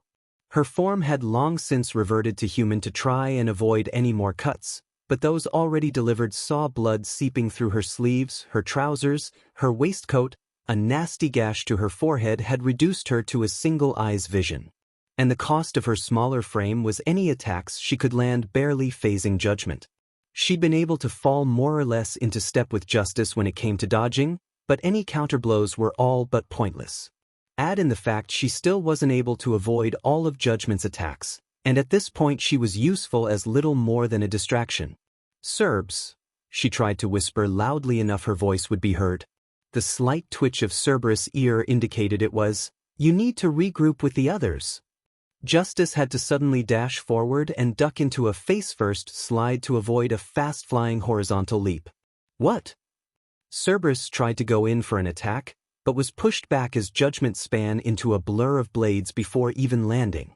She quickly hopped back next to Justice so they could whisper privately, but help dash. "They need a PD to get out, and you don't count unless it's all three." She grabbed Cerberus by the shoulder, urging her to leave. "I'll keep her distracted long enough, so you need to dash."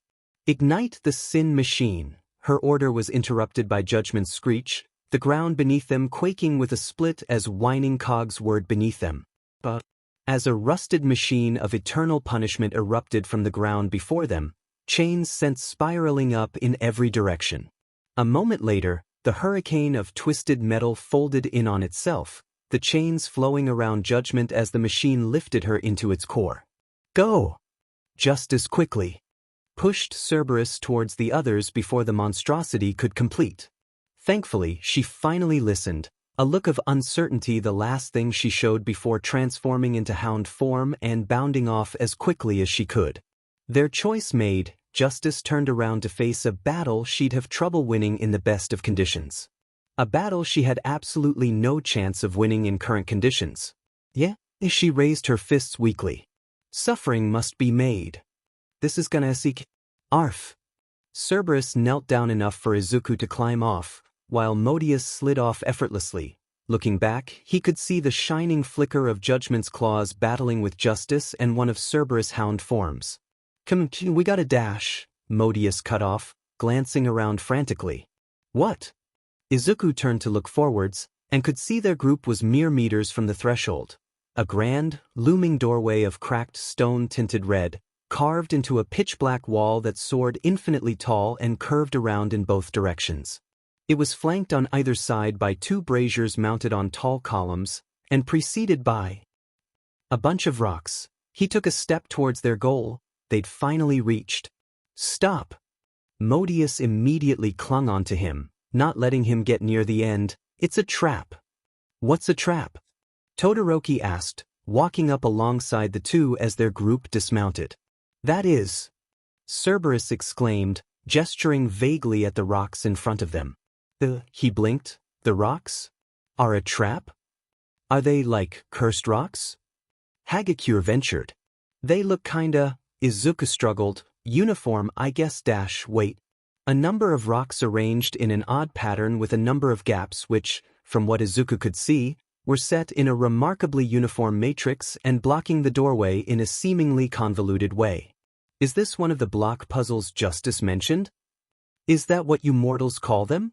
Modius asked. "I think so. Also, could you?" He squirmed in place, becoming uncomfortably aware Modius was still holding on to him. "Well, I suppose there's a time and a place for these things." She backed off of her own volition. That felt like a monumentally bad sign. I don't get what the big deal is. Hagakure stepped forward, the tips of her toes encroaching on the outline of the area. Instantly, she was transported into the center of a square in a puff of red smoke, a threatening black sphere showing the number 33 foot hovering above her. "Don't move," Izuku called out. If this worked how he thought it did, a misstep here would be fatal. He hurriedly explained what he knew of the puzzle, that the number above Hagakure's head was probably the number of moves left, that they had to reach the door in that time or else. And Cerberus thankfully contributed the basic rule of being able to kick a block forward, but only if the space beyond is free. "And if I run out of moves?" Hagakure asked nervously. "How'd you feel about soul reclamation by cleansing flame?" Cerberus asked. "Not great." "Don't worry, Hagakure," Izuku reassured her. "The move counter hasn't changed, so we can figure it out and direct you carefully." "But I'm counting on you guys." "Don't worry," Todoroki stated. "I'm good at these." "Arg." One Cerberus suddenly clutched her side. "Sorry." "She packs a punch." The statement prompted Izuku to look back at the battle, and while it was difficult to make out from a distance, he could tell from the flurry of blows originating at a blue and silver blur he assumed was Judgment and frantic dodging from Justice and Cerberus, that they weren't doing well. Me Cerberus?" Izuku asked weakly. What happens to you and Justice if Judgment?" "Oh, don't worry. We won't die. Growing that third body back will just be," she hesitated. "Unpleasant." The word clearly meant something more painful than she was letting on. "Right?" Izuku nodded sadly. She was putting herself through this much, just to try and help him. "And Justice?" A Cerberus scratched the back of her head. "Well, she'll have to reform." "Reform?" Todoroki echoed the question on both their minds. "Something demons have to go through if we're killed in hell." Modius provided. "Well, assuming our essence isn't obliterated, but Judgment would never do that. How long it takes to reform depends on how much power we hold, how many times we've died recently. A whole bunch of stupid and convoluted rules." Cerberus pouted. "But it's always," Modius stopped. "Unpleasant?" His suggestion was met with uncomfortable nods by all demons present. How long would it take, Justice?" "Well," Modius took a keen interest in the ground. "A while," Cerberus added. "As in a few hours? Days? A week?" Izuku insisted. "Maybe she trailed off again. "A century?" Modius muttered. Izuku's breath caught at the number 100. For max. Cerberus reassured him. "That's..." Izuku trailed off. What could he even say to that? That it was horrible? That it ridiculous? Insane? Unfair? For the horrible crime of wanting to help a dumb kid not be cast into eternal torment for dreaming too hard, she'd be put through centuries of what sounded like similar suffering. That was how it worked, apparently. That's what they had to accept, apparently. That what this point had led them to abandon the person who'd given Izuku a second chance, abandon one of the two people in his life, pre- and post-death, who had ever put any measure of faith in him, abandon the person who tried to help him return a power which was the only thing standing between Japan, if not the world, and total chaos. Abandon her to literal centuries of torment. That was the deal, apparently. One life, not even a life, more a severe and long sentence, had to be given so that the rest of the world could live in peace. Izuku breathed deeply. The feeling of fire and brimstone filling his being helped to bring him some kind of strange, twisted clarity. "Todoroki, can you dash?" "I've got it." He nodded back, summoning a platform of ice to get a better view of the block puzzle alongside a Cerberus that could provide assistance. Izuku turned his focus to the battle behind them, starting a march back in their direction. No matter how he viewed it, how he rationalized it, how he justified it, he wouldn't accept such a deal, apparently. "Hey, what are you? I'm going to help two people I care about." Izuku cut Modius off, glancing at Cerberus as he continued on. "I may not have known them for long, but I know they wouldn't just leave me behind. I refuse to leave them." "I totally would." Cerberus protested. I know Justice wouldn't. You don't know that. Modius tried to protest. Doesn't matter, he continued, I still refuse. But Dash. You don't know what you're walking into. Cerberus yelled. I still have to try. Do you even know how a demon duel works? Modius exclaimed. No, but that won't stop me. It will when you hit judgment offbeat. That's a chance I'll have to dash, Izuku faltered, turning to face Modius. Wait, what do you mean, offbeat?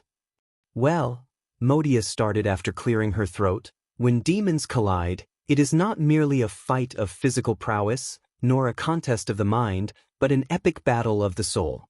As they trade blows, the song of their hearts is unleashed, clashing and fusing into an unheard symphony which dash. Suffering must be made.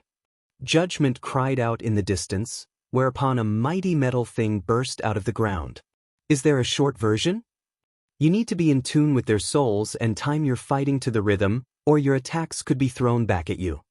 Cerberus provided. Oh, and also you get stronger the longer you're in tune. Okay, not really, but there'll be time for processing all this later. And how do I tune in, exactly? His question was met by a look of bewilderment from both companions. Don't know. Cerberus admitted. Demons just kind of get it. Modius added. Of course. Why would I expect anything I try to help with to be simple, heck, possible? Try this, Modius interrupted his thoughts, almost certainly reading them on his face. Watch the two fighting.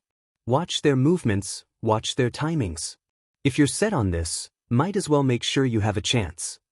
Okay, Izuku nodded, unsure. Following her advice, he tried to focus on the battle at hand. Despite still being a good few hundred meters away, the clear landscape of a barren brimstone wasteland made it possible to make out roughly what was going on, even beyond a Cerberus that was retreating towards them and the gate. The metal monstrosity seemed to be some kind of machine, one with azure fire, shining chains, and was that a conveyor belt? Judgment stood atop in some sort of control recess, while Justice was running along the conveyor, desperately dodging the onslaught of chains she was throwing her way. She was moving with skill.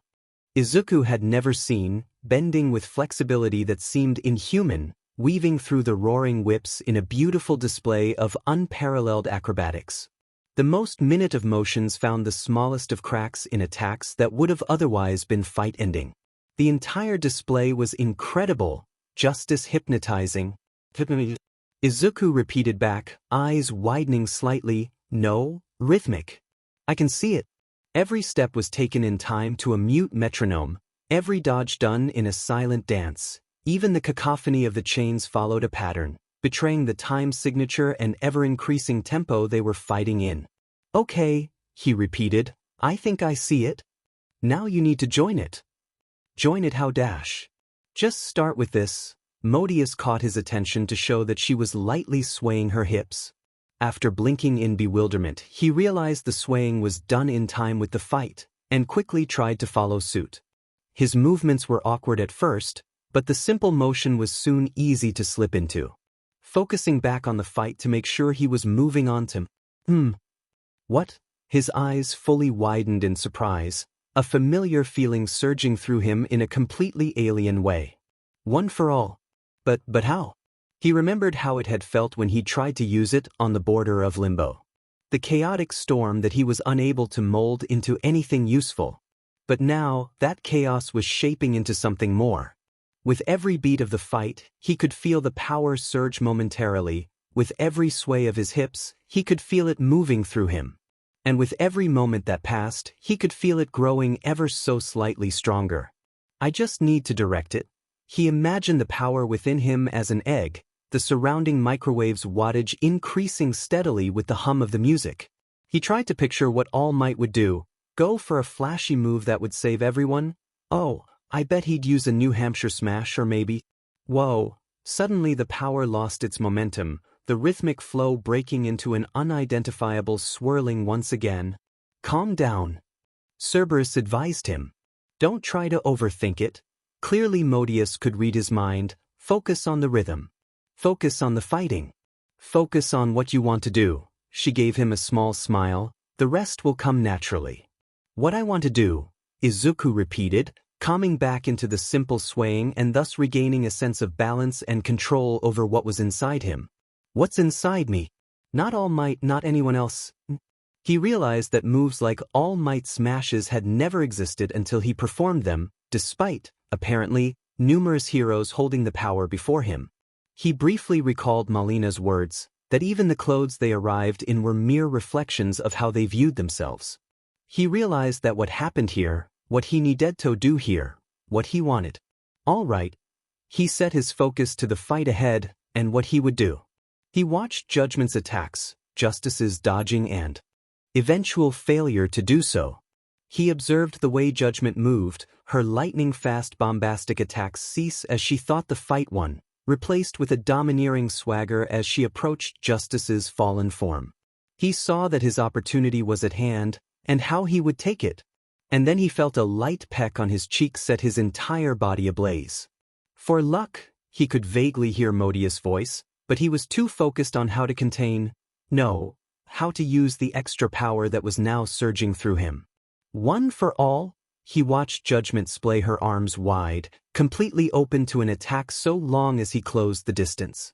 He felt the fight symphony reaching a crescendo, strength unlike anything he could imagine at his now burning fingertips. 666%. Gah! A chain struck Justice's arms, the block stopping a fatal blow but still sending her spiraling to the ground. It's over, Justice. More chains wrapped around her to prevent any escape as Judgment jumped down from her control space. You cannot defeat me. She threw her arms wide in victory. Yeah, Justice coughed with a mock smile. You're right. She tried to roll her shoulders, only for the chains to stop any movement. Though Judgment concealed any emotions beyond, bombastically said, she could feel her preen at her victory over one of Hell's strongest fighters. Justice would definitely be hearing about this later. Out of practice, no weapons, you being an insane tryhard, take your pick. But at the end of the day, you're right. I can't beat you, can barely even act as a distraction. Gehenna. Justice's smile turned genuine, nodding in the direction of the hero wannabe she'd sent ahead. But he can. Judgment turned in time to see a humanoid green missile screaming towards them at Mach speeds. She tried to raise her guard but it was too late, sloppy, pointless. Her arms completely crumpled at the force of Izuku's fist, his body wrapped in a river of green fire which flowed on to collide with her stomach. Smeoeos. Judgment was sent hurtling backwards in a torrent of wind and fire, crashing into the bulk of her sin machine just for the steel wall to implode, her body continuing through unimpeded. She was carried with huge, broken chunks of metal back through the flames of Gehenna in a screaming rage. Justice wouldn't find out until later just how many buildings she totaled as she came crashing down into limbo. The look on her face was priceless. Holy shit, Justice breathed as she easily broke the now uncontrolled chains. I could tell from your soul's buildup something was coming but this. Towards the end of their fight she'd felt another presence impinge on her duel with Judgment. As the presence built in power she'd quickly figured out it was Izuku's signature with his unmistakable soul-boosting quirk, thing he'd been sent down here for. He was lucky Judgment was so busy dealing with, and then gloating over Justice to notice anything, because once his soul was amped up beyond recognition, she'd probably have to thank Modius for that, or she could just not mention it and spare the trouble. It was pretty obvious what he was trying to do. But I'd just been expecting him to help out in an upset. I didn't expect a frickin' one-hit KO. I've gotta say that was Dash. She turned back to Izuku to find him on the floor where he'd collided with Judgment. With a grand total of one limb still functional. Both his legs and the arm he'd used to punch were looking not great. Pretty sure they're not supposed to be purple, she grimaced, or bend like that. Okay, let's go. She picked up the broken boy and quickly headed towards the gates. Did I? Izuku mumbled, the pain clearly making it difficult to speak. How he was even conscious looking like that was beyond Justice. Did I? Dash. You did good, Izuku, she decided to reassure him. Looking back at the Sin Machine's wreckage, she couldn't help but feel that was an understatement. You did good. If I alter the rock to the left first. Todoroki shook off the idea in frustration. No, Then we run out of movement. Immediately head right? No, then the key becomes unreachable. Head through that formation. Then you have to circumvent the whole thing to reach the gate? Looks like things reheating up over there. The demon accompanying the ice user tried to distract him with irrelevant information. She'd been providing worthless commentary ever since he started trying to unravel this infernal maze, but at least it was better than. Figured it out yet? Or should we just send your friend down there back through to limbo? Her taunting was accompanied by a malicious smirk full of pointed fangs. I've almost got it, he muttered through clenched teeth. He'd been trying to figure out this blasted block puzzle ever since Midoriya had left, and he almost did have it. He just needed a few more moves and he'd already have a path. Demon it. Is it an impossible task? He glanced towards the fire and brimstone, that'd be appropriate, but Midoriya's new companions seemed honest regarding the possibility of initial escape. At least, he sighed. Not that we'd have much of a chance puzzling out the lies of ancient creatures if we tried, though. Hey, Todoroki Dash. I've almost got it. He immediately reassured his classmate who was taking the fact she was trapped within a deadly hell block puzzle remarkably well. Don't worry, just another minute. All right. Or maybe 2 minutes? The demon taunted. An hour? A day. I'm getting close, he managed to grit out before tasting the smallest speck of blood. Apparently he'd bit through his lip in frustration. Doesn't matter. He squinted at the mess of tiles as the arena threatened to blur into a sinister, mocking face. I've almost got this. Just need to shave off a couple of moves. There has to be a way. Oh, the demon chirped up. Looks like Izuku took care of it. What do you dash? A moment later, a great gust of wind tore past from the direction they'd come, threatening to knock Todoroki off his ice perch before he stabilized himself. Looking back, it seemed the fighting was over. The only visible remnants some kind of half-mangled metal monstrosity. We need to hurry. I'm working on it, he exclaimed in response, finally losing his patience with the infernal shapeshifter. What did she think he'd been doing all this time? Sightseeing. He'd already gotten Hagakure sent to hell once thanks to his incompetence. No way was he letting it happen again. You have to double back after knocking the bottom right rock. I said dash. He caught himself mid-response. Glancing back at the arena and factoring in her suggestion, he quickly had an idea for some other pathing solutions. A few seconds of mental movement later and he had something viable. Why didn't you dash, say something earlier? His response caught in his throat upon looking at the seemingly innocent smile tinged with fangs of the monster in front of him. Why would I? Her words were as sweet as poisoned sugar. Of course. Why would a being that viewed mortals as playthings and food ever dream of helping one unless absolutely necessary? Midoriya needs to watch his back. But then again, given everything else that he had to deal with, constantly watching out for the moment these demons betrayed him was unlikely to be a priority. Or I guess, he glanced back at Hagakure, who'd immediately, if prematurely, jumped to their classmate's defense when she thought he might be in danger. He began giving her directions to reach the end unharmed. We'll watch each other's pain. That was the only thought currently registering in Izuku's mind. Pure, unmitigated pain. Both his legs were screaming at him for being so reckless, his right arm burning with such intensity he briefly wondered if he'd been thrown back into Gehenna. He felt some pressure on his back. Was he being picked up? Hopefully, he wouldn't be able to move himself otherwise.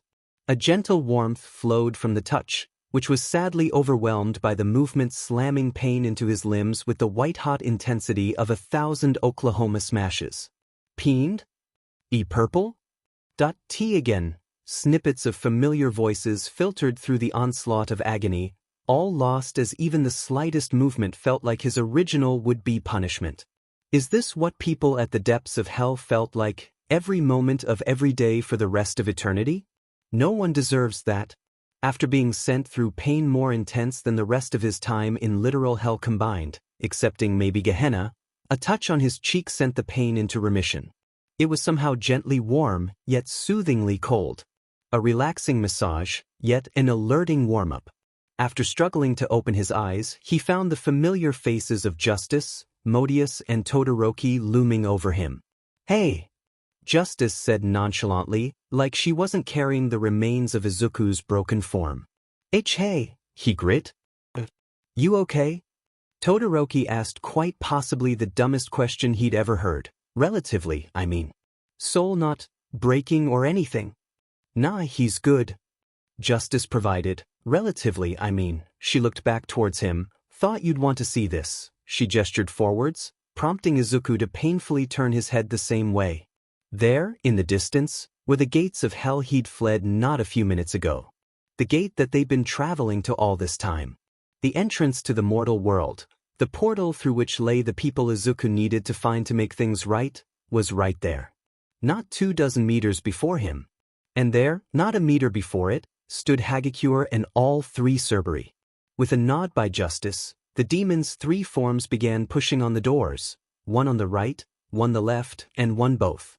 For a moment, the grand gates made not the faintest trace of movement, and Izuku could feel his heart threatening to give out from despair. But then, creak, the doors groaned open, the sound of metal scraping against stone ringing out. Justice carried him forwards to the doors. Usually I'd get you healed ASAP, but dash. Still in a hurry, Izuku groaned, I know.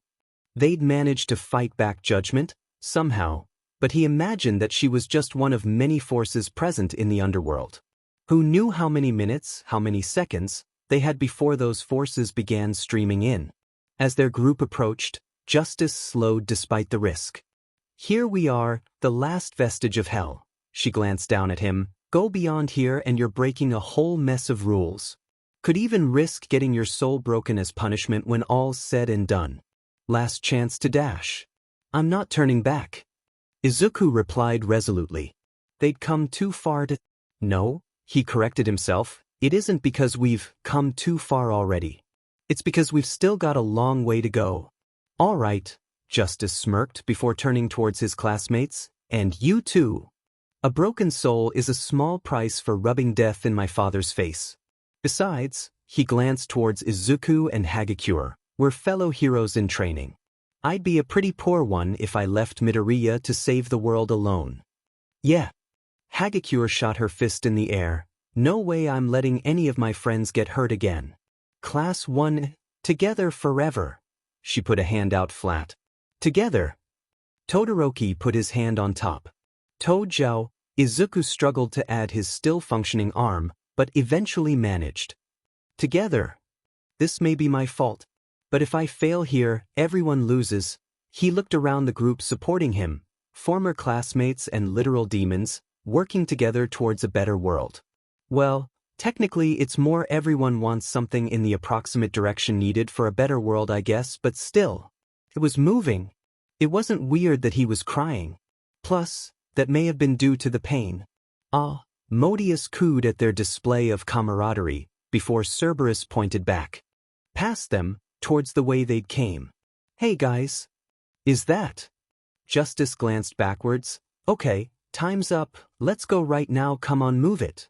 She darted through the gates with Izuku in arms, the importance of the moment somewhat muted by the fact he could barely feel anything beyond his limbs on fire as he was literally carried to their destination. Maybe Aizawa-sensei had a point. Questions of his utility aside, Izuku was carried through the gates and into a large circular room, one lined with darkened brimstone that was soaking wet. Looking towards the center, he found a cylindrical stream of murky white fluid stretching upwards into a bright, white light.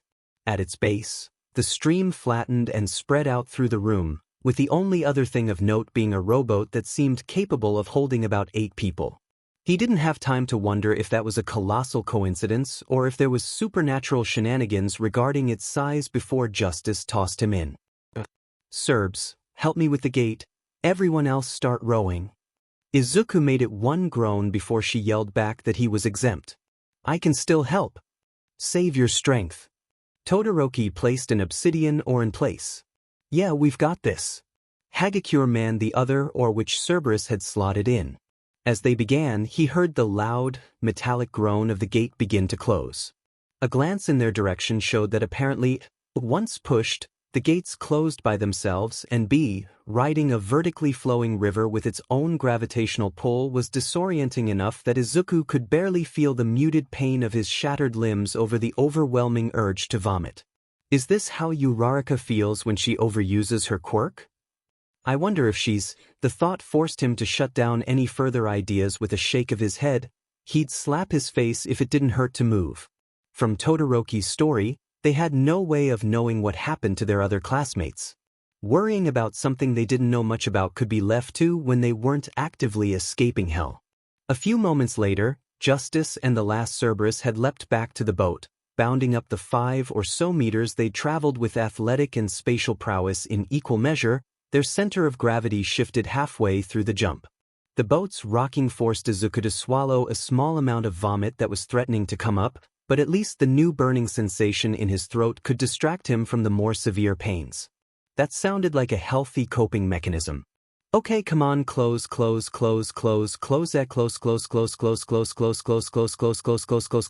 dash. Justice muttered with fingers crossed, Hell's gates slowly but surely sealing themselves. Key. Before they were stopped a few seconds before shutting completely, a familiar purple-black demon standing between them. Now far more black than purple with what he assumed to be burns from Gehenna, coated in a thick layer of stone and with an expression reminding Izuku more of a beast than anything Cerberus had ever become. Okay people, row. Justice ordered. It won't be enough. Cerberus replied, hurrying her rowing speed regardless. Can we, I dunno, throw something at her? Hagakure asked. Good idea. Cerberus answered, Tomodoki, curl up into a ball and dash. She was cut off by the now familiar humming of Izuku charging up one for all. The chaos he'd felt was back but now lessened, whether by distance from hell, experience, acclimatization, or Modius grabbing onto him desperately and thereby providing some form of demonic stabilization, he wasn't sure. Don't! Justice yelled. A punch from that will capsize the whole thing dash. Got it. Izuku pulled out an old trick. As Judgment leapt towards their craft, he aimed his blow in her direction. Her face morphed from feral anger to a mixture of fear and incensed anger. Was concentrating one for all into his only functioning middle finger petty? Perhaps. But as the opposing demon was halted in her jump, while he was launched back into the rowboat, forcing the entire thing to take off screeching up the stream like a speedboat, no one could claim it wasn't effective. Have I ever told you that you're completely insane? Justice exclaimed, holding on to him and keeping stable in the boat to help keep him from flying out. Modius was desperately clinging onto him and looking like she was about to have a heart attack, Hagakure doing the same but clinging onto the stone-faced Todoroki, and Cerberus had somehow gone up to the front of the craft as it bounded up towards the light. Sorry. Izuku chuckled awkwardly. Sorry? Ha! Justice flashed a feral grin. When did I claim that was a bad thing? You're both crazy. At Modius' frantic exclamation, Izuku replied in a way he honestly didn't expect. He laughed. As the boat shot upwards through the stream, as Judgment's knocked-back prone form became smaller and smaller, as it began to dawn that this was it, that they just might have escaped? As their escape continued, as the seconds passed and Judgment showed no sign of being able to catch up. He laughed. He laughed like maniac. It didn't take Justice long to join in. The trip up the so-called River Acheron soon proved to be substantially less exciting than Izuku had expected, thank whatever passed for divinity at this point. After the initial excitement of their launch, the boat's speed had mercifully slowed to that of a normal rowboat. Cerberus took over rowing duties and several minutes passed with naught but the splashing of the boat on the liquid of indeterminable composition, while Cerberus hummed, "Row, row, row your boat." An activity Hagakure soon joined in on. The whole affair betrayed the gradual calming of the group's mood. With every moment that passed without them being set upon by some hidden foe, Izuku could feel both himself and the others slowly calm, the tension from their confrontation gradually fading away, until eventually, I think we're clear. Justice let out a sigh of relief, an action quickly echoed by everyone else. So, Izuku swallowed nervously, there's no secret test to cross the stream? Confronting the souls of those we cared about or anything? Justice shook her head with an amused smile. We're not going to suddenly be ambushed by, I don't know, river guardians? Watchers of the gate? The souls of the dead? Todoroki asked. The League of Villains? Hagakure checked with a nervous smile. The minions of... Cerberus paused, unable to come up with anything. I wanted to say one. Another finished while the third pouted. Nah. Justice slumped in relief. We should be good for the rest of the ferry ride.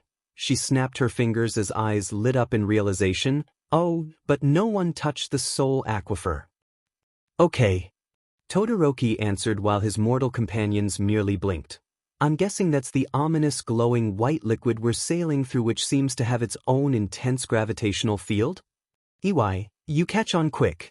She nodded in his direction. I could go on a whole spiel about the true essence of humanity or whatever, but basically don't touch the white goop unless you want to go insane.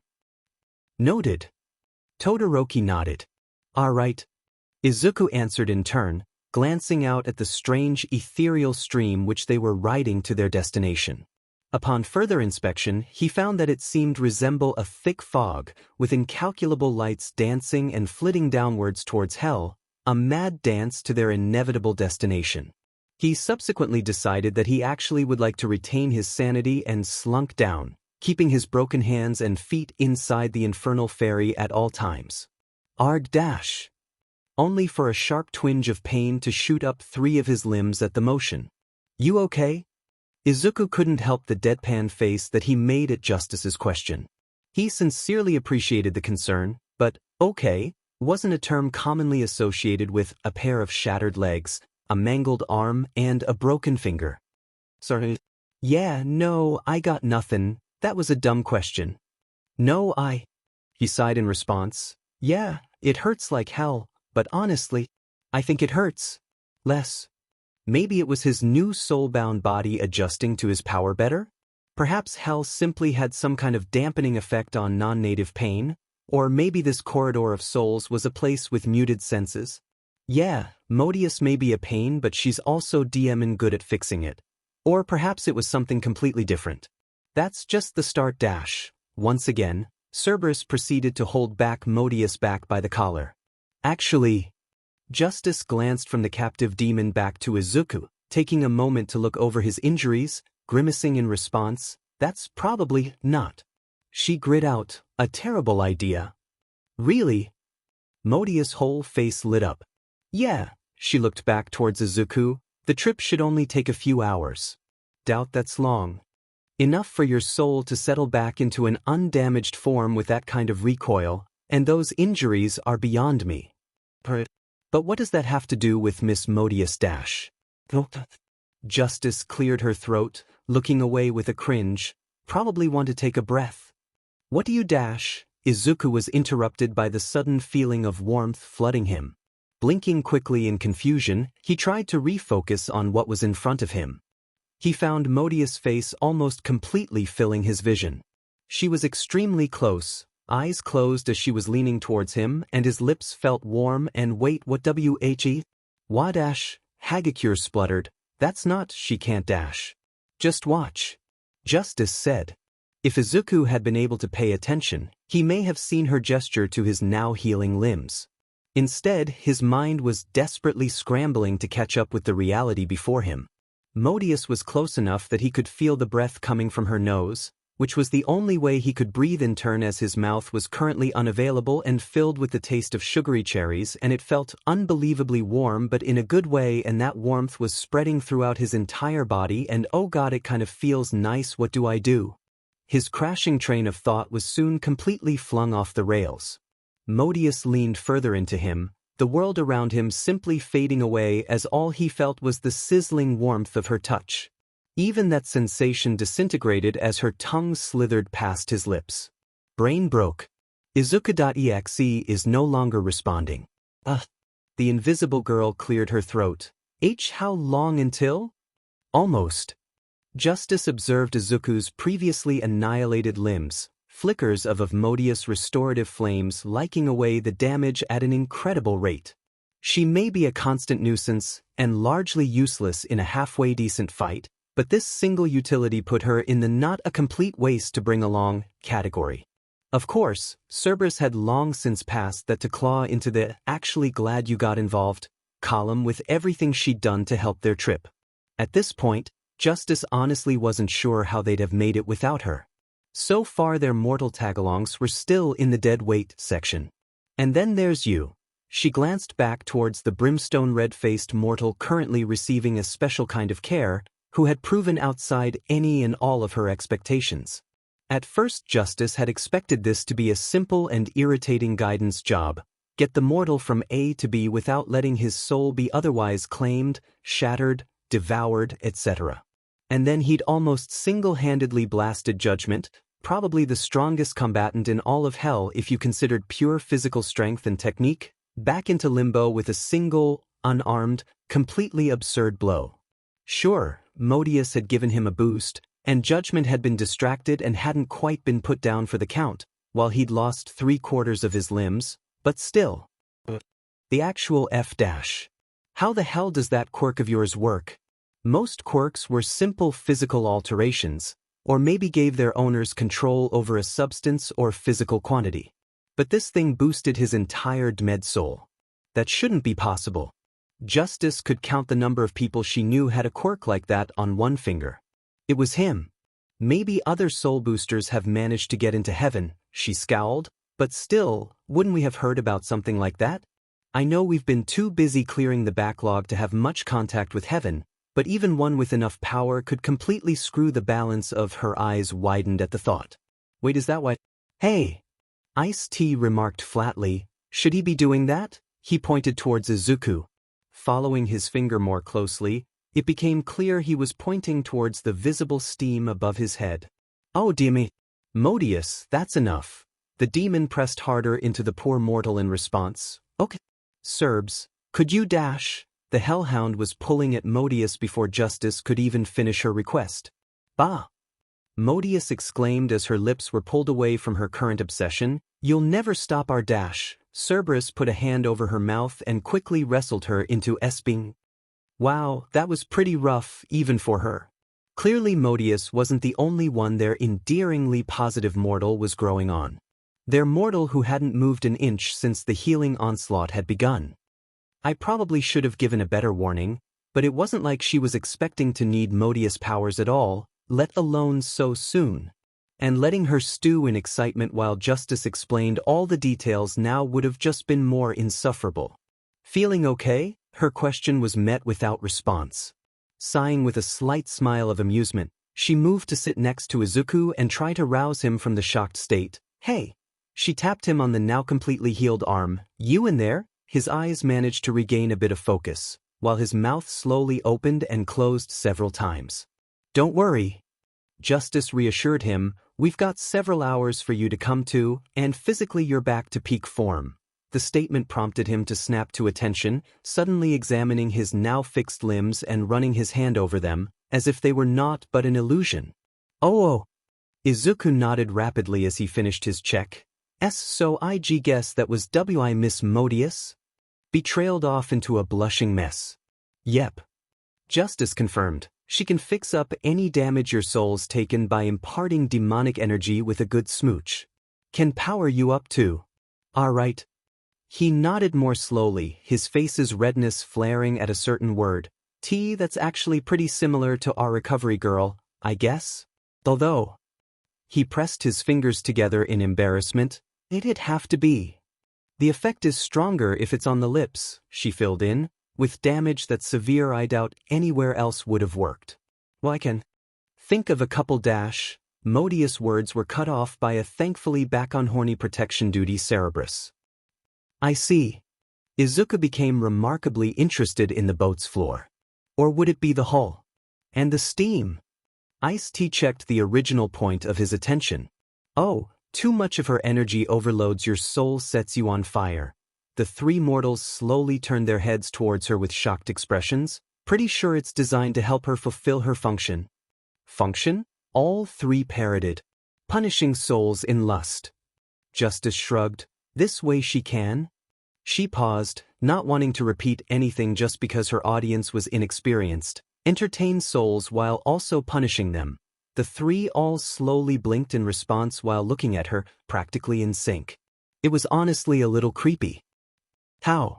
Izuku pinched the bridge of his nose. How is that The most reformative punishment I've seen in hell? He looked up to notice Justice's raised eyebrow and the mortal's incredulous gaping. I mean, it's still beyond messed up, but I mean, at least it tries to correct a mortal's vices.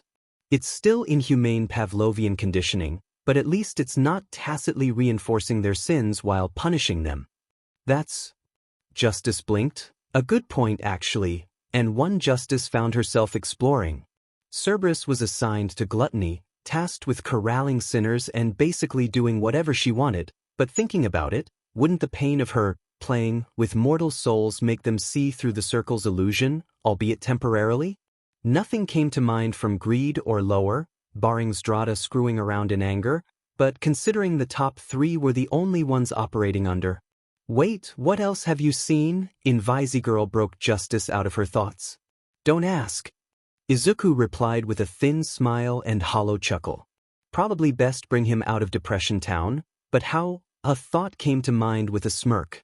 Hey Cerbs, one of the rowing Cerberi glanced at her. You know, it'll probably be easier to keep Modius off him if you take the seat next to Dash. Within moments, the Cerberus keeping hold of the lust demon dashed over to the mortal's side, and within moments she was not so subtly pestering him for pets.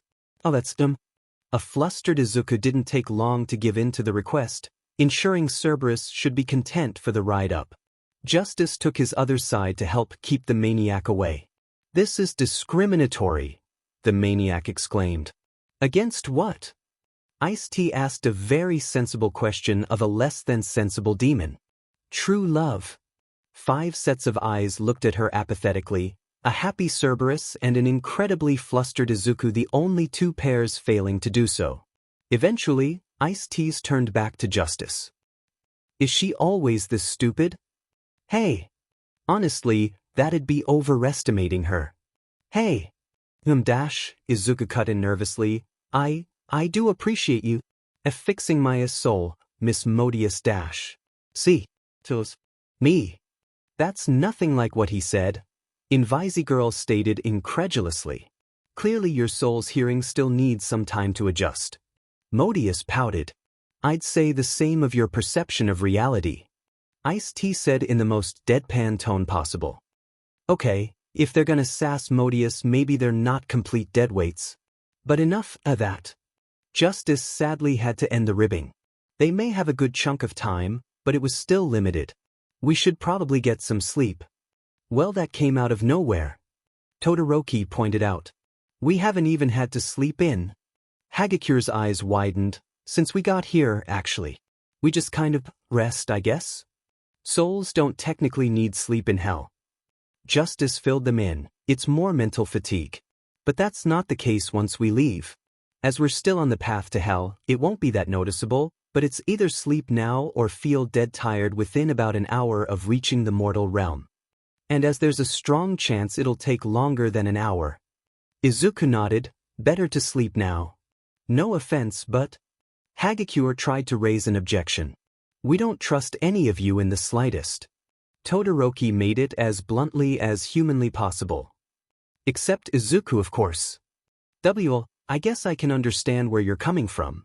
But Dash. It's cool. Justice interrupted her mortal companion. I'm not gonna force you or anything.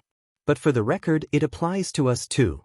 She gestured to her fellow demons, both the exhaustion and the trust. So I'm gonna catch some Z's, and if I catch you trying anything while we sleep. Cerberus mimed slicing their throats and then eating their souls. A little over the top, but it worked, so just bear that in mind. Oh, also, she turned to Modius, try anything and I'll throw you in the river. But Dash. It's only a few hours, she settled in for a nap. Just try not to be insufferable for that long, okay? You'll be getting your dumb books before long. Dumb? Dumb. I'll have you know that romantic fiction is the absolute peak of the human sapient experience. The expanse of emotions which the written word can explore, all contained in the confines of a small leather-bound parcel. Dash. The love freak went off, and Justice took the opportunity to check out of the conversation. If someone laid a finger on her, or the mortal she was slightly leaning on, she'd know. And they would regret it. At the sight before her, Toru had to rub her eyes. checking she wasn't in some coma-induced hallucination. The fact she could see her hands as she rubbed her eyes only seemed to add to the illusory feeling. What on earth? She muttered. You mean what in hell? She side-eyed Todoroki, correcting her with a slight growl.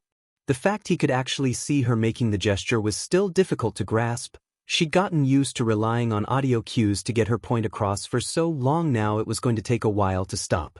But wherever they were and whatever form they were, taking the sight of a sleeping Midoriya being leaned on by demons, Justice and a Cerberus on either side, along with Modius having managed to curl up on the floor around his feet, who was the dog demon here again, was enough to make her question reality. Even more than she had been the past few weeks in literal hell. You two should try and get some sleep too. Another Cerberus rowing the boat by Todoroki suggested, apathy dripping from her voice. It's probably the last chance we'll get in a while. Why don't you? Todoroki asked sharply. I am. She nodded towards her sleeping next to Midoriya. Was that how that worked? Did only one need sleep, or did they rotate? We probably should. Toru had to stifle a yawn, the first time she'd had to since arriving in Limbo. While there'd been exhaustion shortly after arriving, it was more from the sheer insanity of her situation and the need for something familiar than general physical need. It seemed the least evil demon was telling the truth. The afterlife took away the need for things like sleep, and as they edged closer to life it was coming back. I'll pass. Todoroki answered with a grunt. The slightest movement of his head and shift of focus towards the dog demon next to him told why he felt hesitant to let his guard down. That she answered his gaze with a sinister smile full of canines did little to calm the atmosphere. Hey! Toru started nervously, earning the idle attention of the demon. The moment she spoke, the phrase, "Fool's Russian," was echoing in her mind. But it didn't change the fact that they needed to know if they were a thoughtless bite away from a more permanent end, if they were to have any hope of avoiding that end. Back in the diner, when Todoroki was, she tried to shake off the image of her friend's life being naught but a helpless little ball. Were you really going to, The demon's confused blink implied that she did not know. Eat him? Toru finished quietly. Yee. Cerberus shrugged nonchalantly. But Toru had to try and keep the anger out of her voice, both from fear of waking up their friend and demon guides, and the fear she'd earned the hound's ire. Why? His soul was tasty. She smirked at the scarred teen with a fang bared before turning back to Toru more neutrally, plus it's rare to get a bear's soul like that. What do you mean? Todoroki immediately asked. Cutting through a projection to extract the naked soul isn't easy. Trust me. Cerberus pouted, and Toru couldn't help but wonder how many people's souls were saved on account of this fact. Justice is one of the few demons I know who can do it so cleanly. But Toru tried to recover. Doesn't it? Doesn't it bother you that you're eating people? She'd expected the question to come out bitter, but it came out more confused than anything. No, she replied blithely. Why would it? Because we're people. Todoroki cut her off bitterly. We're not just objects. Made to do or be whatever you want. We have our own goals. Our own desires, our own methods. What gives you the right to take that away? His voice was edging a tad too loud towards the end. Cerberus' disinterested face gave way to an irritated scowl. Are you a vegetarian? That's not the same. Todoroki seethed, and Toru had to nudge him to keep his voice down.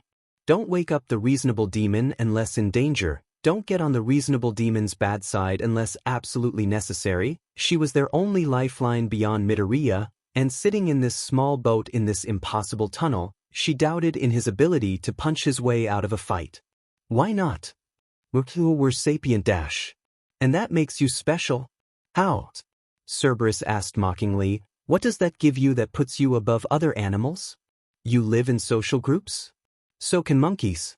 You can count? So can birds. You have language? So do insects. Even some vegetarians eat them. She glanced away, point apparently made and irritation settling back into boredom, though now mixed with some satisfaction. Humans are just another link in the food chain, and I don't know anything tastier than raw soul. Toru noticed the smallest amount of drool coming out. On one hand, Oh, for the love of God, change the conversation, talk about anything else. On the other, well, this food won't go down easy, she stated, and if you try and make a meal out of Midoriya, we'll find a way to stop you. Even if they were at the overwhelming disadvantage, this time they'd stick together. This time, she'd make sure everyone came back in one piece. Huh. Cerberus blinked in confusion, attention shifting back to Toru. Why would I eat Izuku? Maybe because you just compared humans to insects and stated you find them delicious? Todoroki growled. Well, humans, sure. But not Izuku. What makes him special? Todoroki's innocent question, the one delivered with the least bitterness out of their entire conversation, was what earned an angry growl and a pair of eyes flashing red.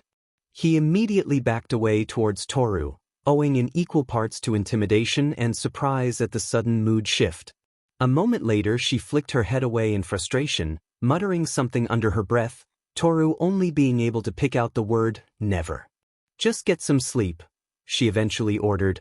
Justice and Izuku would both be angry if you were gone once they woke up, so relax. That statement did not make Toru relax. However, recognizing the need for sleep, she tried to get some anyway. The swaying of the boat was surprisingly comforting in that regard, but part of her was still uneasy from the chilling conversation they just had. To try and settle her nerves, she decided to lean lightly on Todoroki. That way, if Cerberus tried anything, it would wake her up. That was the only reason she did so. Anyone who claimed otherwise was a liar. Sleeping in this dead body that he now resided in was a strange experience, Izuku decided. After shutting his eyes, he'd found himself in a less-than-conscious state practically the moment he willingly wanted to rest without hesitation. There was no twisting or turning, no issues of discomfort despite being in a small boat of wood with pretty poor seating. He just wanted to sleep and poof. He was there. Except it wasn't quite sleep as he knew it. While he was less than conscious, he wasn't entirely unconscious either. Rather, it was as if his body had been plunged into a huge lake of comfortably warm water, the rest of the world just passing him by atop the surface. He could still hear the sound of familiar voices when they spoke, but he had no idea what they were saying, still feel the warmth of others touching his sleeping form, but only a vague notion that someone was there and that he trusted them, rather than where or who they specifically were. He'd found himself stirring a number of times, and the moment he did he was fully awake again. The first time was Cerberus stirring to his left and demanding pets, which he'd happily given and soon drifted back off. The next was Modius sitting around his feet, an action he honestly did not know how to respond to, so he quickly just accepted it and went back to sleep, ignoring the blushing as he drifted off again. The third, final time, he seemed to awake naturally, like his body and mind and soul were fully charged and ready to go. Oh hey, you're up. Justice noticed. Glancing her way, Izuku realized that while asleep, he'd slumped over slightly to start leaning on her.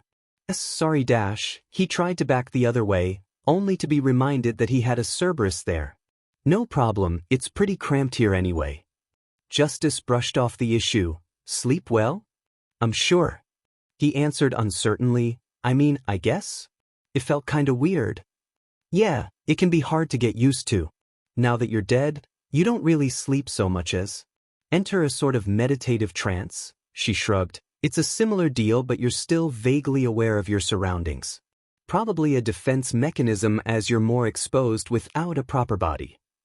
Alright. Izuku nodded, that made sense. Sort of. As much as anything can anymore. Wait, speaking of which. Hey, he started, quietly to try and not wake anyone else. Can I ask something? Yes.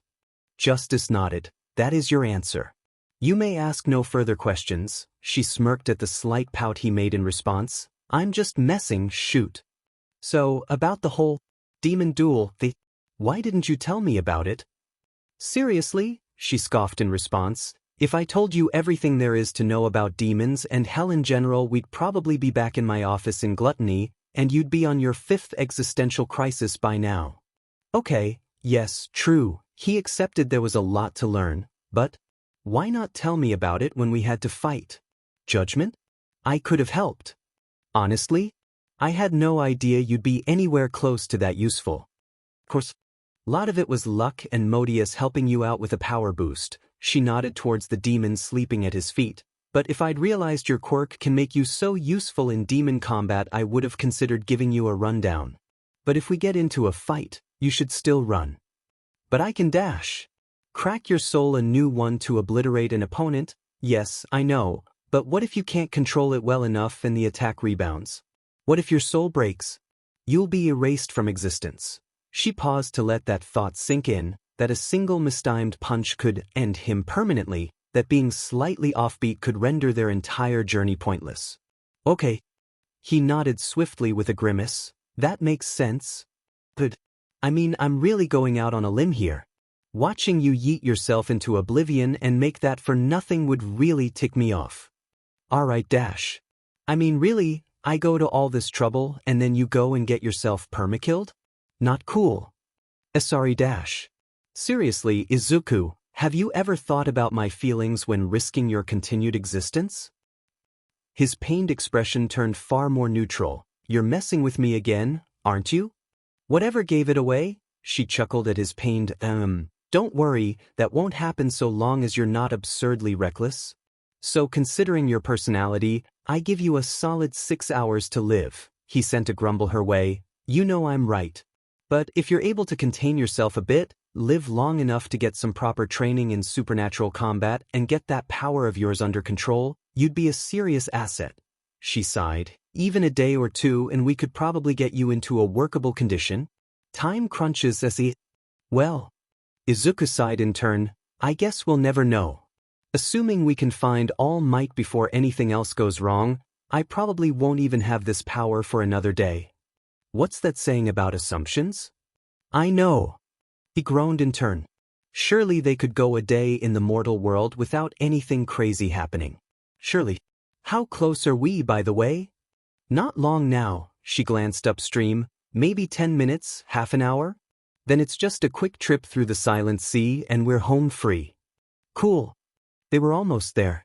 So close. One other thing? She gave a quick nod. About the thing Judgment said? Which thing? Her eyes narrowed slightly, posture becoming just that little bit more rigid. About how you lost your? He immediately regretted asking. However, her demeanor didn't shift into something aggressive nor defensive, instead just deflating into a form that looked defeated. Oh, long story. She breathed out deeply. It was a pretty cool fight. Wish you could have seen it. Hero fanboy like you probably would have flipped. But in the end, I was just being a dumbass that thought she could actually change things. Izuku waited for her to go on, but apparently that was all she had to say on the matter. A million questions were running through his head. What happened? Why fight? What was she trying to change? What exactly went wrong? Could it still be fixed? What question was she expecting that was somehow worse than that? But those questions would have to wait. She'd helped keep him together so many times already, it was his turn to help. Well, he tried to think of what to say. I think you're a pretty awesome dumbass. And somehow thought that meant saying that. Welp, that's what I get for thinking I could help. Eh? She turned to him in reasonable confusion. Why are not a dumbass? Obviously I don't think that I just meant dash. He paused and took a breath. I just meant. Considering that your form of rule-breaking consists of helping me and possibly saving the mortal world, that sending me to Judecca is a punishment you consider worth changing, that you're strong enough to go toe-to-toe with one of the strongest demons in hell, and that you use that strength to try and help your friends escape. I don't know what it was you were trying to change, and I don't know how much it did, but... He looked towards her seriously. I know that if you thought it was something that needed changing so badly that you went to such lengths, then it needed changing. And if it's still something that needs changing, I'll help in any way I can. I won't have one for all, but other than that...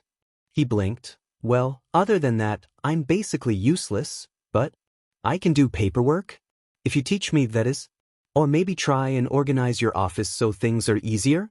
But dash, he was getting off track. What I'm saying is that Judgment was wrong. That being able to stand up and fight for what you think is right is admirable. That I think it's incredible that you went to such lengths to try and change things. That I think you're incredible. He blushed slightly at that last statement, and found it difficult to meet her eyes. It became even more difficult when she simply stared at him in response for a good few seconds, and he couldn't help but regret at least half of what he'd said immediately. What was he thinking? Paperwork? At least offer to try and gather information as a mortal soul, or something. Is that how hell works? Yee. She started laughing quietly, and soon found herself unable to stop. It wasn't a chuckle at his expense, nor the laughter she'd exhibited whenever he did something incredibly idiotic or embarrassing. It was just a quiet laugh that she seemed unable to control. He looked at her in confusion. Sorry. She wiped a slight tear from her eye. Just been a while since I heard someone say point blank she's wrong. Not a pain or a stick in the mud, or bad for the high prosecutor role, but just wrong. And I'll admit, some help with the paperwork is basically what I'm looking for after all this, so I think I'll be taking you up on that offer. All right, he nodded vigorously. A few moments passed before she spoke again. And Izuku? He tilted his head in response as a small smile came to her lips. Thanks. Don't mention it, he smiled in turn, glad that at least parts of his incoherent mess of an explanation had been useful. Another few moments later, her smile turned smug once again. Though, I will say you should be more careful with your words. I mean, depending on who you're speaking to, someone could take you calling them incredible like that any number of dash. Her words drifted off into oblivion. Izuku tried to ask, only for his words to die on his lips. Dash. Justice interrupted his silent question with something similarly impossible to hear. She put a finger to her lips to ask him to be quiet, or maybe she was saying he had to be quiet. The two proceeded to slowly wake the others in their boat. Upon waking, it turned out that they, too, were seemingly cursed with silence. The four other demons seemed to simply nod with understanding, while Todoroki and Hagakure were as confused as Izuku. Justice got their attention and pointed further upstream. In his distraction he hadn't noticed, but the walls of the circular cave they traveled through were narrowing to a point, and the river of souls seemed to somehow twist inwards. The group held on tight to the boat, approaching the twist slowly, before eventually plowing forwards and around as if going down a steep and curving hill. Going through, they traveled inwards to a hollow core of the river, the stream becoming a swirling sea of souls around them. Simple colors seemed imbued with emotions. The smallest of movements held an entire year of experiences. Izuku's head was pressed down further into the boat by someone, maybe Justice, maybe Cerberus, it was hard to tell. Izuku remembered, don't look into the souls unless you want to go insane. I mean, come on Izuku, get it together? A few seconds later and the hold on his head was gone. Cautiously raising it back up, he looked upwards to find something unexpected. Nothing. No swirling river, no tunnel wall, just an empty, infinite void. Glancing around, he found that Cerberus was rowing them away from a swirling white whirlpool, most likely the entrance exit to. He tried to ask if they'd arrived, but the lack of a voice implied the answer was negative. Looking further, he found they were in a large body of water, while the whirlpool to hell was a bright white, glowing with souls being drawn towards it. The further they traveled out, the blacker the liquid became. He noticed Todoroki leaning to look down, only for Justice to pull him back. She glanced at the three mortals, sighed, and slowly ripped out a single strand of her hair. After checking the three mortals were all well seated, she dropped the strand into the water, whereupon the water all around it bubbled and boiled furiously, splashing uncontrollably while Cerberus quickly rowed the boat away. Unable to take his eyes off the scene, Izuku soon couldn't find a speck of white hair atop the ocean as the water calmed once again. Looking back to Justice, she pointed towards the water and made a big X with her arms. The gesture was simple, but the message was clear. Don't go in the water, your screams we will never hear. Stewing on that terrifying demonstration for a good few minutes, Cerberus continued to diligently row their group over the Death Sea, apparently silently still humming "Row Your Boat" to herself with an innocent smile on her face. The sheer insanity of the scene made Izuku wonder if he'd stared for too long at the river with its own gravity made of human souls leading to hell and connecting to a black Death Sea. Yeah, no, I've definitely gone insane. But the state of his sanity didn't change the fact that he soon saw something in the distance, and from the others' similar reactions, it seemed he wasn't completely delusional. As the group approached, Izuku realized he actually recognized the shape. Is that? He raised an eyebrow skeptically. Tree? As they approached, his suspicions were confirmed. Out of the deadly liquid, a bright white tree was growing upwards, spreading in all directions but continually upwards with more branches than Izuku had ever seen. But while the souls had given off light full of life, the tree was the opposite. It was clearly glowing, but the light was completely hollow. Amidst the darkness, it didn't reflect in the liquid, didn't light up their path. It was just there. Cerberus changed course to approach the spooky glowing tree, because of course that was their destination. Of course it was. As they did, Izuku realized it wasn't alone. Distance was difficult to work out, but a number of trees stretching up into the pitch darkness were coming into view. They were spaced a good distance apart, at least 100 meters or so, probably more. Looking up at the forest they were headed towards, Izuku noticed something else that seemed important. He couldn't see the canopy. They just stretched up into the darkness, branched swords piercing the infinite void. He didn't have time to marvel at the idea before the boat knocked against the side of the tree they'd been heading towards, and the hound demons began working on trying to fix it to the tree's roots. As she did, Justice managed to get their attention. She pointed to the group, then the tree, then used her hands to mime, walking up a vertical. Izuku's eyes widened. Oh, he silently gulped. We have to climb the infinite death tree, don't we? Unfortunately, his guess turned out to be right. Fortunately, Justice decided to partner each mortal up with a Cerberus. This way, Izuku supposed, if one of them lost their grip, at least everyone else would learn about it in time to watch their indescribably gruesome death. He was feeling grit about this portion of the trip. Thankfully, with his friendly dog demons. Help, the tree's countless branches turned out to make it far easier to climb than he'd imagined. It seemed Hagakure was similarly having few problems, while Todoroki was constantly making ice structures to hold himself to the tree. The fact made two facts clear to Izuku. 1. Cerberus was teasing Todoroki, which Izuku was thankfully able to get her to stop doing with a combination of gesturing, pouting, pleading eyes and pets, and 2. He was really glad Hagakure could turn off her invisibility now. If the rest made it out only to later discover she'd fallen halfway up the ghost tree, he honestly didn't know how he'd cope at this point. Pushing thoughts of the myriad ways this could have gone horrible wrong aside, he continued his climb with the group.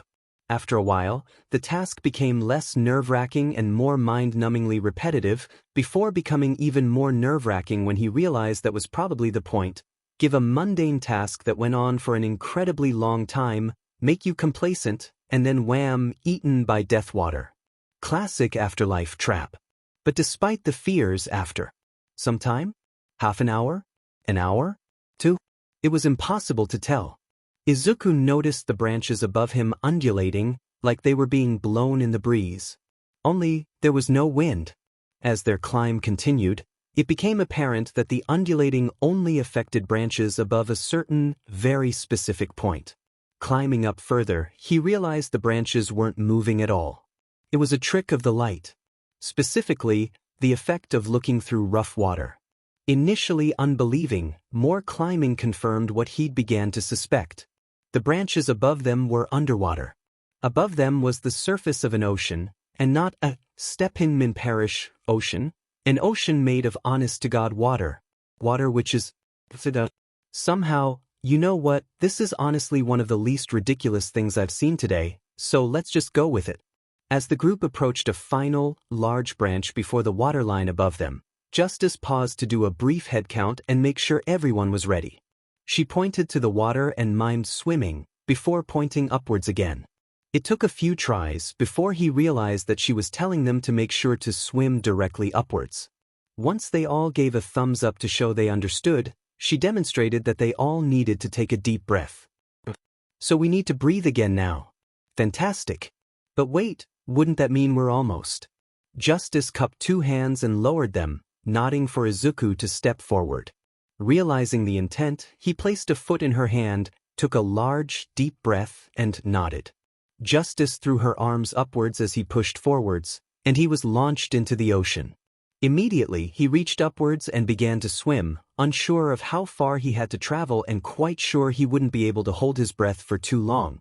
As he swam up, the branches of the tree they'd been climbing quickly began to end, and he realized it was the water itself that acted as the canopy layer. As the branches sunk out of view, the water slowly shifted from an unnerving cold to simply cold. The pure darkness above gave way to a weak, shimmering light, and Izuku even began to spot recognizable fish swimming about.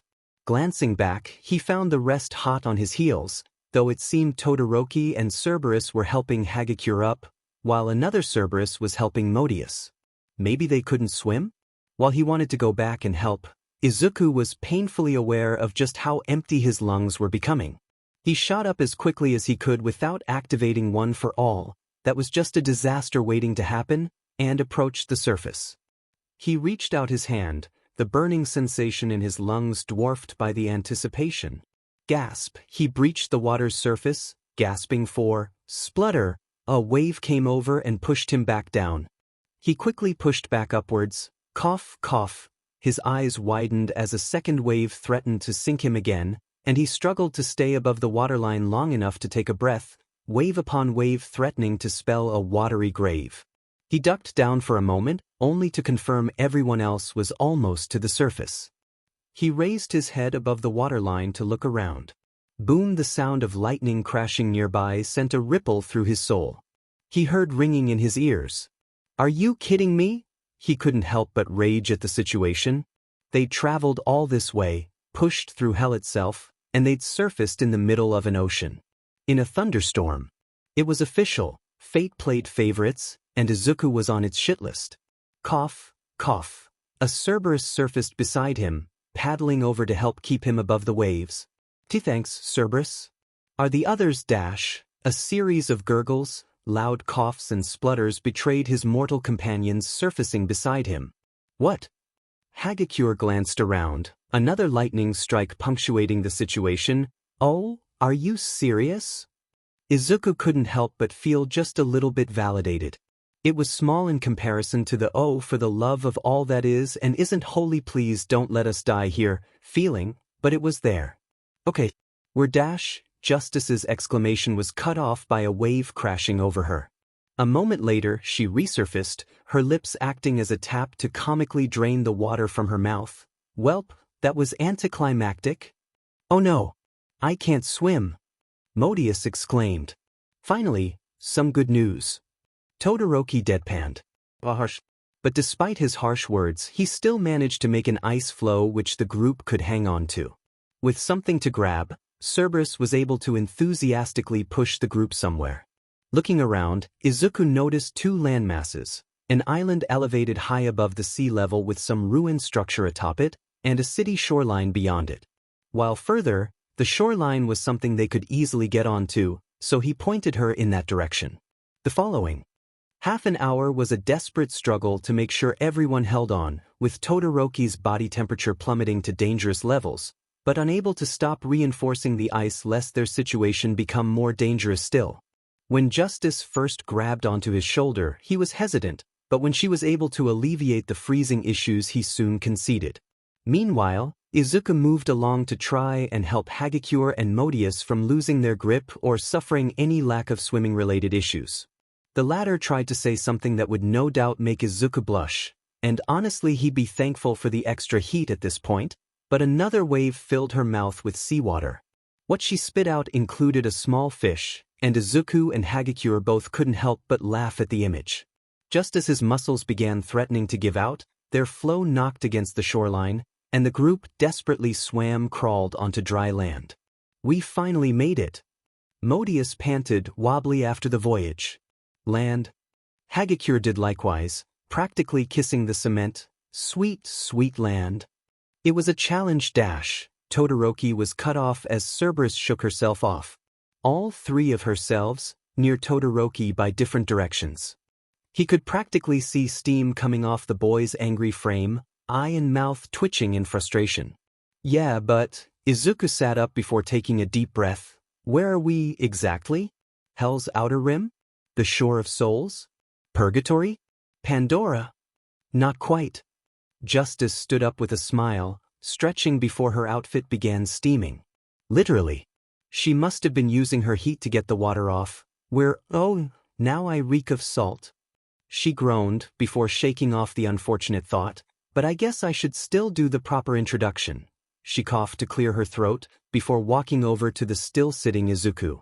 Izuku Midoriya, she stated dramatically, holding out a hand to help him up, one he gladly took. Welcome to the mortal realm.